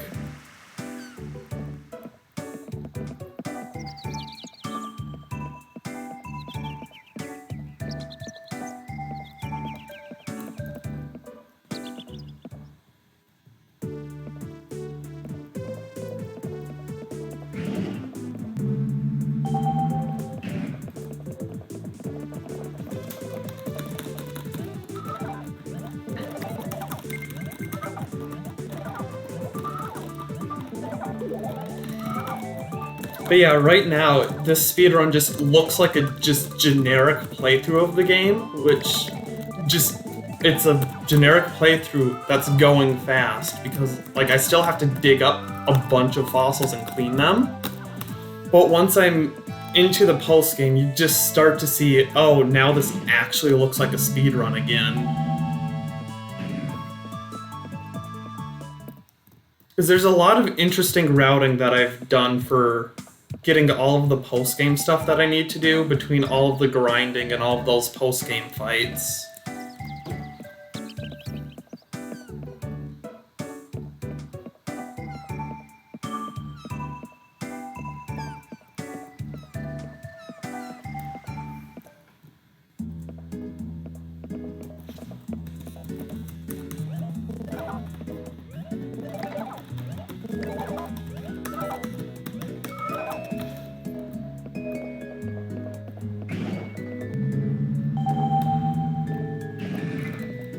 Come on, there we go.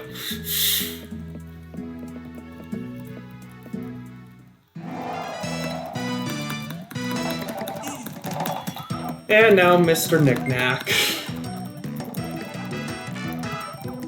Oh, chapter 4 is just such a fun chapter. Like, it contains my favorite Vivosaurs in the game. However, it's just, story-wise, it's just so terrible because just the dig site's bad. And the story is literally just a fetch quest, but...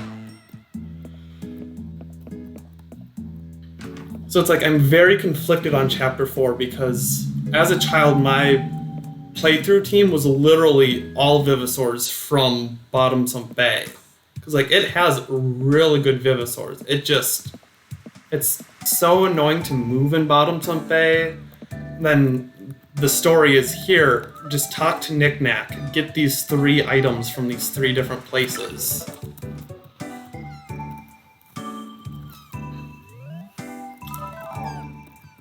Oh yeah, the puns are so hilarious. Some of them I didn't get until later, like the person you do the seminar with to get colored fossil rocks and dark fossil rocks. Like, I didn't get Sam Inaro for the longest time.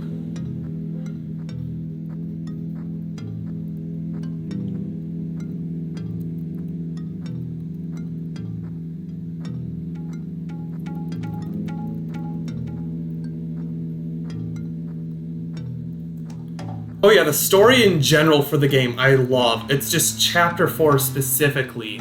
It just... I think it's the worst chapter of the game. But like, everything after 4 just improves on itself so much that it's just such a great game once I get past Chapter 4.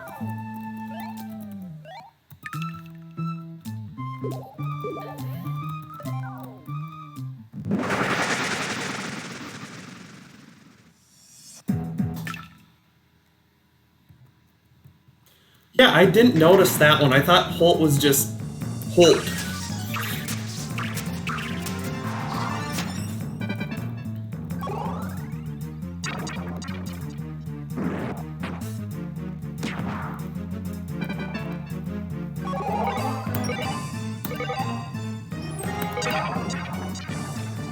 It's so weird, just even in a speedrun where I have to use a water type to attack air types, although I have an earth type there. It just... Corona makes it so much faster because it's just the highest attacking thing you can get before beating the game. But it's like, here you would think either swap Venator down in to attack Nodo, or just attack Xeno with Corona.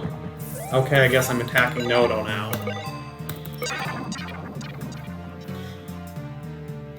Yes, it's long range too, and that's so good. So I believe it at rank 12 it has 84 attack, which I think that's the highest attack Vivosaur has before getting to the legendaries and T-Rex.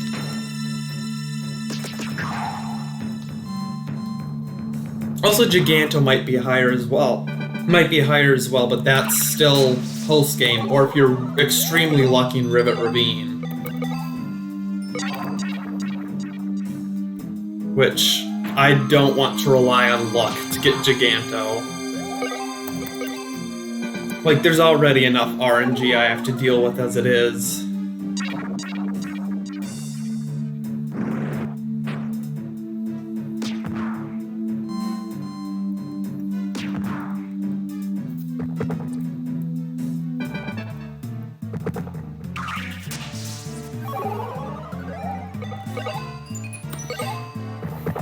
I know, game, you're trying to get me to attack Xeno, but I'm trying to get you to be the last one alive.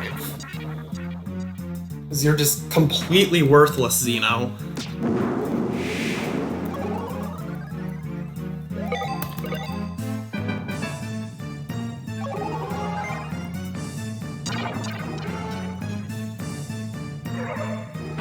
Oh wow, it hit. That's a shock.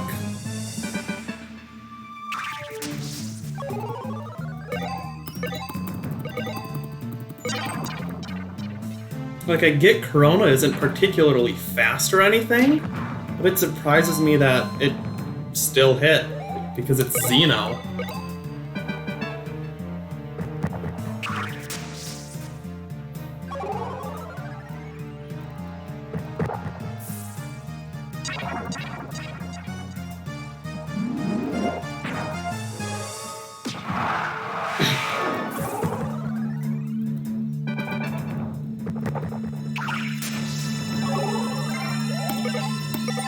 So as a kid, when I first did the BB Bandit, I said down. But yeah, when I first did the BB Bandit rematch, after beating the main storyline as a kid, facing Rex, I was literally down to Elasmo on my team at like 50 health, and then Xeno down into parting blow range. And that was literally it.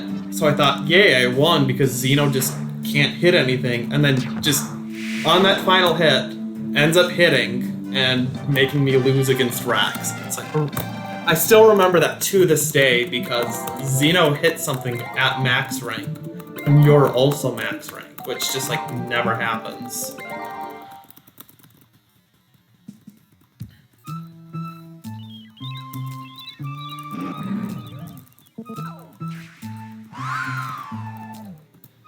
But yeah, sometimes I don't understand what the devs of this game were thinking, because not only did they implement Xeno, but they implemented 2 Vivosaurs like that. Like, why does Centro also have to exist? Like, there's 2 of them that just are basically better not even exist.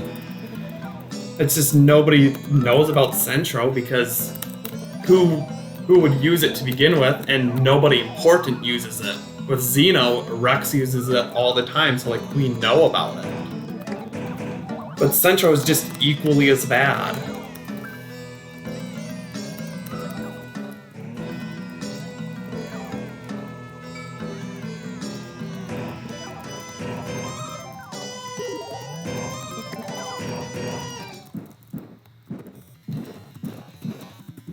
Ah, the hip shaker dance.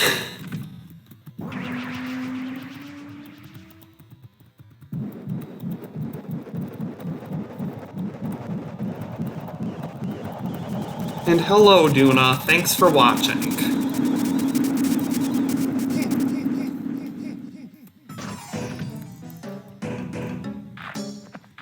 Oh yeah, I hate Central with a burning passion, but its fossils are also way too hard to clean for such a bad Vivosaur. Like, it uses those jail bar shapes for its head, body, and legs, I believe. Which, arguably, to me, is the second hardest Vivosaur to clean fossils for, only behind Corona, because I personally find that little bits and pieces everywhere harder than the jail bars.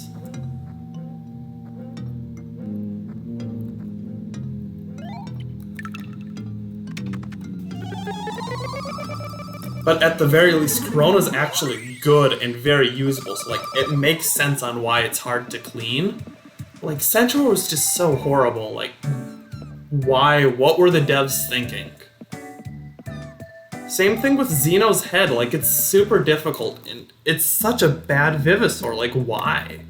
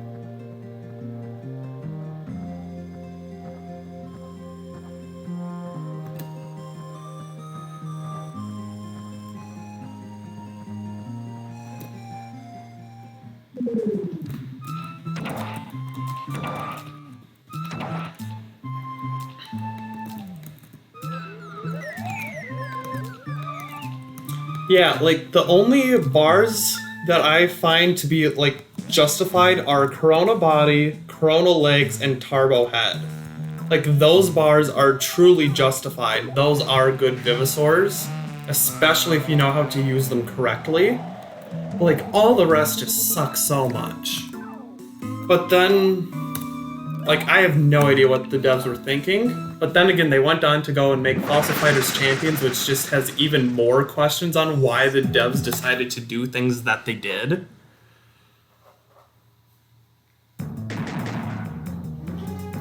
Because, yeah, if you think this game's imbalanced, Champions is just on a far higher scale.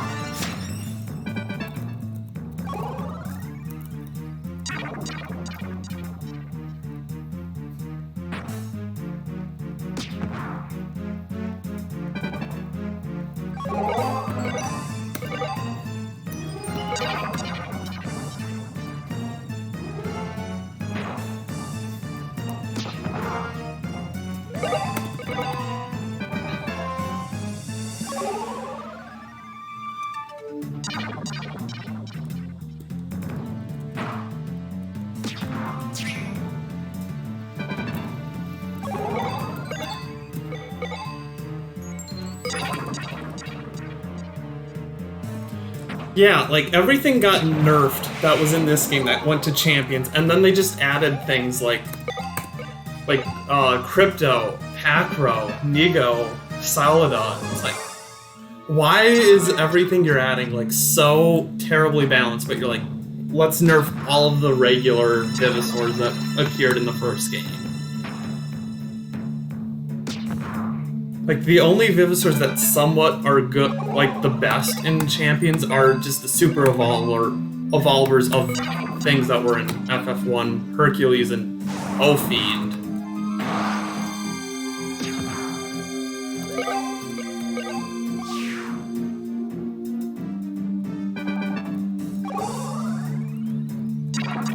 But then also just general coding for Champions is off too. It's like, for this game, if I as a water type attack an air type, I do less damage. In Champions, if I as a water type attack an air type, I do the same amount of damage as attacking an earth or water type. I deal more damage at the very least. Water to fire, but I'll just sack off Corona. Oh yeah, the third one. I've played too much of that game, because I wanted to say I've 100%ed all three, and just 100%ing that one was not fun. At least the definition for 100% for that game is not near the definition for this game.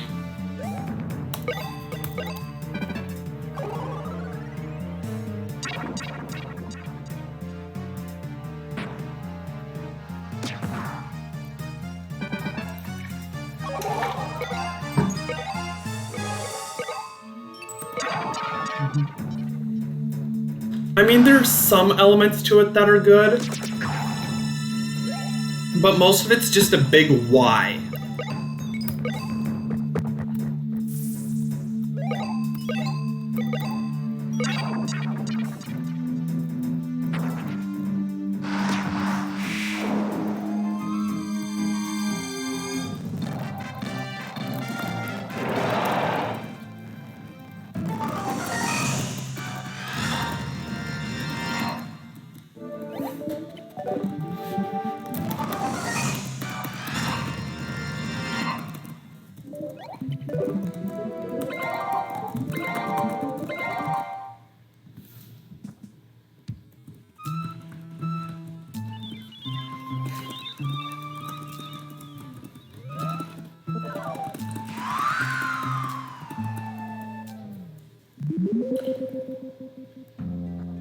Yeah, that's the main reason. Is Nintendo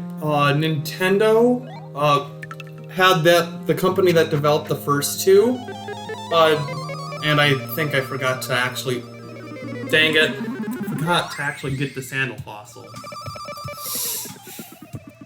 But yeah, the company that made the first two games was going through bankruptcy at that time, so Nintendo had.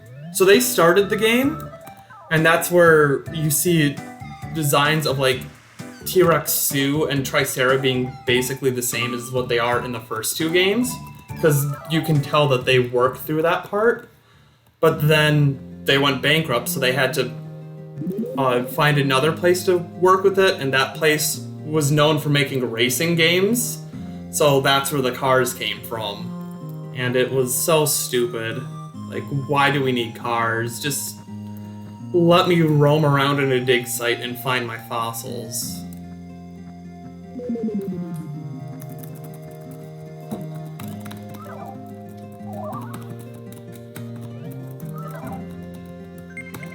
Oh, Rosie, finally getting the puns of the game.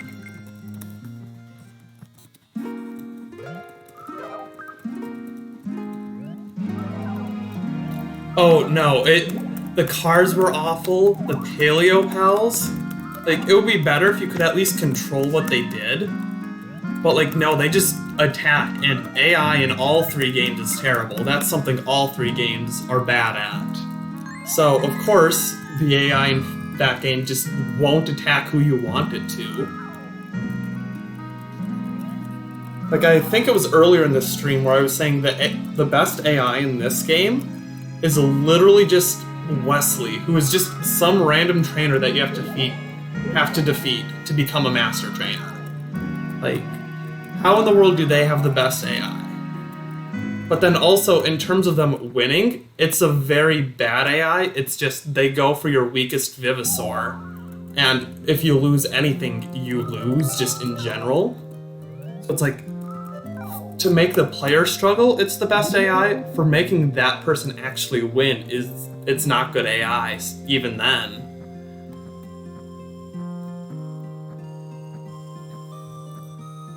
Oh, come on.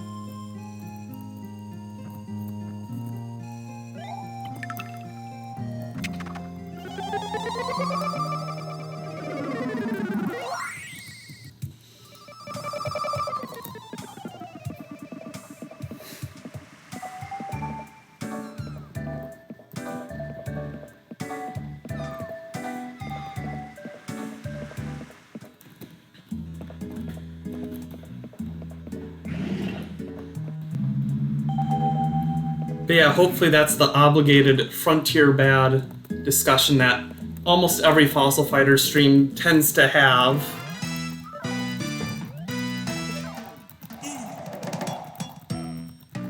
But yeah, like, there are some redeeming aspects. Like, I do like the music, I do like the graphics.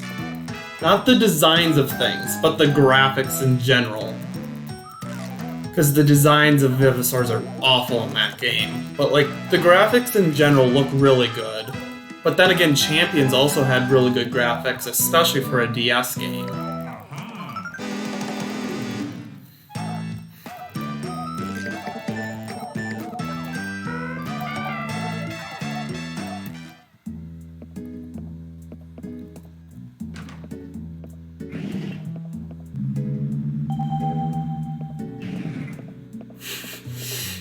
Oh yeah, that's just another separate game where... Luckily, Animal Crossing is a big enough series where one bad game isn't enough to ruin the franchise, but this is small enough where one bad game did ruin the franchise.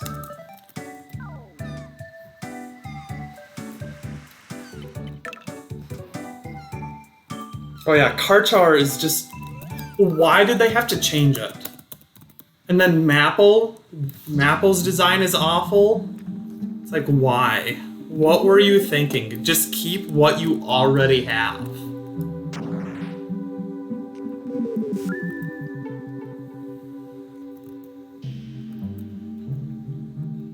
But yeah, like, if this was a much larger series like Animal Crossing, we'd still be getting games for it because one bad game isn't going to tank the series. here, one bad game does tank the series because it's so small. If a game doesn't sell, they just think the public doesn't care. But no, it's just that one game. Come on, there you go.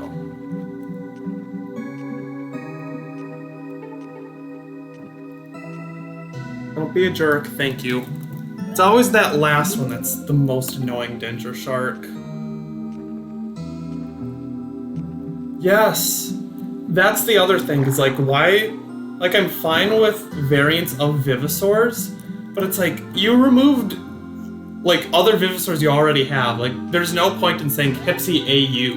Like, just call that one Nasar, because it's literally just a water-type Hipsy. Like, just call it Nasar then. Like, there's no difference.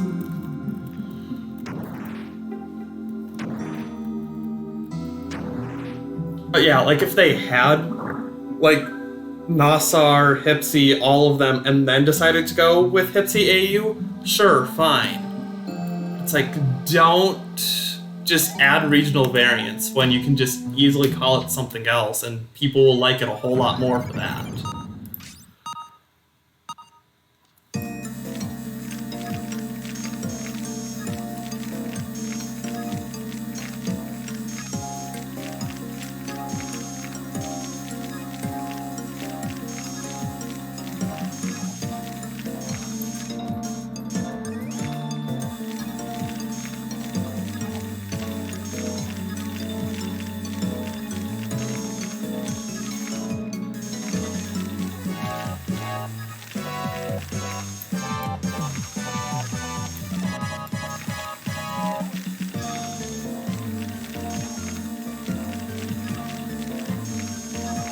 Oh yeah, Nintendo is just unpredictable just in general.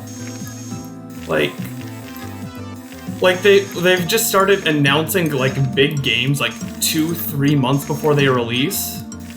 Like, it's a shock that we knew about like Pokemon Brilliant Diamond and Shining Pearl so far in advance. So if you look at all the other major games that Nintendo is coming out with, it's just like you announced this 2 to 3 months before it came out, so you weren't able to like bring hype to the game to get more people to sell it. They're just very anti-business business. It's just weird.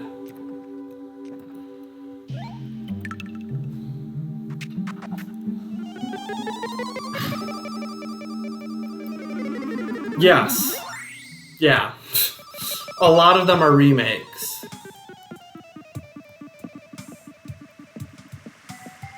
But yeah, like another thing is like, when are you going to make a new Mario Kart? Like, it's been, I think, 9 years. I think it's been 9 years now since Mario Kart 8 came out.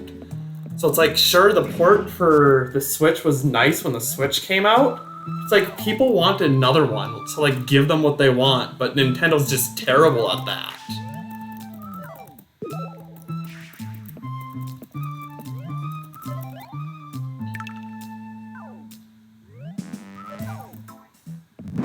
Yeah, at least BDSP is done by a third party, so they could focus more onto Legends Arceus. So hopefully with them putting more effort into Arceus means it'll be good. But just knowing Game Freak, they're just gonna patch things up, call it a Pokemon game, and then just say, yep, that's it. Like, at the very least, Mario Kart 8 Deluxe made some changes to Mario Kart 8 that were very nice. But in general, yeah, it's like, could you have made a new Mario Kart? But I think even to this day, 8 Deluxe is the best-selling game for the Switch, I think. Even still for this day. It's like, people still want to play it, so like, give them a new one, and the sales will be off the charts probably for it. But no, Nintendo just hates earning money.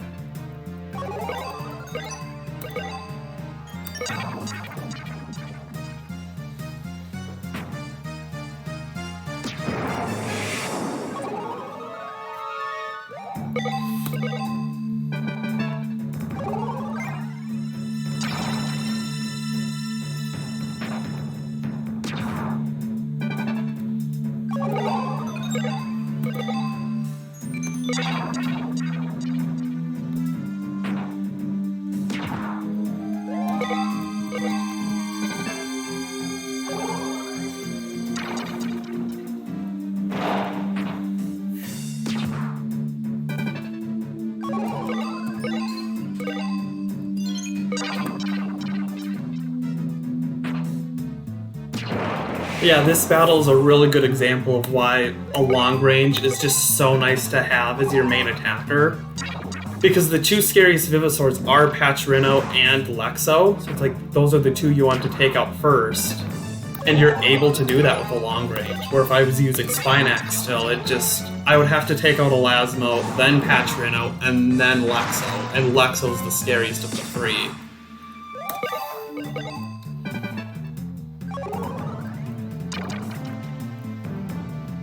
Why did you use Elasmo combo? Just Tackle would have taken Venator out.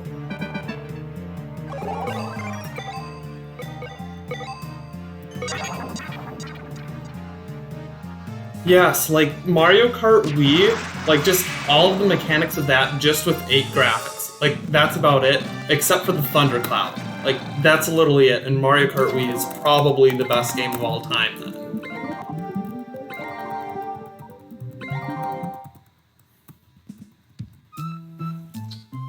But honestly, since Nintendo's waited so long, if they come out with another Mario Kart, they almost have to do like what they did with Smash and just like bring everything. Like every track is a retro track in that game. And like every previous character is a playable character in that game with really good new stuff as well. Like that's what they're gonna have to do because they've waited so long.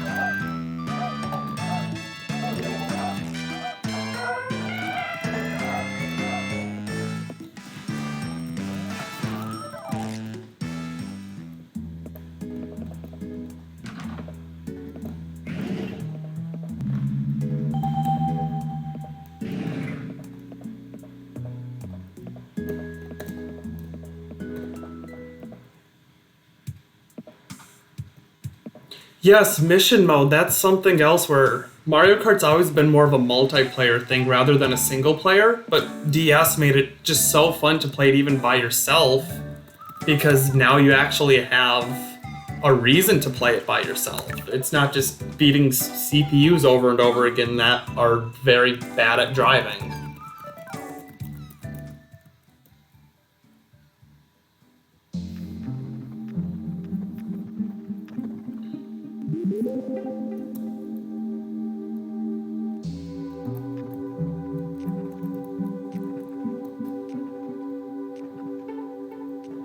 Bye, Rosie.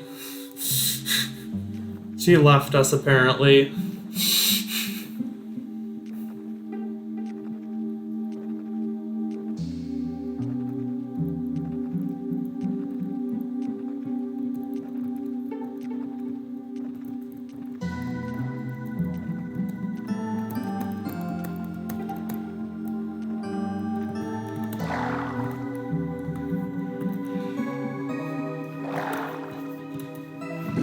But yeah, I think if you just somehow add Mario Kart DS and Wii together and then just make the 8 graphics, it's like, yes.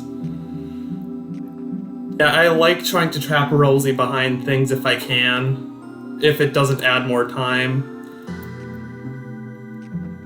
Because you just don't get to see it all that often, because who's gonna try and trap the character? But it happens.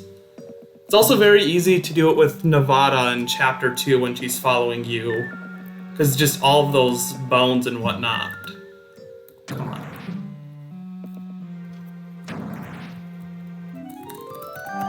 All that work for just a normal rock. Yay.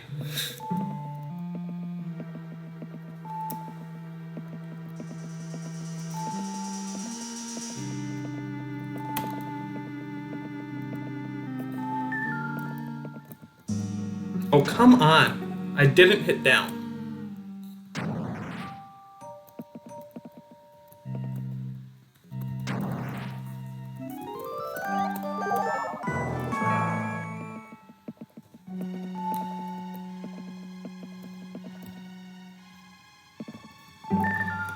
Yeah, hopefully I can get 15,000 gold though from this pirate ship, so that way I can get the final fossil chip.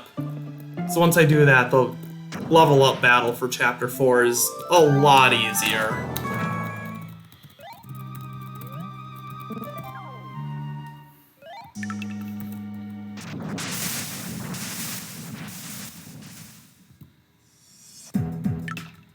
Especially when the battles are literally just against one Futabi.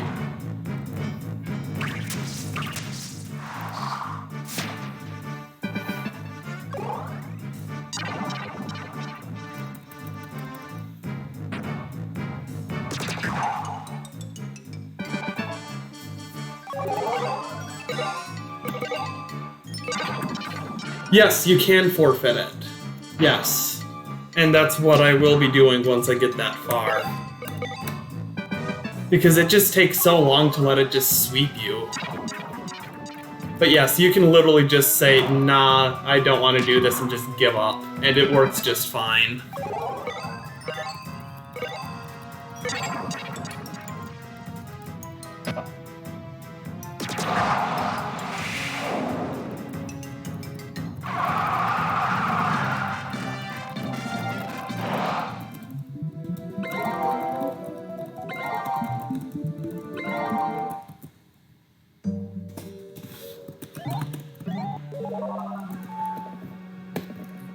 But also, it's been a while since I've seen this video, but I remember somebody also posted a video that it is actually possible to beat Frigi, but then the game just continues on like normal, like you lost. I can't remember how they did it though, but I remember I saw that at one point.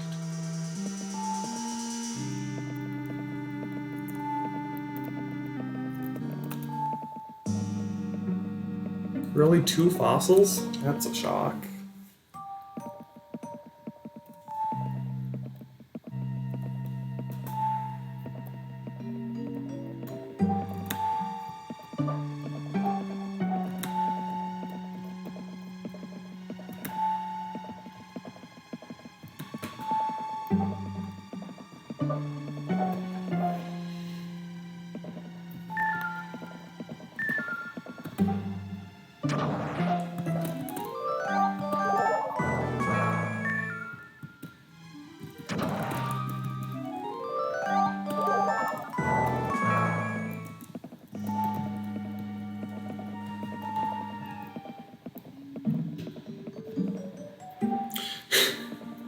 Oh yeah, it's... Yeah, I don't remember who posted it, or like, last time I saw it, but I remember seeing it. Okay, it was counter they used. Yeah, I couldn't remember the strategy at all, but it's like, I remember it's possible you can win. But yeah, the game's just like, nope, you didn't win, sorry.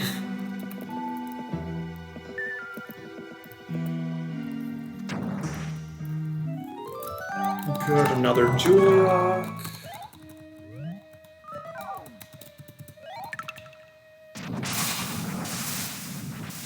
Yeah, counter definitely makes sense.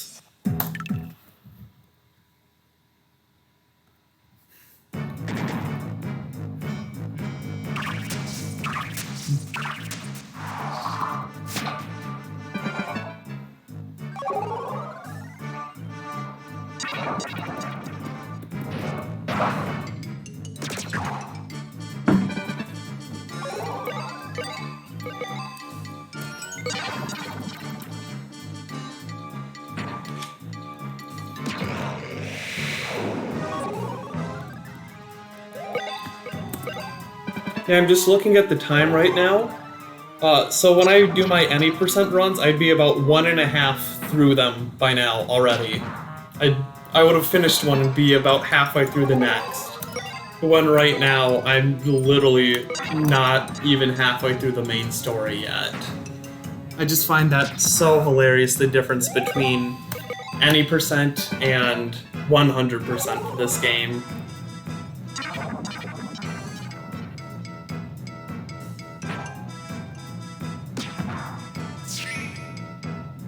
Oh, thanks, Elasmo.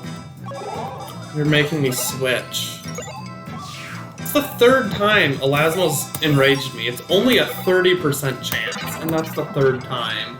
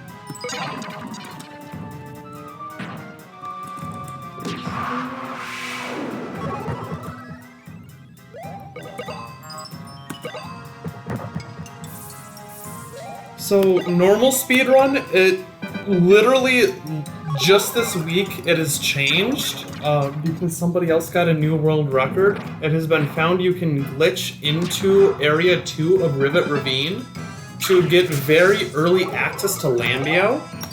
So, you end up getting Lambio instead. What it used to be was Spinax, Elasma, or Spinax, Venator, S-Raptor, Elasmo, and V-Raptor.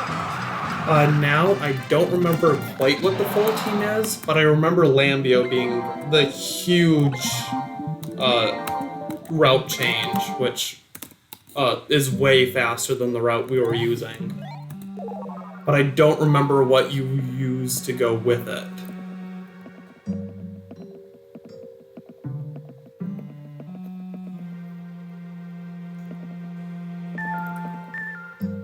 Yeah, I haven't fully watched their playthrough yet, so I've only watched up until they got to Lambio.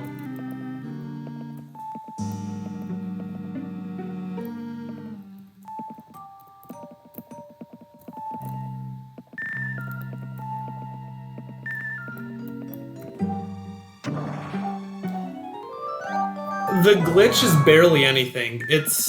I'll see if I can do something similar to it right here. Literally, if I just dig down here and then just, let's see. What was it? See, I dig here, but then if I go back here and dig, and Rosie, I hate you, you're in my way. But if I go back here and dig, okay, it's being a little finicky, but sometimes though you dig like that, and then it just jumps you forward and you try and dig into that same hole. That's literally all the glitch is, and that lets you bypass those rocks that block the area. So it's really not that annoying, so I don't really think there's going to be too much controversy about a glitch being used. We've actually been looking for glitches ever since I got the world record like 3 years ago. And that's literally the first one we found to put into a run.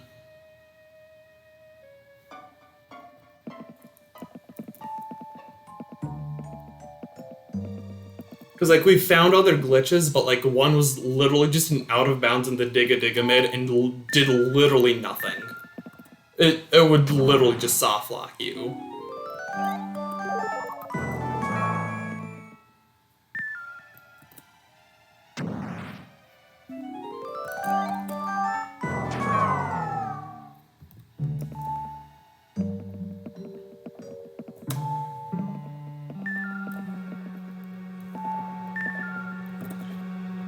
Yeah, speedruns here actually aren't as RNG dependent as many people think for any percent.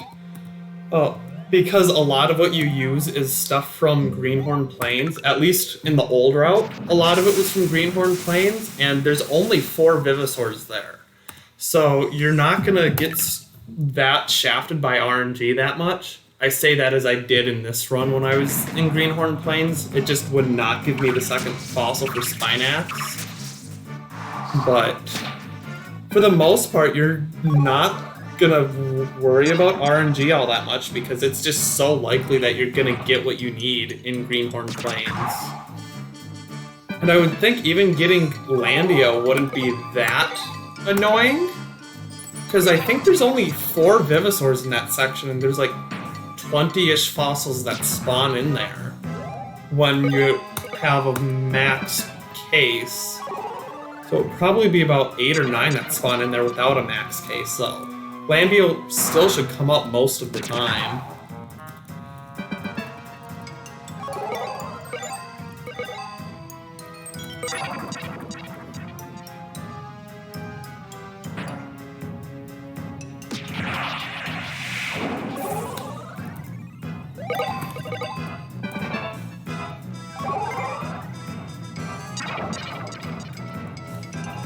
But yeah, like the one big thing is if you want to get your run verified, the one setback is you have to record the entire thing.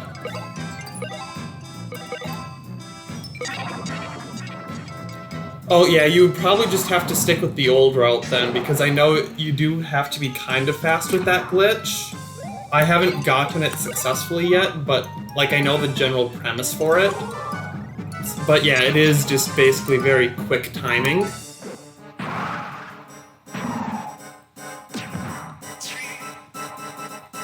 But yeah, like if you want to get your run verified on speedruns.com, just the biggest setback is you have to have full video for it, and it's a 6-ish hour run.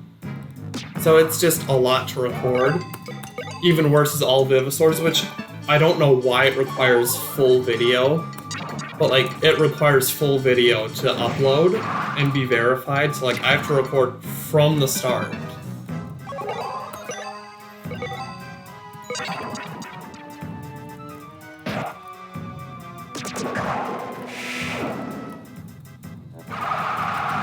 But yeah, that's why with this stream now I'm also locally recording it so I can save it, upload it to YouTube, and once I finally finish this run and hopefully get the world record shaved down a little bit farther, that I just can say, yep, here's literally the entire run in like a lot of videos, because I'm not doing this run in one big long stream. That would take literal days.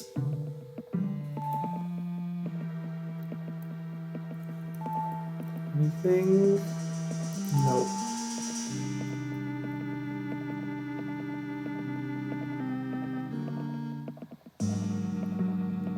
But yeah, with the old route, literally the fastest reaction times you need are literally just cleaning.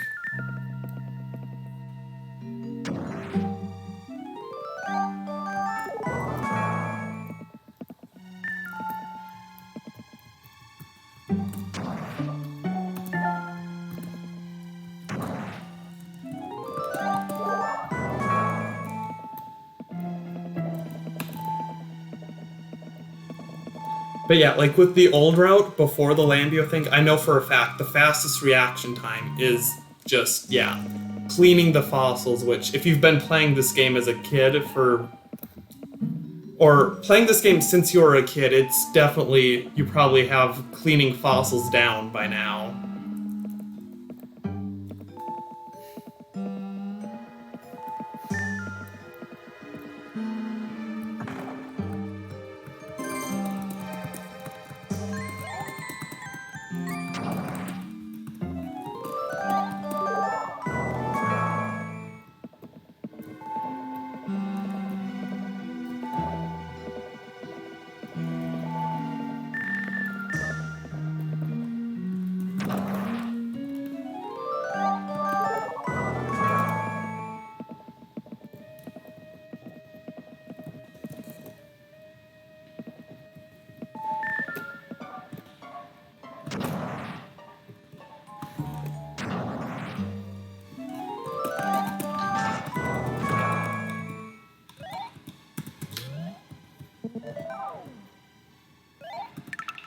Oh yeah, it shouldn't be any trouble then, because most of the fossils you have to clean in any percent are very early game fossils, so they're not hard to clean at all either. Like, the hardest fossil to clean is actually the Spinax head at the very beginning of the game, because it is crucial you get 100 points on that. Like, it's like very crucial you get 100 points on the Spinax head at the very beginning of the game. But like, that's the hardest fossil to clean in any percent, which is weird to say.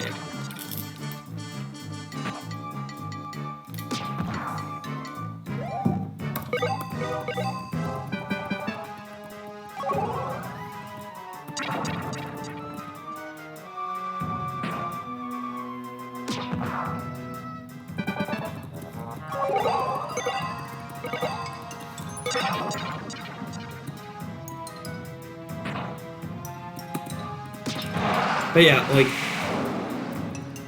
oh yeah, you should be very fine then.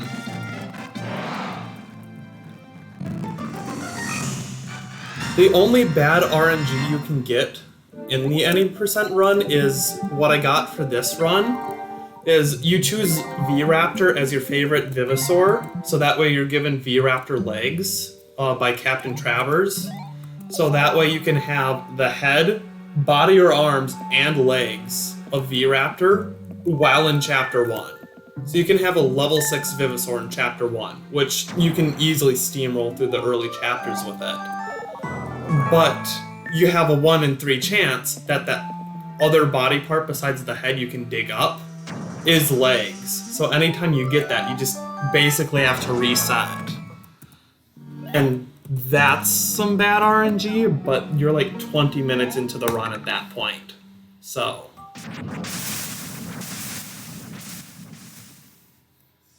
Yeah, like for this run, I did end up getting legs as the other thing I can dig up besides head at the very beginning.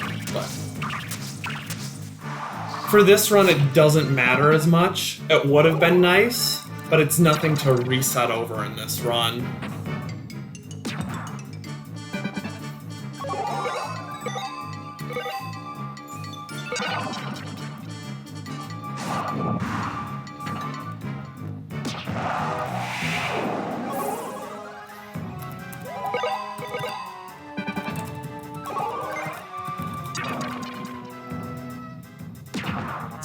Okay, that was weird. It looked like Alio was about, or Electro was about to use Poison Breath, and then it's like, nope, switch to Alio. He's the one using Poison Breath.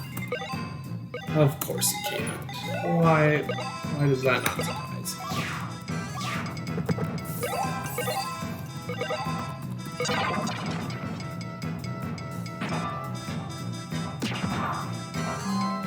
But yeah, like, for this run, there's a few things I've shocked myself with how well I've cleaned them. Like, Corona Head.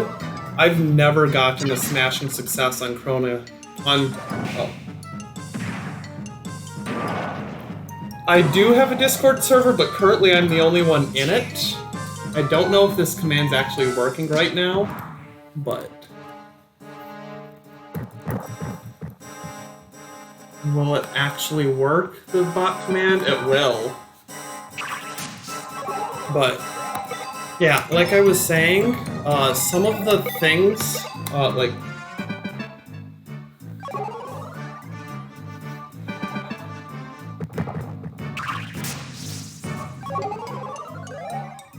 But yeah, like, some of the things I've gotten really lucky on in this run, like cleaning Corona Head, I've never gotten a smashing success on it without the Super Drill, but for whatever reason, I somehow got 91 points on it in this run. Like, with the Super Drill, I can do it fairly well, but I'm not going to get the Super Drill until probably post-game, because that's probably the first time I can afford it.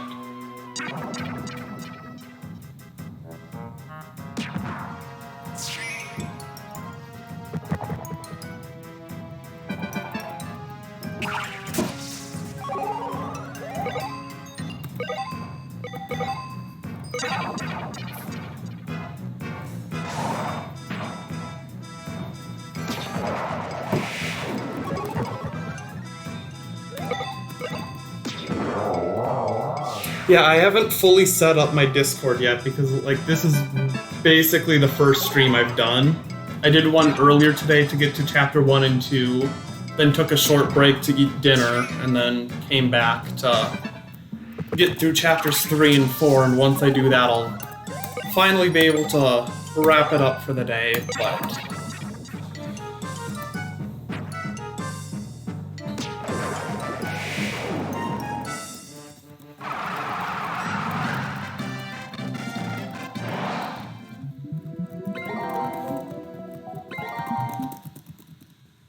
I just can't wait until I get enough DP to...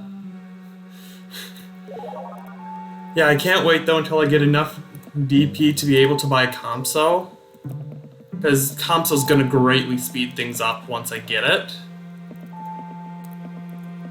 Some AI is smart enough to actually rotate, but like it greatly speeds things up because I no longer have to worry about defense anymore, or like worry about dying.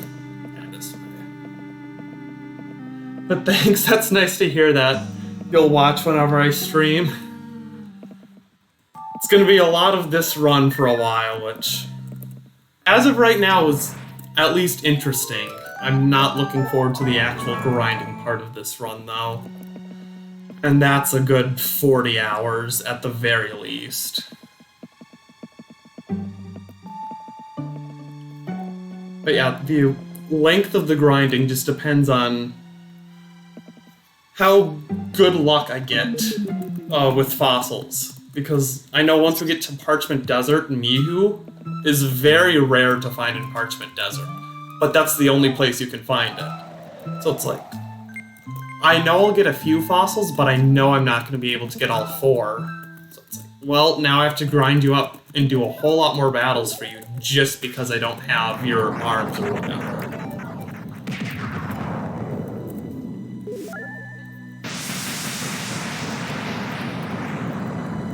And I didn't mean to do that, but whatever.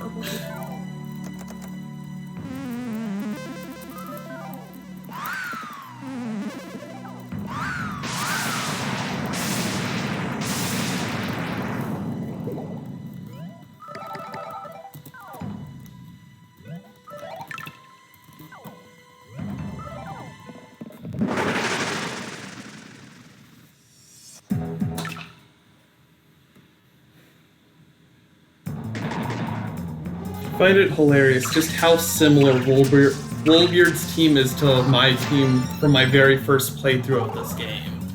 Like, you swap the Plesio out for Shoni, and then just swap Corona into the SC, and that's literally my playthrough team.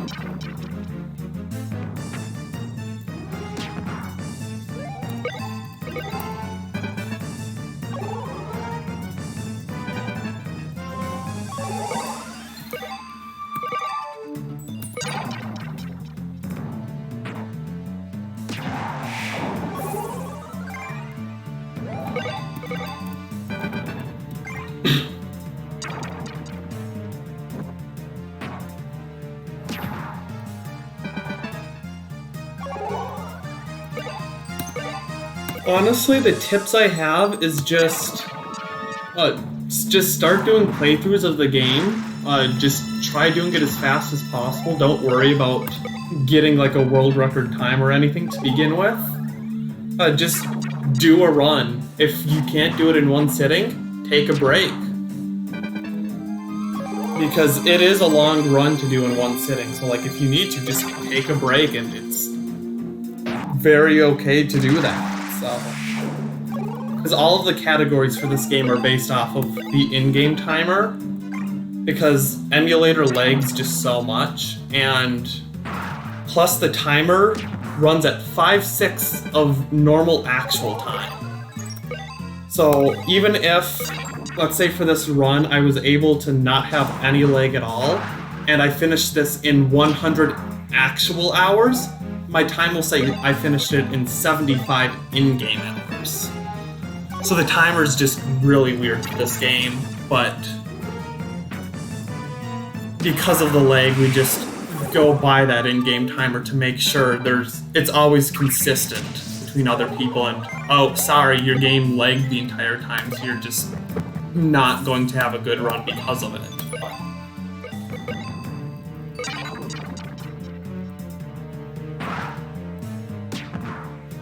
Oh, that didn't kill?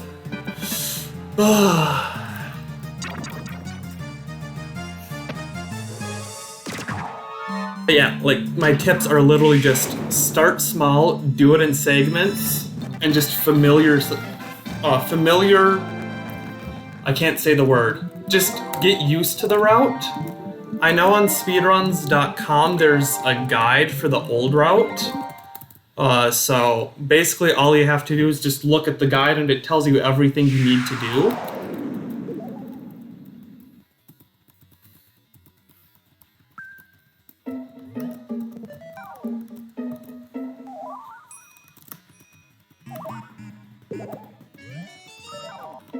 But yeah, like as of right now, it's only any% that has a guide to it, because I'm the only person that runs all Vivosaurs because nobody else is crazy enough to do it.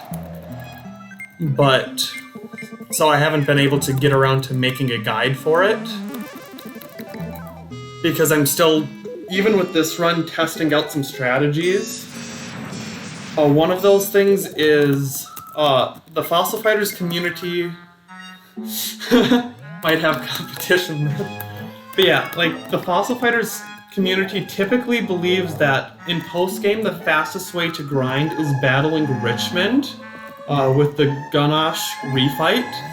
However, with this run, I'm trying to disprove that and say what I've believed the entire time to be the fastest route actually is. And that's by just battling McJunker until he has to retire because he's lost so many times. He doesn't actually retire, I make that up, but... yeah, it's just... I feel bad for McJunker because for every Vivosaur you typically have to battle... Let's see... If you're rank 8, it takes 5... It takes 20 battles for one Vivosaur that's rank 8 to get to rank 20. Or not 20, that's champions. From 8 to 12 it takes 20 it takes 20 battles to go from rank 8 to 12. So you can do that for 2 Vivosaurs at a time. Figure you do that for 100. That's 20,000 battles. It's a very rough estimate, but it's like, poor McJunker, you lost so many times. Yeah, it's not going to be exactly that many, because you're going to get Vivosaurs that are already rank 12 just from the playthrough through the story. Like, I'll be using Compso eventually. When I use Compso, he'll easily be max rank.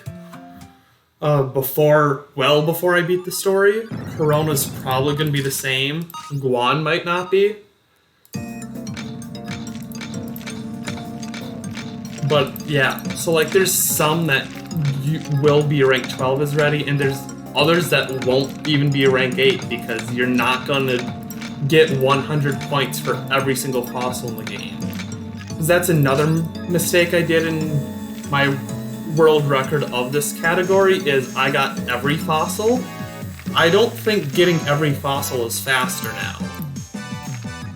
What I believe now is just go through the dig site and just make sure you get all of the heads. If you don't, use Igno to get the heads, because little known fact, if you have Igno in your team, you will only dig up head fossils. Only. So it's just like the head mask in Champions, but it's even more broken. Because in Champions, it does limit the number of fossils you can get. However, in this game, in this game, what it does is everything still randomizes like normal. So the fossils will be distributed out into the dig site, randomized to what they belong to. But then if you have Igno, it randomizes, let's say, in this dig site, I get Futabi Body, randomized for a certain fossil. If you do that, Futabi Body will still spawn there if I went to a VMM, took Igno off. If I do that in Champions, it doesn't work that way, it just limits the fossils. Here, it's the same amount, so you get a lot of head fossils. So it's very easy to revive Vivosaurs, so what I believe is just go to a dig site a few times. Once you realize, oh, I'm not getting Packy Head or something, then you just put on Igno get Packy Head, revive it, and then just give up on the rest of Packy's parts. The Vivosaurs I'm expecting to do this for would be... Great, a jail bar. I hate you, Futabi. But the Vivosaurs I'm expecting to need to do that for are Packy, Nihu, and if I'm really unlucky, Perso. Because Packy and Nihu are just both very rare in Parchment Desert and Cold Feet Glacier. And then Perso is sometimes a big jerk. But yeah, basically what I'm trying to say is a lot more fossils spawn with Igno in your party than the head mask and champions. So it just greatly improves your odds of getting what you need. Because any of the 4 fossils, if it was randomized to that, will give you that Vivosaur's head.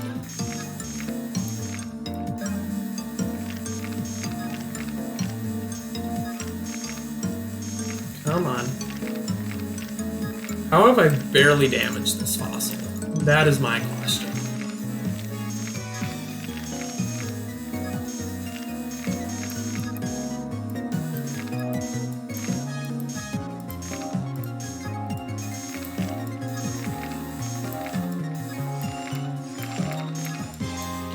Nope, Frigi doesn't have anything like that. Frigi's just already good, so they didn't give Frigi anything else. Because Frigi is super broken, and that's what I will be switching to once I get to the post-game. I'll take Corona off and put Frigi on.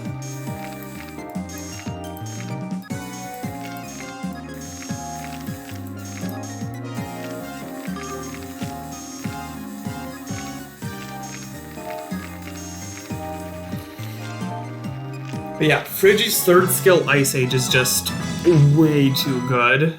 Like, way too good.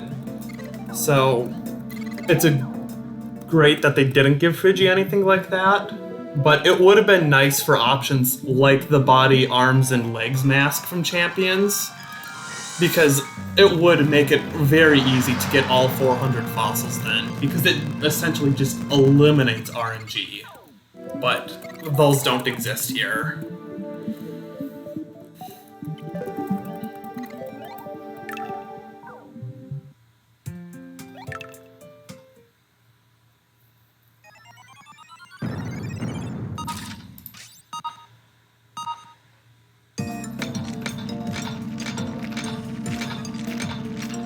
Come on, how is... There we go. I've got so many duels. But yeah, this game is very weird with money, where right now, I need all the money I can get because there's so many things I need to get as soon as possible that are very expensive. The biggest one right now being the 2nd fossil chip, and then eventually case upgrades, which are very expensive. But then, once I get that, it's like, I don't need money at all. Like, stop giving me jewel rocks.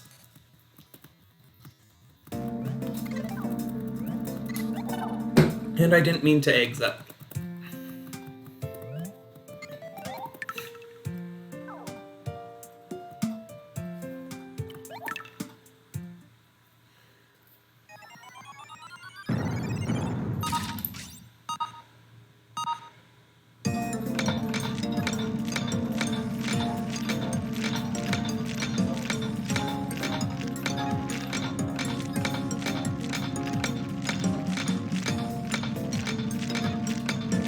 Did I damage it already?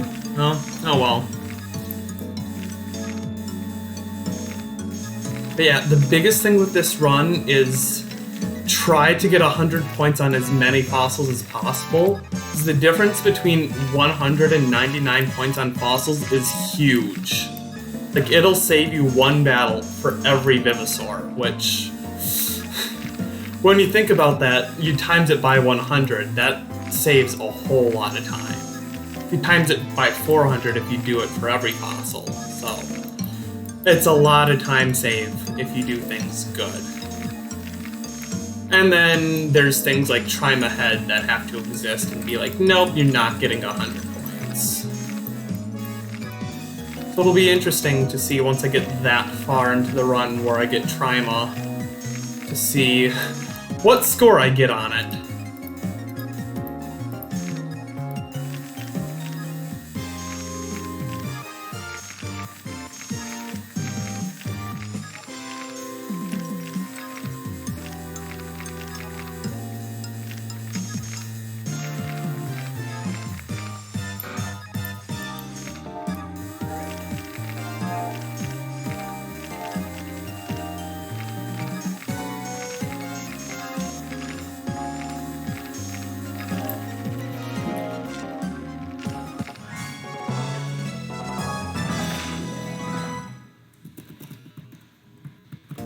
That should finish.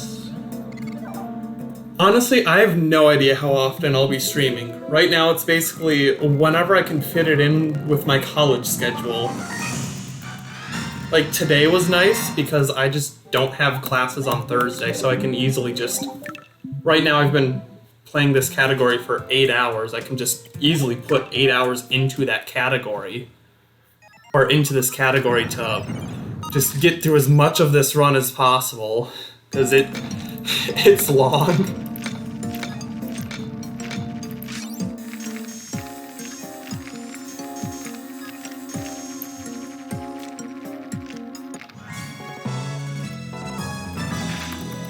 But yeah, I'm really hoping though that my strategies for late game end up actually saving time, because the worst thing, I'm just worried what's going to happen is I'm going to finish this all and be like 3 minutes off of my PB or whatever, something like that, and it's just gonna be like, really?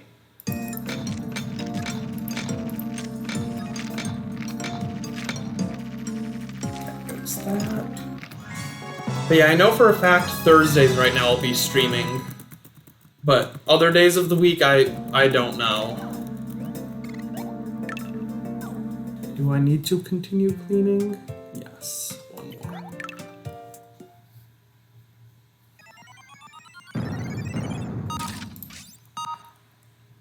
But yeah, I'll probably see if I can get a stream in tomorrow. So streaming tomorrow, let's see, probably or sometime around 6:30 Central Time. I don't know what time that makes it for you.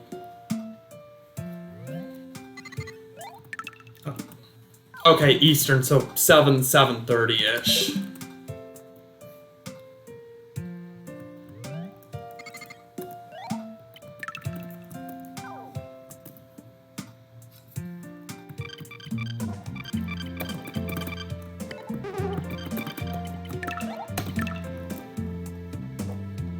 Okay, I think this is the moment of truth. I finally talked to the donation point person to see how many donation points I actually have.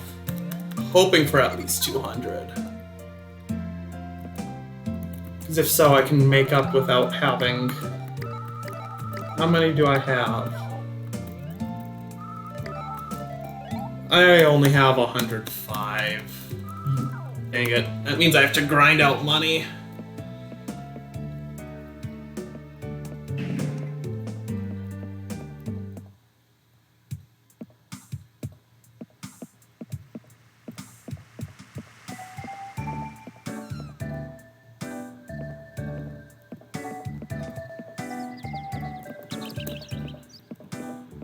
Yes, 200 is what I want right now to get Kamso's head.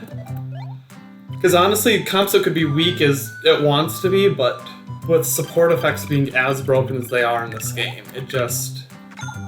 Oh, okay, I only have to grind 2,000. That's not bad. That's literally just 2 jewel rocks. But yes, 200 is Kamso. I'll be getting Kamso's head, and then neglecting it for a while, because it can be rank 1 and still just survive because of its support effects. I'll just have to make sure I get a few more parts to it before I try the master level up cycle.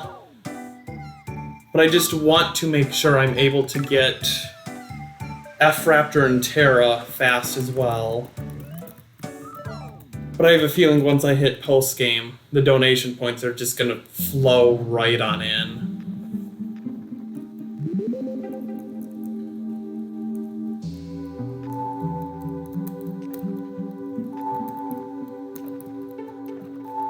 Actually, thinking about it, I haven't saved in a while. I want to save. Yeah, I haven't saved in nearly 2 in-game hours.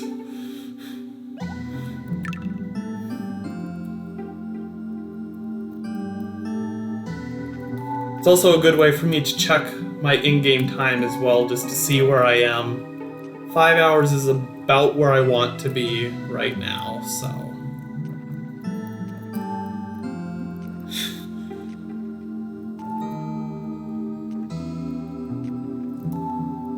But yeah, I just realized I was trying to just only save between chapters, but then I realized I've been in chapter 4 for a while. I should probably save.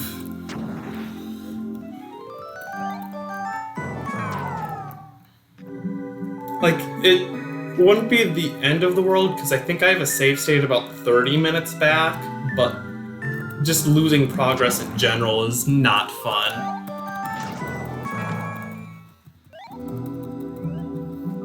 Here's one jewel rock that I need.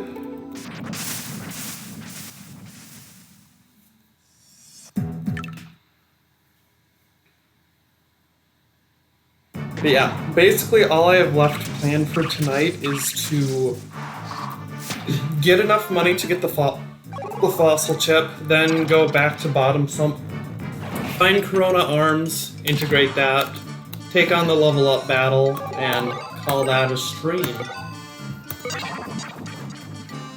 And I meant to attack you, Raptor. Whatever. But that did almost everything anyways, so...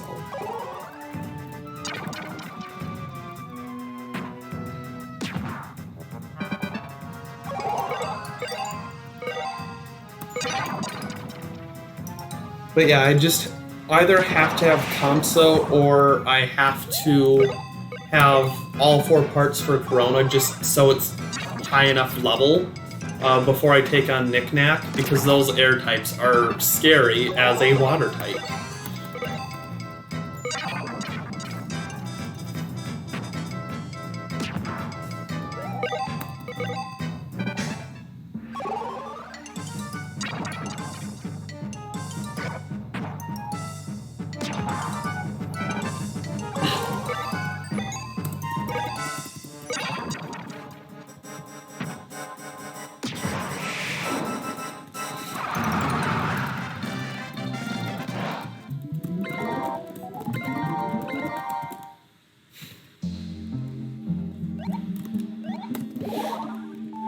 There's one jewel rock.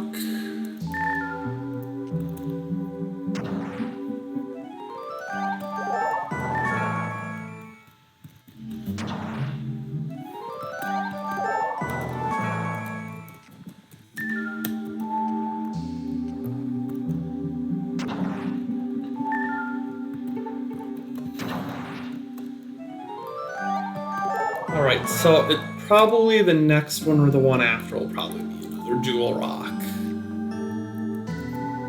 Because jewel rocks, the way they spawn is weird. So what it does is the game determines this is where fossils will be, these are the fossils they are. It does it in 2 different stages. When you walk into the dig site, it determines where they are, but upon loading in, it determines what they are. But jewel rocks work differently, where they work on a cycle, where the game randomly determines how many fossils you dig up in between each one. So like this jewel rock here, if I went to dig up a different fossil, that one would have been the jewel rock, and I come back there, and that would have been some actual fossil. So it usually falls between every 3 to 5 fossils you dig up, you'll dig up a jewel rock. So it's just kind of weird how it ends up working, but please don't knock. You're going to, aren't you? Oh, you didn't. But yeah, it just works on a cycle like that. But the other thing with fossils is the difference between when it determines where fossils are and what they are. When it determines when they are, it determines which Vivosaur it belongs to as well, but it isn't until you walk into the dig site it determines what it is. So right now, if I were to dig up a fossil, it might be Corona Head.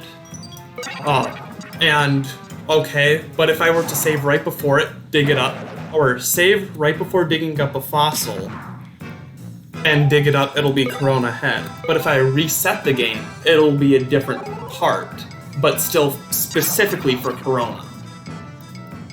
So it's really weird, so you can sometimes use that to cheese certain things. Of course you did. But yeah, you can use that to sometimes just cheese out certain fossils that the game just doesn't want to give you.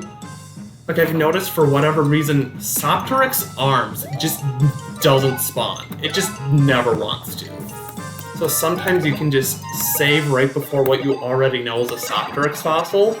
Just keep resetting until you get an Arms fossil.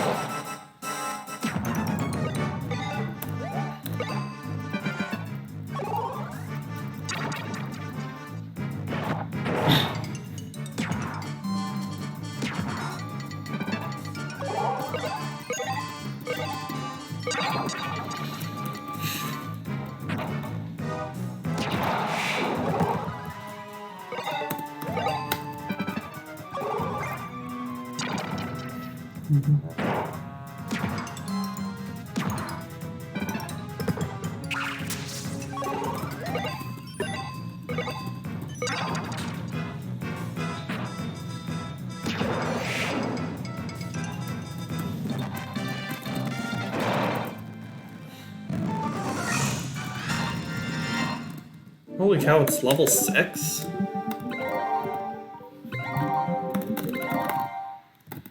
That's a lot of battles Venator's been present for then.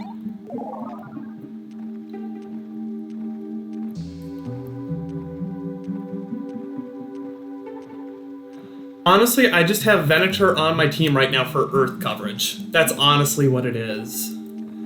And even for the any percent speedrun, that's what it is there, is it's just your best option for an attacking Earth type. It's not great, but that's your best option for an attacking Earth type.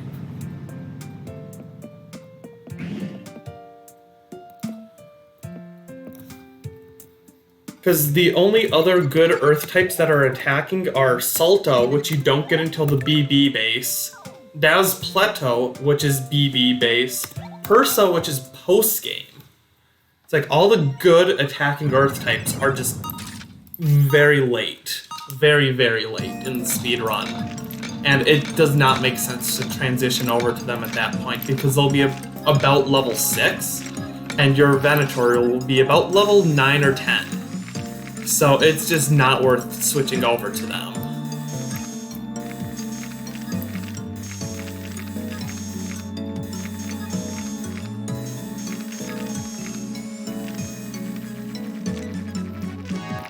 Because yeah, like with this speedrun, the only reason why I'm able to run Corona here but the any percent run doesn't is I buy the first fossil chip way earlier than what any percent would do. Because I buy the first fossil chip in Chapter 3. You don't buy your first fossil chip and the only fossil chip until late Chapter 4. And in which that point, your Spinax, Venator, and S-Raptor are going to be so high level, it doesn't make sense to swap over to Corona. And the only reason why Elasmo is there is it has higher attack than Corona does at low ranks. At higher ranks, Corona does Triumph Elasmo. Plus, with Elasmo being long range and having a cheaper base skill than Corona, it does do good in getting a lot of really big chip damage in, if need be.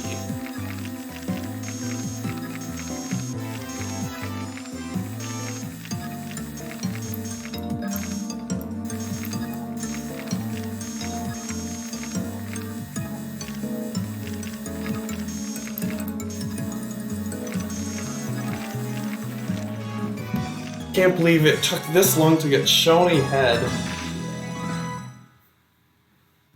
And I still don't even have a Lasma or Plesio head.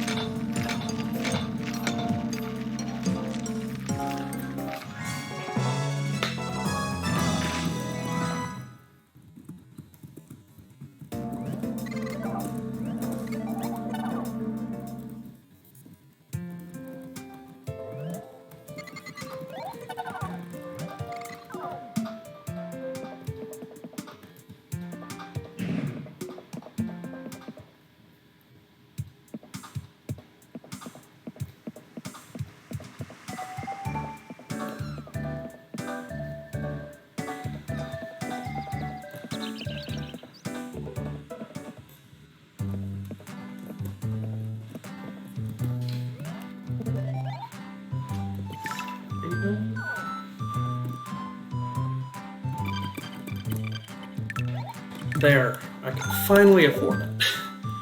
Now let's just hope RNG does not push off Corona Arms for very long.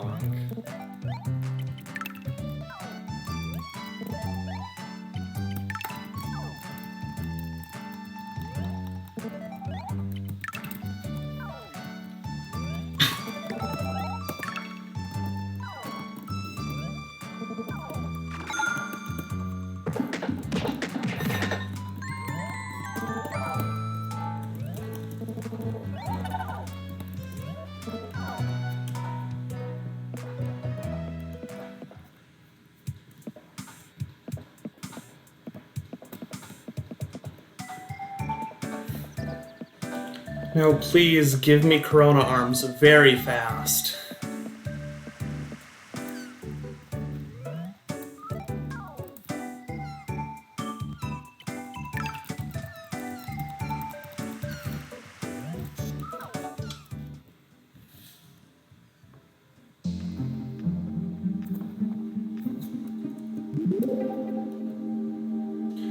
And that looks very weird. I'm not used to seeing that background without having any of the other stuff that shows on the sonar.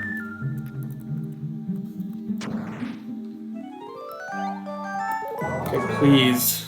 Nope.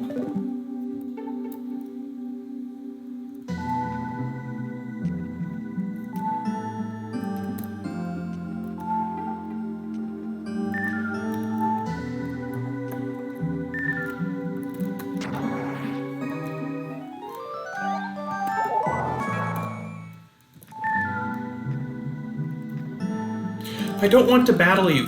Just get off the fossil.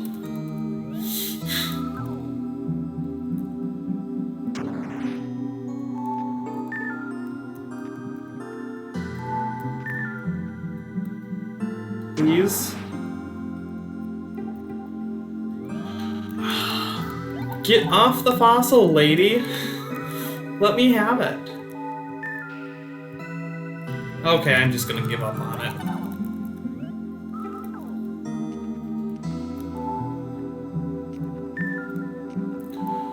Yeah, that happens sometimes where it's either under a person or just right next to an unbreakable rock or something. So the game just thinks you're trying to hammer the hammer the rock, and it's like, no, I'm not trying to. Oh, Jewel Rocks, I still need ya. I wish I could say no, but it's gonna set me up very poorly for Chapter 5 and onwards if I don't. How is this my first battle against Django right now?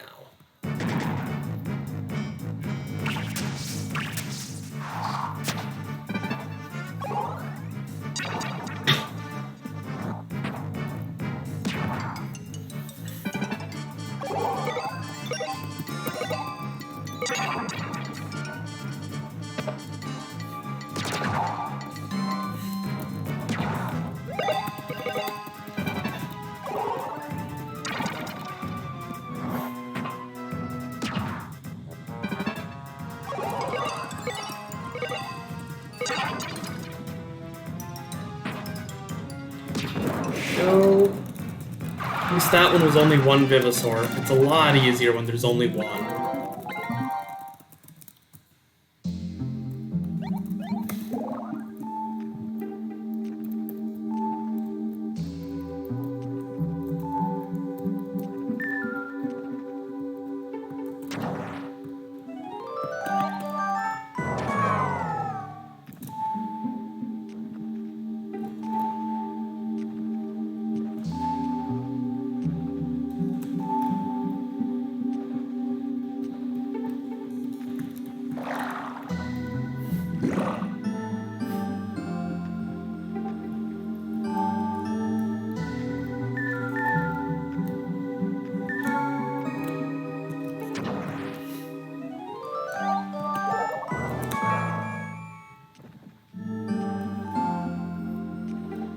Come on, please give me new fossils.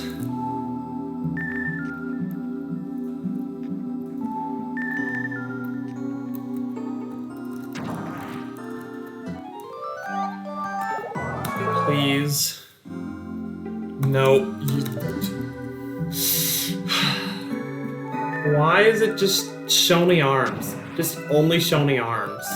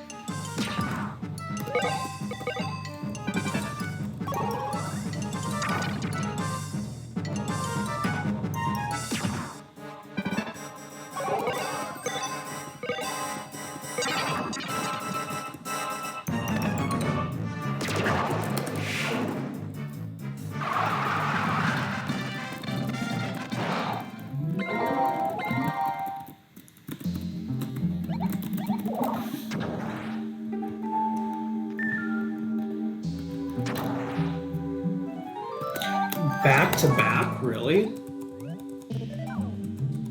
Well, I'm definitely gonna get the next case upgrade then. And finally be able to get a fossil filter.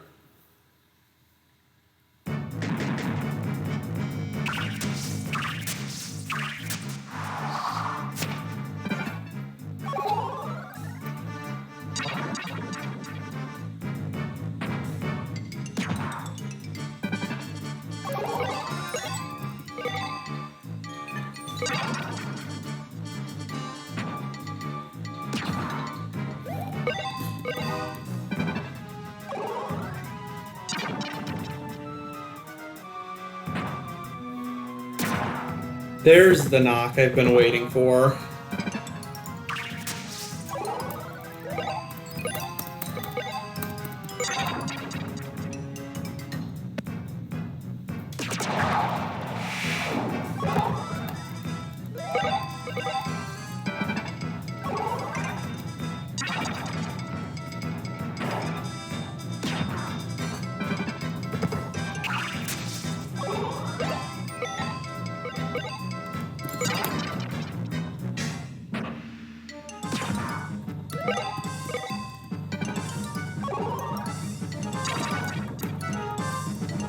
Please knock.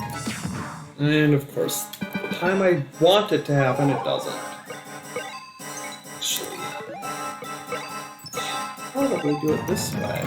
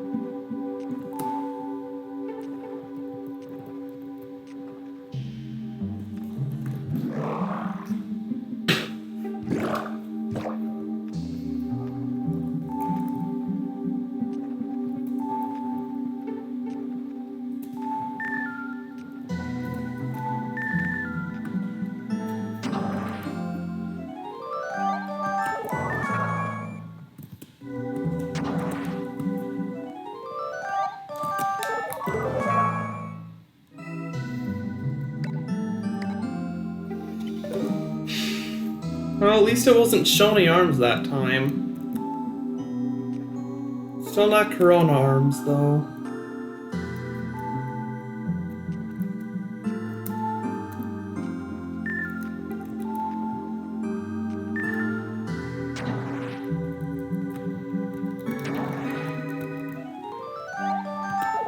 Please, just let me get out of Bottomsome Bay right now. No, stop giving me Plesio Head now. That's 2 in a row.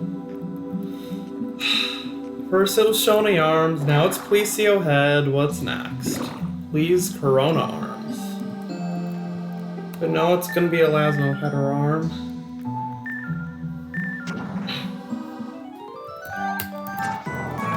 Honestly, I think after this trip through the dig site, I might just have to call it a night anyways. I'm starting to get really tired, and that's not a good sign, speedrunning while tired. I mean, those are fossils I still need. Like, to finish this run, I do need Plesio Head 100%, and Shony Arms, if I clean that, gives me a whole lot less grinding I have to do. But it's just, there's more pressing urgencies right now.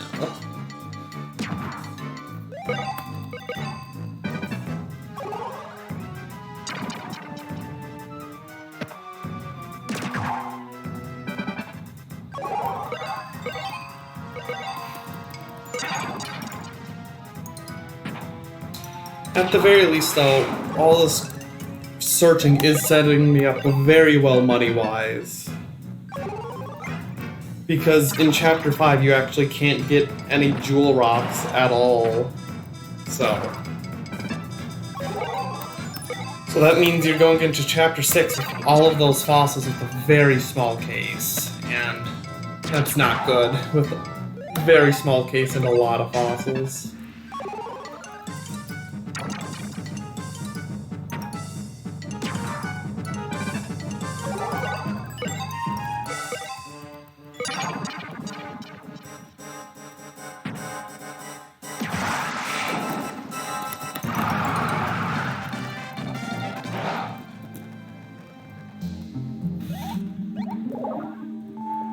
I'm surprised nobody gained LP from that. Wow.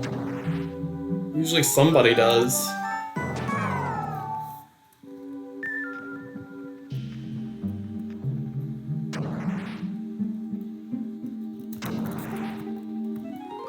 Please, maybe? There it is. That's Corona Arms right there. That's what I'm looking for.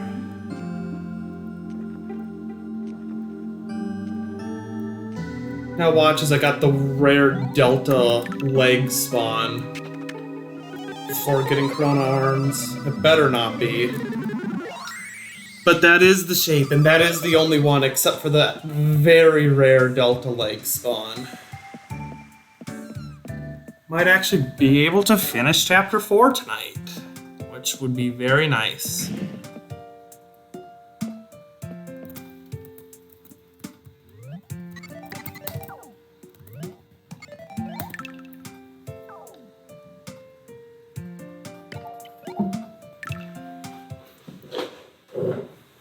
Now a surprisingly easy fossil for Corona. Yep, that's its arms.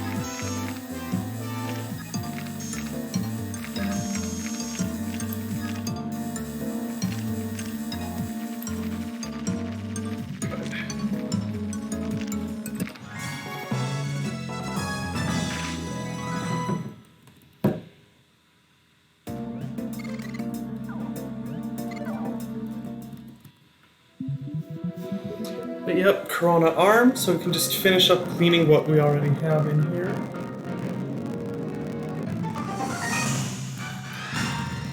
But yep, there we go.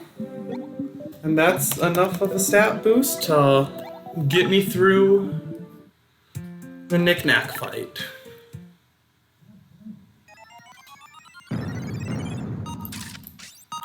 But hello, Plesio.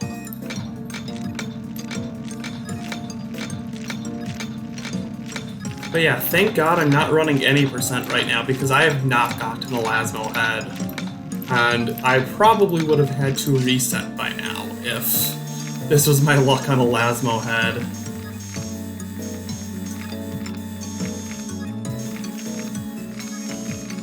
But this is All Vivosaurs, so I don't need a Elasmo head quite yet, and I can come back and get it very easily later.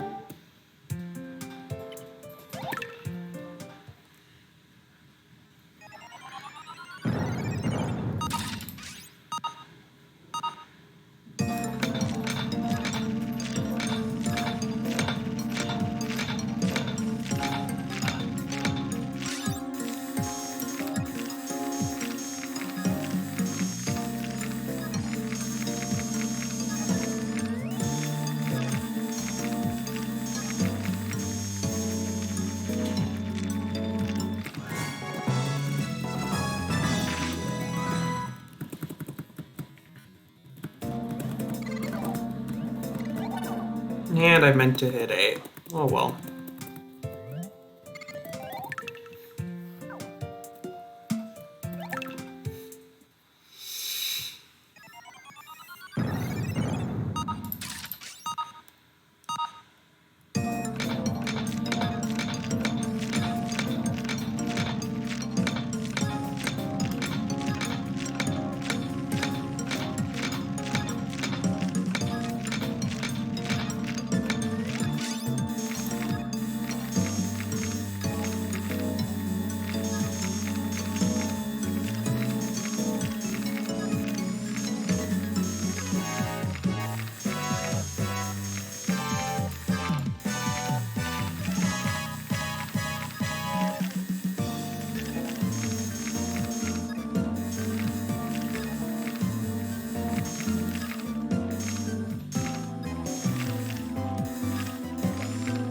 I mean, I don't think you have to use Corona, because honestly, it probably isn't too much faster.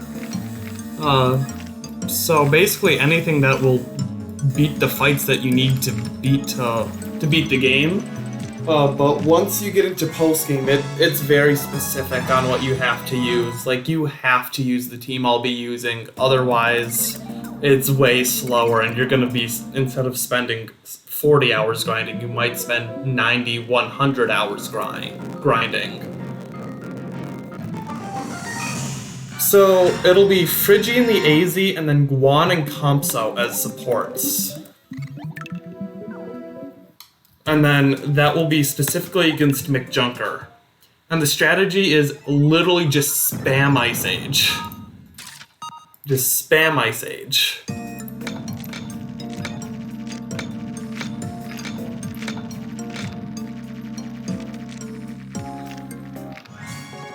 Yeah, I've tried seeing if I can change around that team composition, but if you change it at all, the fight just slows down so much.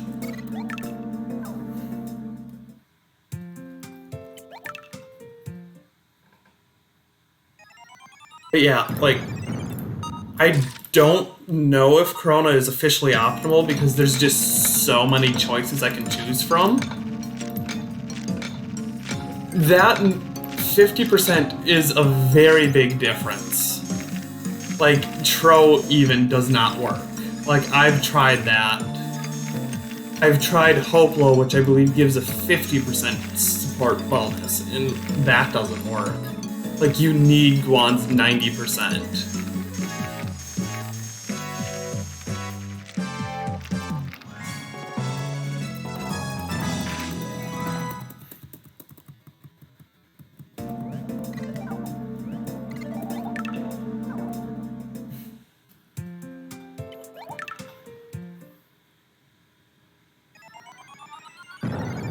Yeah, it's... Post-game is a lot tighter than you would expect it to be. Because that's one where the community as a whole, rather than just a me, has done testing. Like, the whole community has. So it's a lot easier to know that, yes, this is the strat, and anything else will be slower.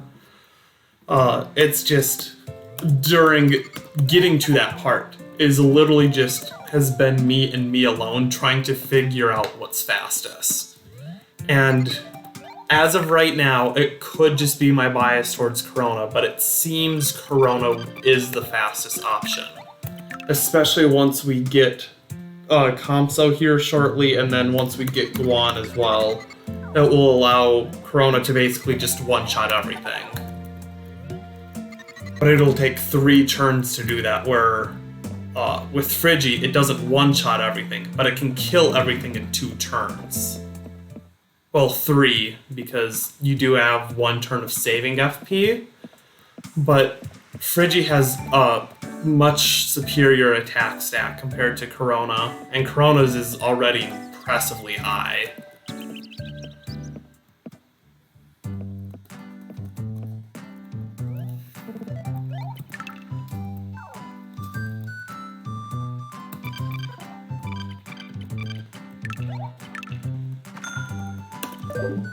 Oh, good, I can get both things I need.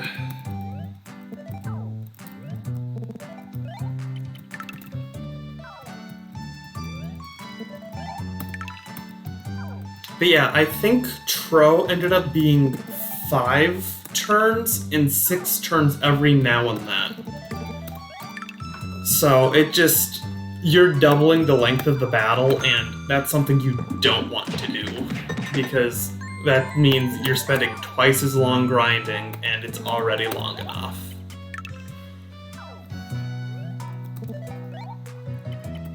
Not cleaning. I don't want cleaning.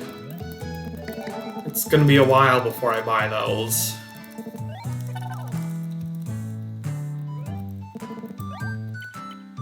There we go. Case.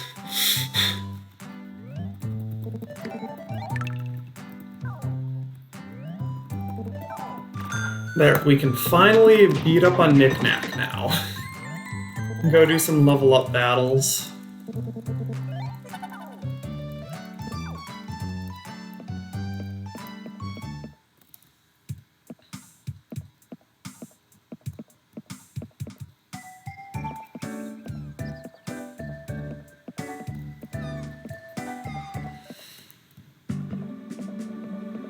And now it's time to see me not be graceful while cleaning.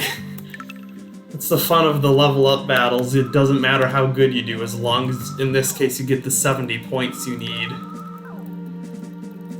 So you can just hammer away for almost all of the fossil. And it looks disgusting, but you don't keep it, and that's what's faster.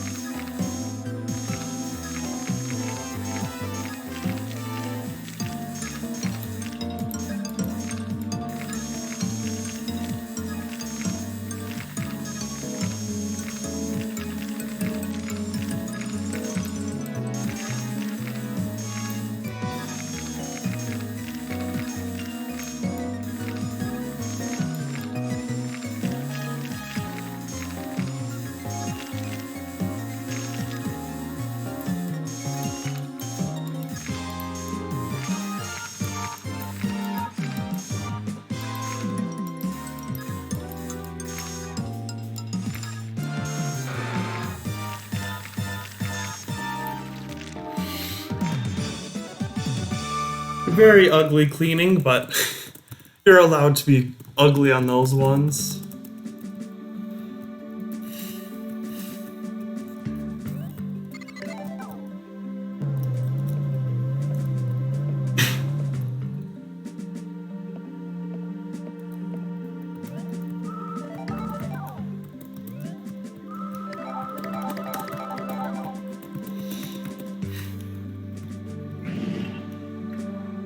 It's been nearly about 4 actual real-life hours since I've heard this battle music, but this music here is my favorite music in the game that's coming up.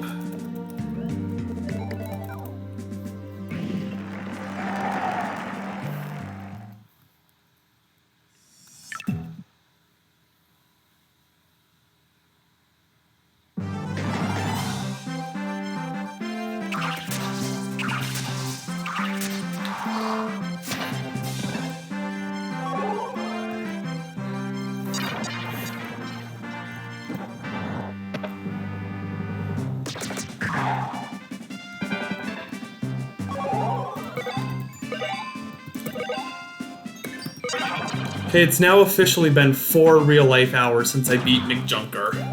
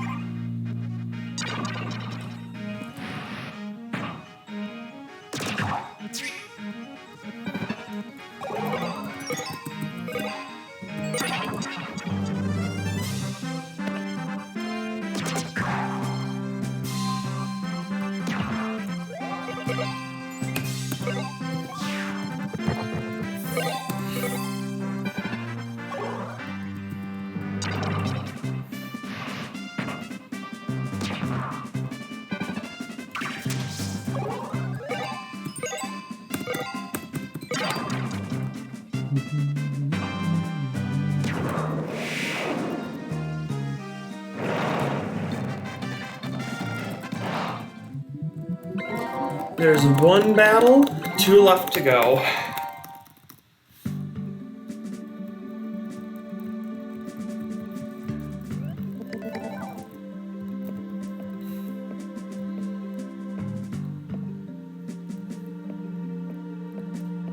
But yeah, right now I just have splits up right next to my game while I'm going through just to keep track of the actual time. However, so like that's how I know I just crossed 4 hours a little bit ago. And I already know that's not going to be my longest split because Chapter 8 is going to take forever. Because Chapter 8 is when my cleanup for every dig site is gonna be, because I already have to go to every dig site in Chapter 8 anyways, except for the BB base. And it's honestly faster to grind the BB base anyways while in Chapter 5. So, yeah, you go to every single dig site. So I get to play cleanup then. Because it gives me an excuse to go to all of those dig sites, so I'm not making an extra trip that I don't have to.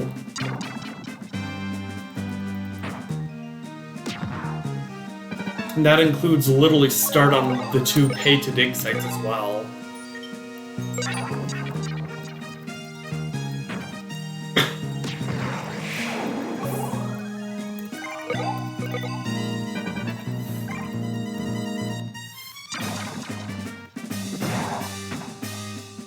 That knock? Yep, that is a knock.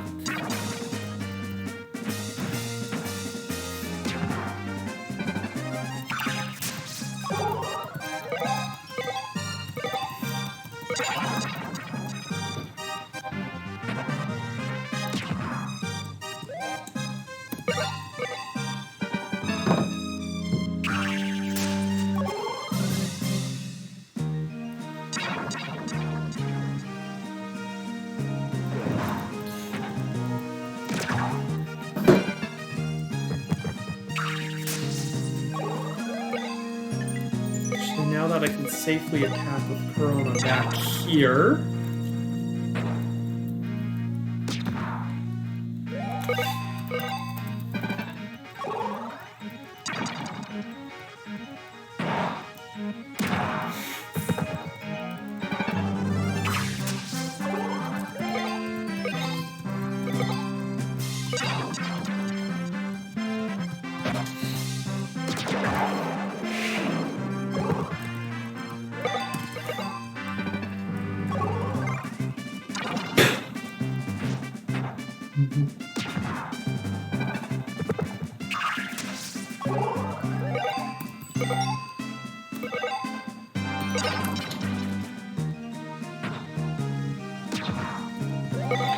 Right, next turn I'll win, because Goyo can't do all that much.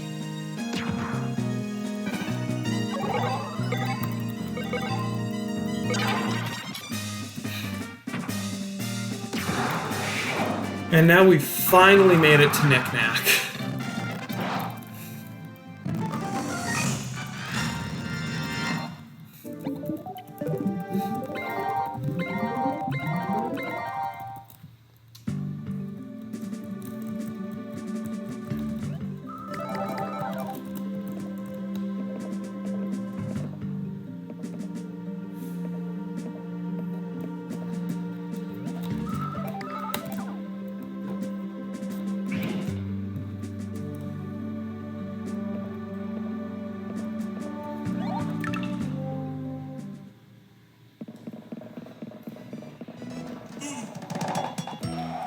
Oh, the final roadblock of Chapter 4, and the entire reason why you have to grind so much money here.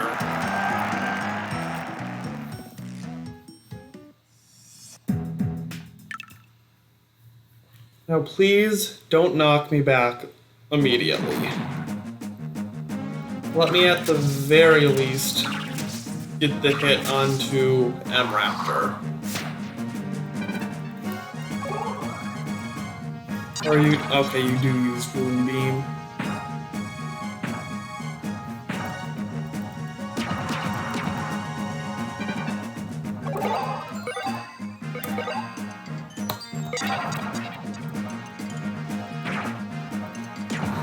you use Rune Beam again is the question. I hope you do. Okay, you use a potential knock skill. But you don't knock. Why even bother M-Claw? Yeah, it barely does anything.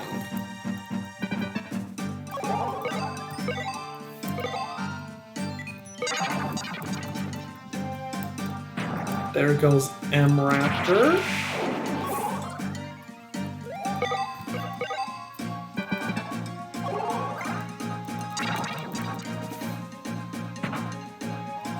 Scared.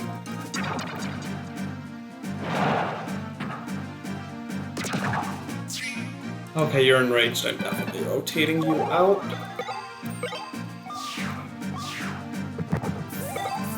And now go for a Wellsman.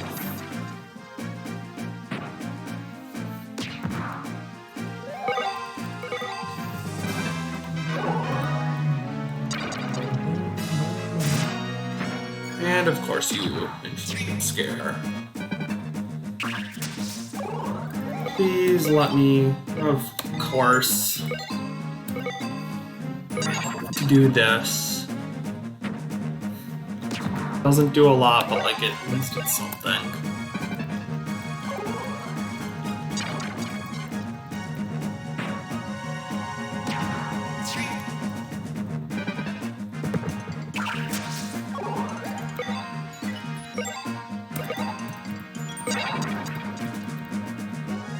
Kill. It doesn't. Okay, we can't have that. You're moving.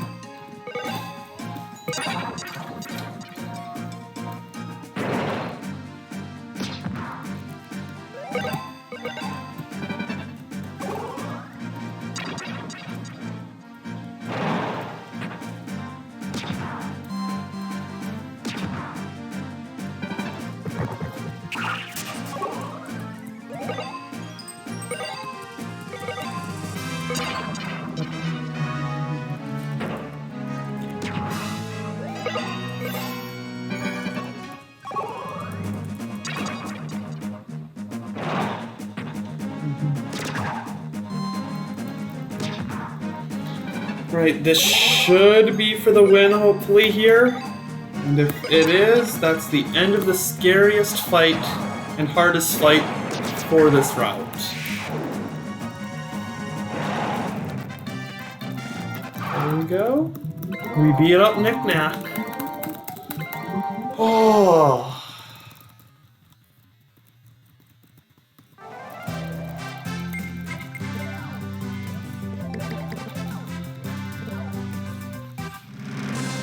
Level 5 fighter.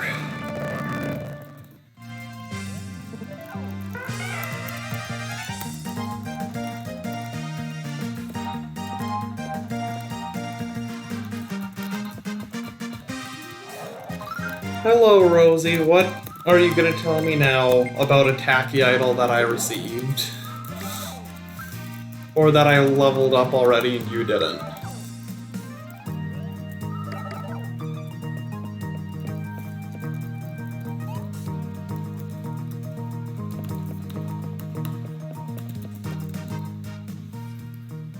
Oh, I finally made it to the end of chapter 4. My least favorite chapter. Save. 5 hours, 51 minutes. That's literally the world record for any percent, basically. But with that, I am going to probably call that it for this stream. So what we're going to do is I'm just going to see maybe who's out there in terms of